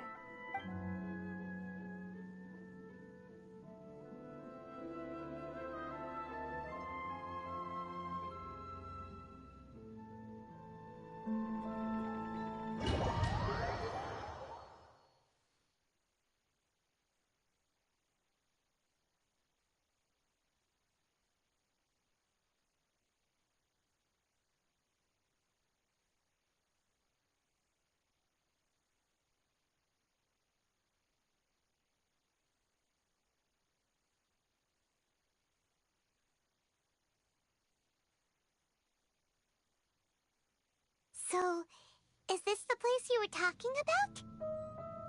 The base of Irminsul?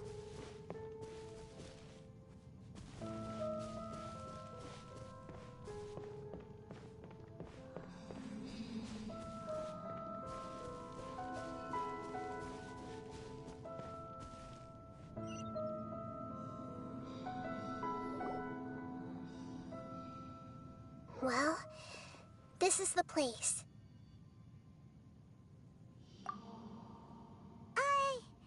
We're here to find Greater Lord Rukkhadevata, right? But one standing over there is... Is that... me? She looks exactly like me. Are you... Greater Lord Rukkhadevata? Yes, that's me. Are you surprised by my appearance? Irminsul and the surrounding lands have been reproduced here as they were years ago. But this is just a realm of consciousness. We are manifestations of the same nature. Hence why we would appear exactly the same. We're of the same nature? Why? Because you are me, and I am you. You are me in the new samsara. The new samsara? As Greater Lord Rukkhadevata, I'm the avatar of Irminsul. And you are the purest branch snapped from Irminsul. Imagine it this way. Even if a tree dies, its branches will eventually take root and grow, continuing the tree's life in another form. I'm merely the remaining consciousness of Greater Lord Rukkhadevata. The real me has presumably died a long time ago.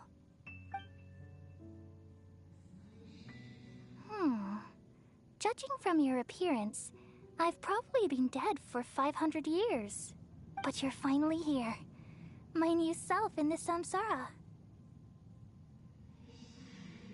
If this is true, then am I going to be a great Archon like you someday?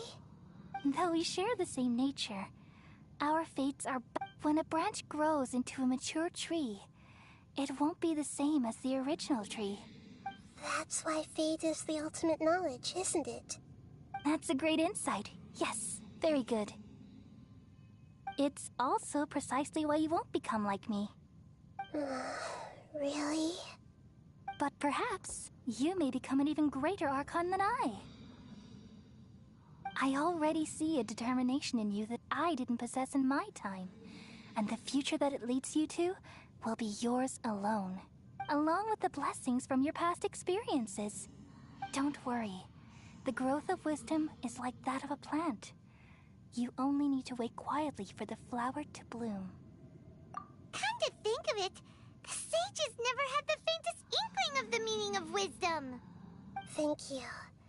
Nothing makes me happier than discovering that the Archon I always admired was in fact myself in another fate. It's so nice to speak with you, Greater Lord Rukkhadevata. I've always wanted to meet you. The feeling is mutual. From the moment I snapped the branch off Irminsul and created you, I've also looked forward to talking with you. Could you tell me why you wanted to create me? And what exactly happened when you died? Ah, I see. You're here seeking answers, right? Everything that day, even the sky itself, changed into a color like this. At that time, the seven were all summoned to the nation of Conria. Except for me. I had a more important task to attend to. I had to protect Irminsul. The disaster occurred together with the pollution of forbidden knowledge. At that very moment, with my consciousness connected to Irminsul, I sensed something was wrong. The pain started to torment my mind. By the time I reached Irminsul, it was already displaying signs of corruption. Had I not repelled the pollution of forbidden knowledge with King Deshret thousands of years ago, I might have felt even more hopeless and lost. So what exactly is forbidden knowledge? It's a kind of knowledge that doesn't belong to this world, and a form of truth that can't be understood. It came from the very bottom of the abyss. Even I could never understand it. The world is constantly rejecting it, leading to all kinds of bad phenomena. If we allow forbidden knowledge to pollute Irminsul, I'm afraid the entirety of Tevat could fall apart. So, there's knowledge that even the God of Wisdom can't understand? At that time, I knew I couldn't repel the forbidden knowledge with my strength alone. Which is why I created a device that compiled human wisdom and named it the Akasha. It's truly the world's most amazing invention. Thank you. For a long time, I thought dreams were the fruit of human wisdom. Though it was selfish to do so, I borrowed people's dreams using the Akasha. Then I compiled their wisdom and all of my own power. Well, did it work?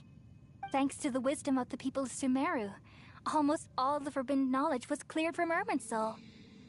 But things didn't go as smoothly as I thought. I had a terrible headache, which gave me an uneasy feeling. And then I remembered that my consciousness was also connected with Irminsul. It brought me knowledge and wisdom, but vile corruption as well. From the very beginning, my existence had been polluted by the forbidden knowledge. Oh no, how could that happen? I've experienced that pain in your consciousness. It must have been a horrible experience. Yes, but my feelings weren't important. The important thing was that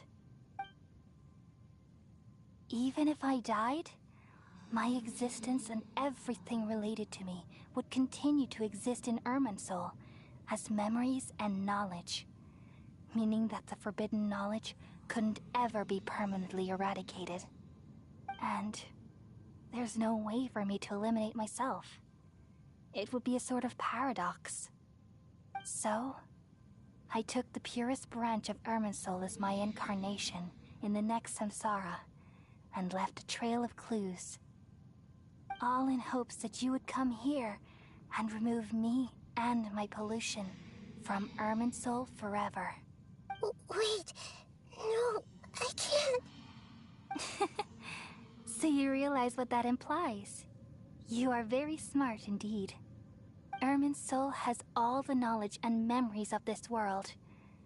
And as you've realized just now, removing me from Irminsul means I essentially will never have existed in this world. But this is the only way to save Irminsul. People love you so much and they've missed you so much over the past 500 years. I am exactly the same. So how can we just forget you like this? Is there really no other way? There must be something else I can do.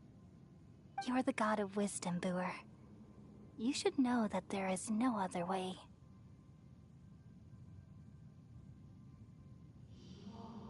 But this is so cruel.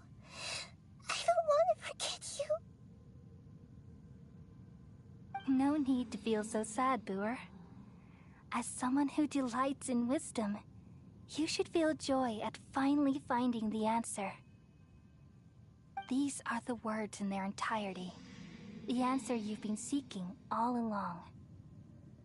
Let the world completely forget me.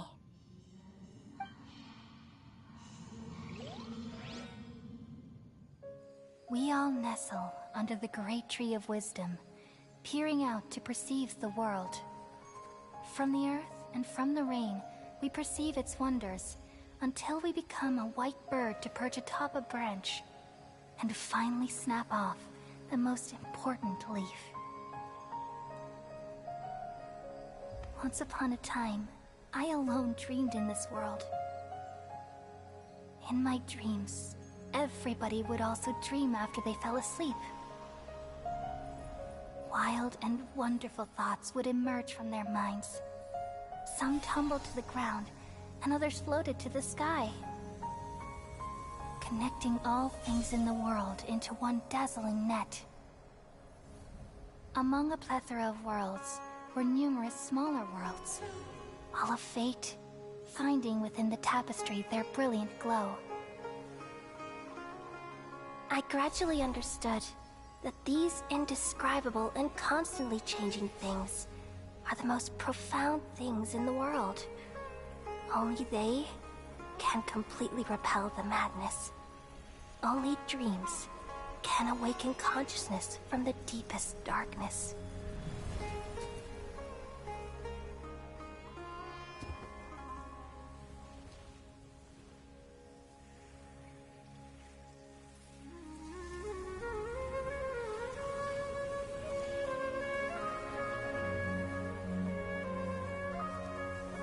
I'm the one who posed this question, yet also the one who sought a solution. Saving the world with the dreams of the people used to be my answer. And now, you've also found your own answer, and I shall return all the dreams to the people.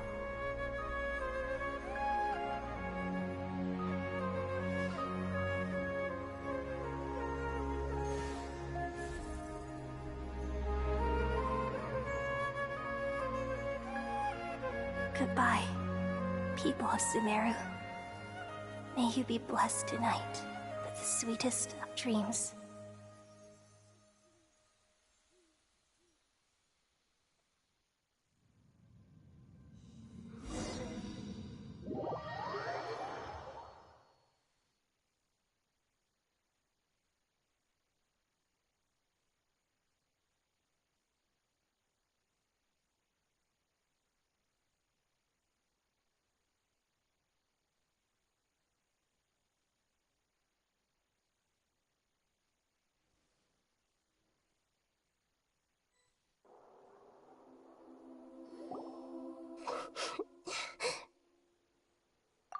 I'm alright. We've just saved the world, right? So why am I crying? I don't know where this feeling inside of me is coming from. But just now, we used the power of two gnosis to successfully connect with the Ermin soul consciousness from 500 years ago. Then, we removed the remaining pollution from Merman Soul. Yeah, what's wrong? Weren't you there just now?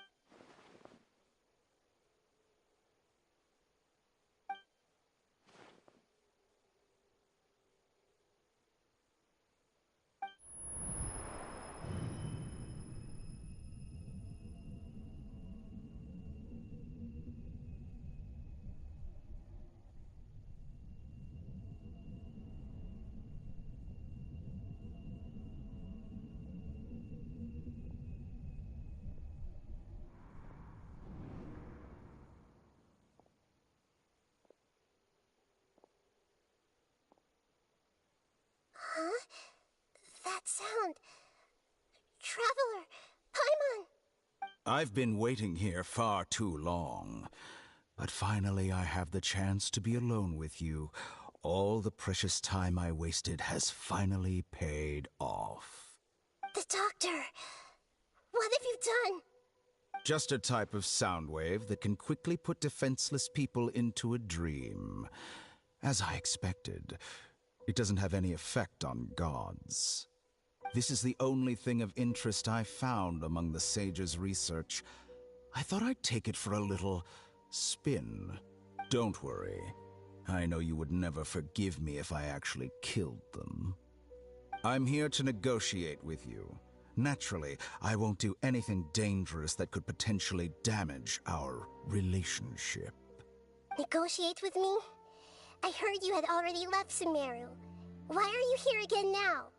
I left Sumeru, but I also stayed in Sumeru. Even the God of Wisdom is restricted by the habits of cognition. How disappointing. You mean there are many different versions of you in this world? An astute guess. Even the same individual will have different cognitions at different ages.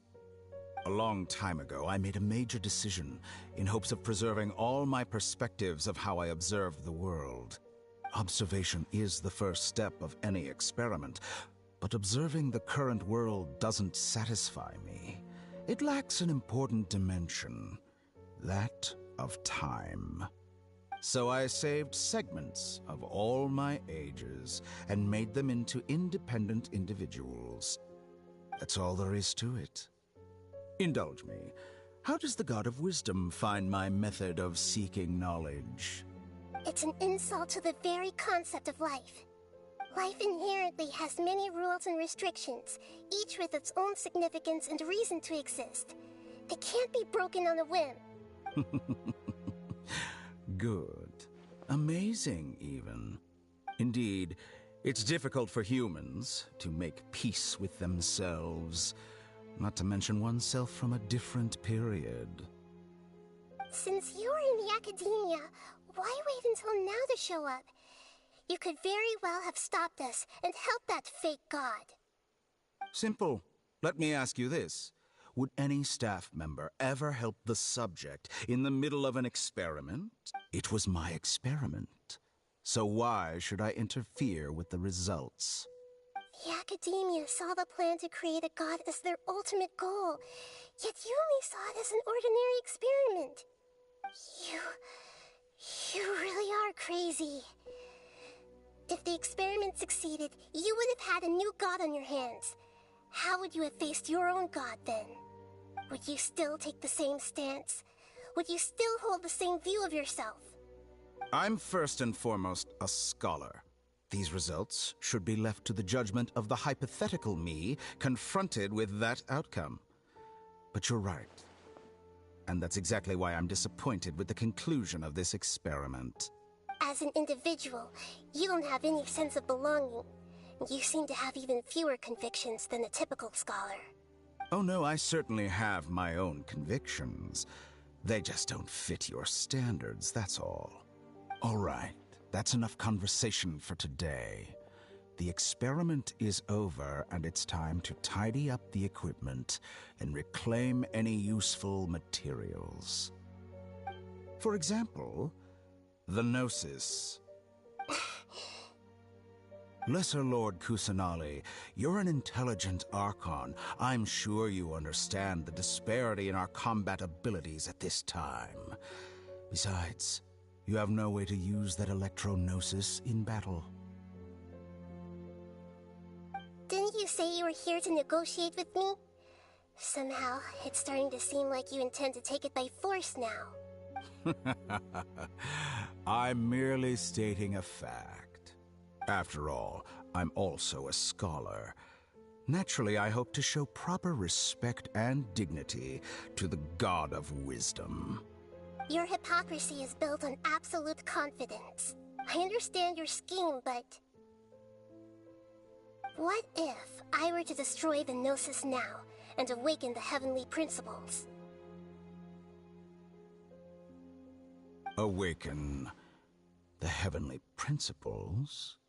Do you think that's really possible? The heavenly principles have been silent for many years, but the Gnosis are symbols of their control over Teyvat and all the laws.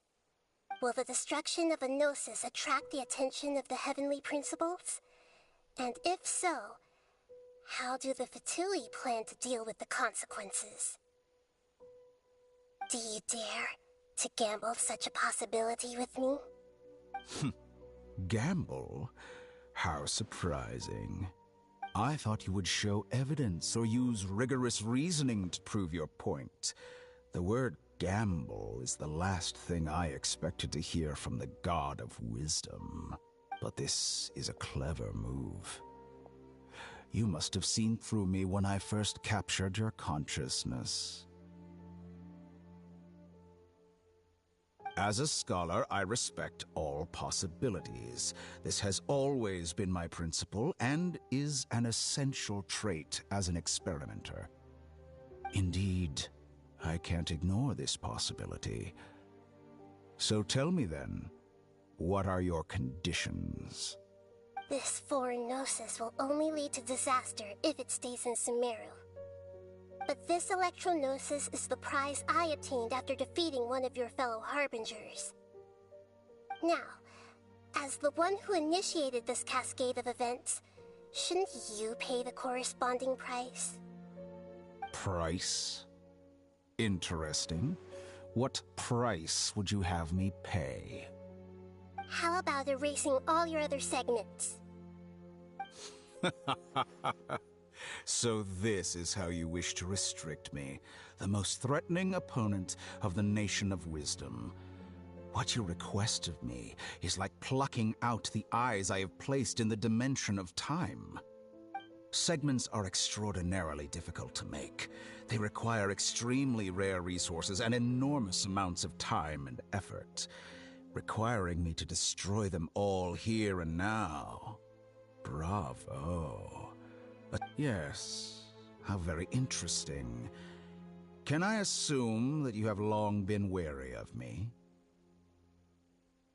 Among all the versions of me, this segment you see now is the most selfish. If it weren't me, your idea wouldn't have worked. What did you see when you were imprisoned? You were observing me, and that's how you know I've long grown tired of their doubts and endless arguments. Like you said, it's difficult to make peace with yourself. Being as smart as you are, have you managed to do that? I see.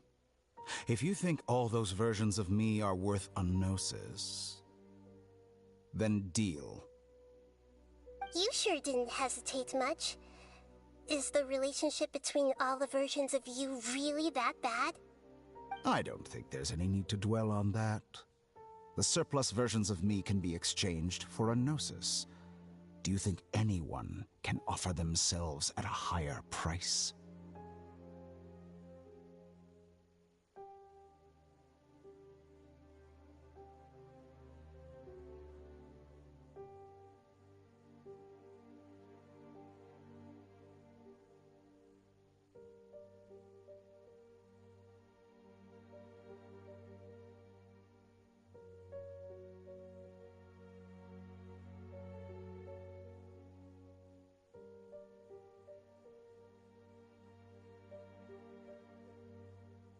Besides, with my abilities, it's only a matter of time until I find better perspectives.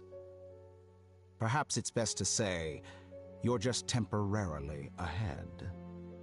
But what I'd like to know is, how can you be sure that I've really erased them? I can see your remaining honesty.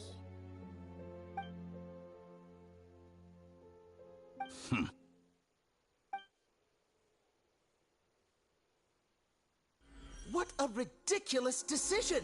You can't be serious! How could I have been so short-sighted? You think this is the end? I'll have my revenge! You'll make this moment count. You will regret this! Well, have you confirmed that it's complete? Here, take it. The future of Sumeru City will be in my hands alone. I will shut down the Akasha and let curiosity and the thirst for knowledge drive the realm of academics once again. There won't be any further gaps for you to exploit. It truly pains me that my academic achievements have never been appreciated in my homeland. Of course, I have no interest in being rejected by this city for a third time. Another chess piece. And where is your dendronosis? Don't be greedy, Harbinger of Snezhnaya. No, this is a different transaction. If you intend to turn off the Akasha anyway, then there's no further use for the Gnosis of Sumeru, is there? Besides, isn't it the Archon's duty to deliver what's desired of the Seeker? Oh, judging from your expression, you don't seem to find the idea very agreeable. Then let's think of it this way. Since you're the god of wisdom, how about I exchange some knowledge with you? People exchanging knowledge with the god of wisdom is the stuff of legends. Yet here you wish to exchange knowledge for the god of wisdom's property. Arrogant as that is, it has piqued my interest. Let me ask you, have you in all your mighty knowledge ever heard the rumor that the skies of Tevat are fake? Huh? That's the secret hidden by Ermin's soul concerning the truth of this world. Once I finish telling you about this, it will be time for me to say goodbye. With negotiations, we've all gotten what we wanted. Your arrogance may know no bounds, and convictions may mean nothing to you. But I'll still listen to what you have to say.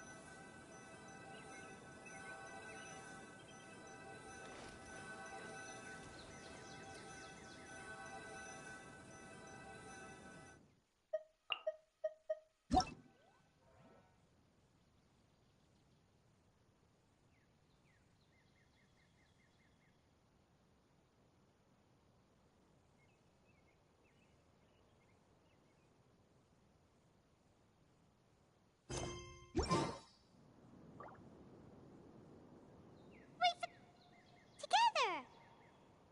Okay.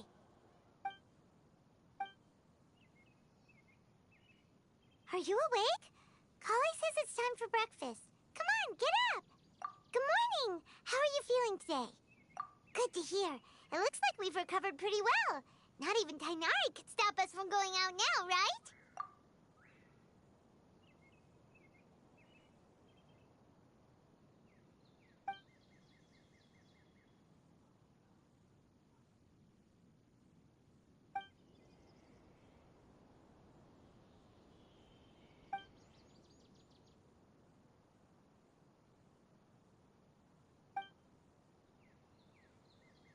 Come on, Traveler, let's go!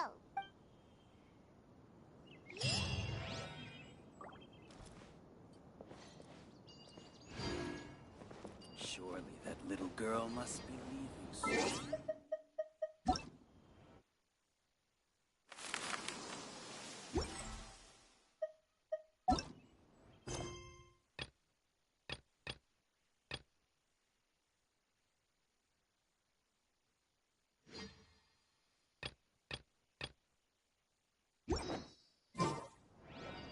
I created another universe and founded paradise, for I fit.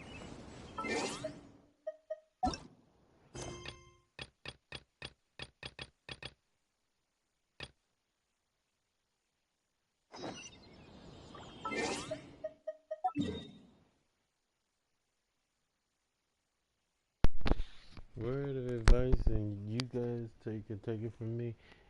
This is why I do not like falling behind in missions.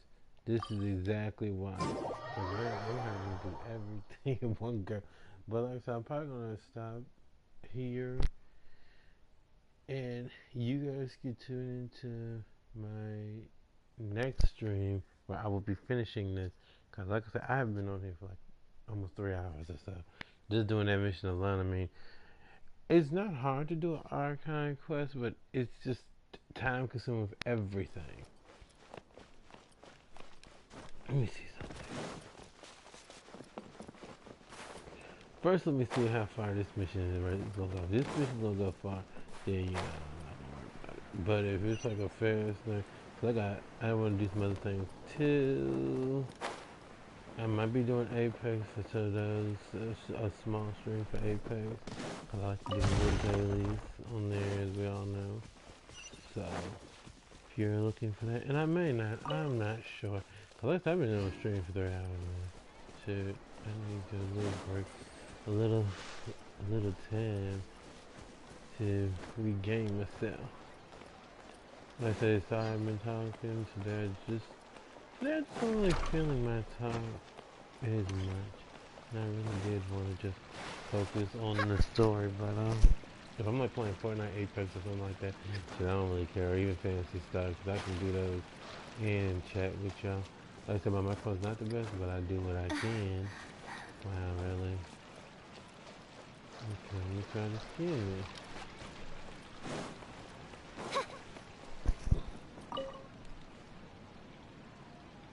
Hey there. Are you two? You got it! My name is Rick. The little We're ones just gonna causing skip a over this, ruckus they always get really excited every time we hold Yes, they are. There's good work here. I'm quite content. Do you mean your life wasn't nearly as good before? It's all right. It's all water under the bridge now. My husband and I were both adventurers, but he passed away from an accident. Material struggles can always be overcome, but ever since then, I haven't been able to spend much of my energy on anything else. But I still consider myself lucky. Mr. Zubair has helped me a lot, and the atmosphere here is tolerant and kind. Sorry for bringing up such... Oh, it's all right. I don't mind. Once the event starts, you'll be able to see for yourself the kind of atmosphere I was talking about.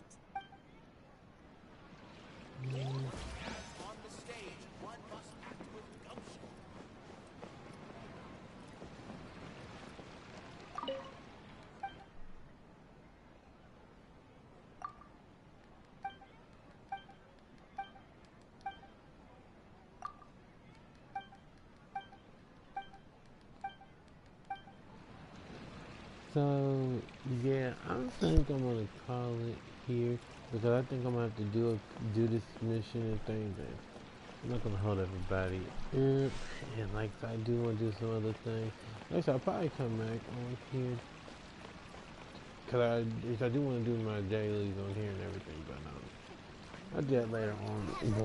But I will stream the rest of this this quest. Like I said, I think the only thing left is the little toast, the victory thing.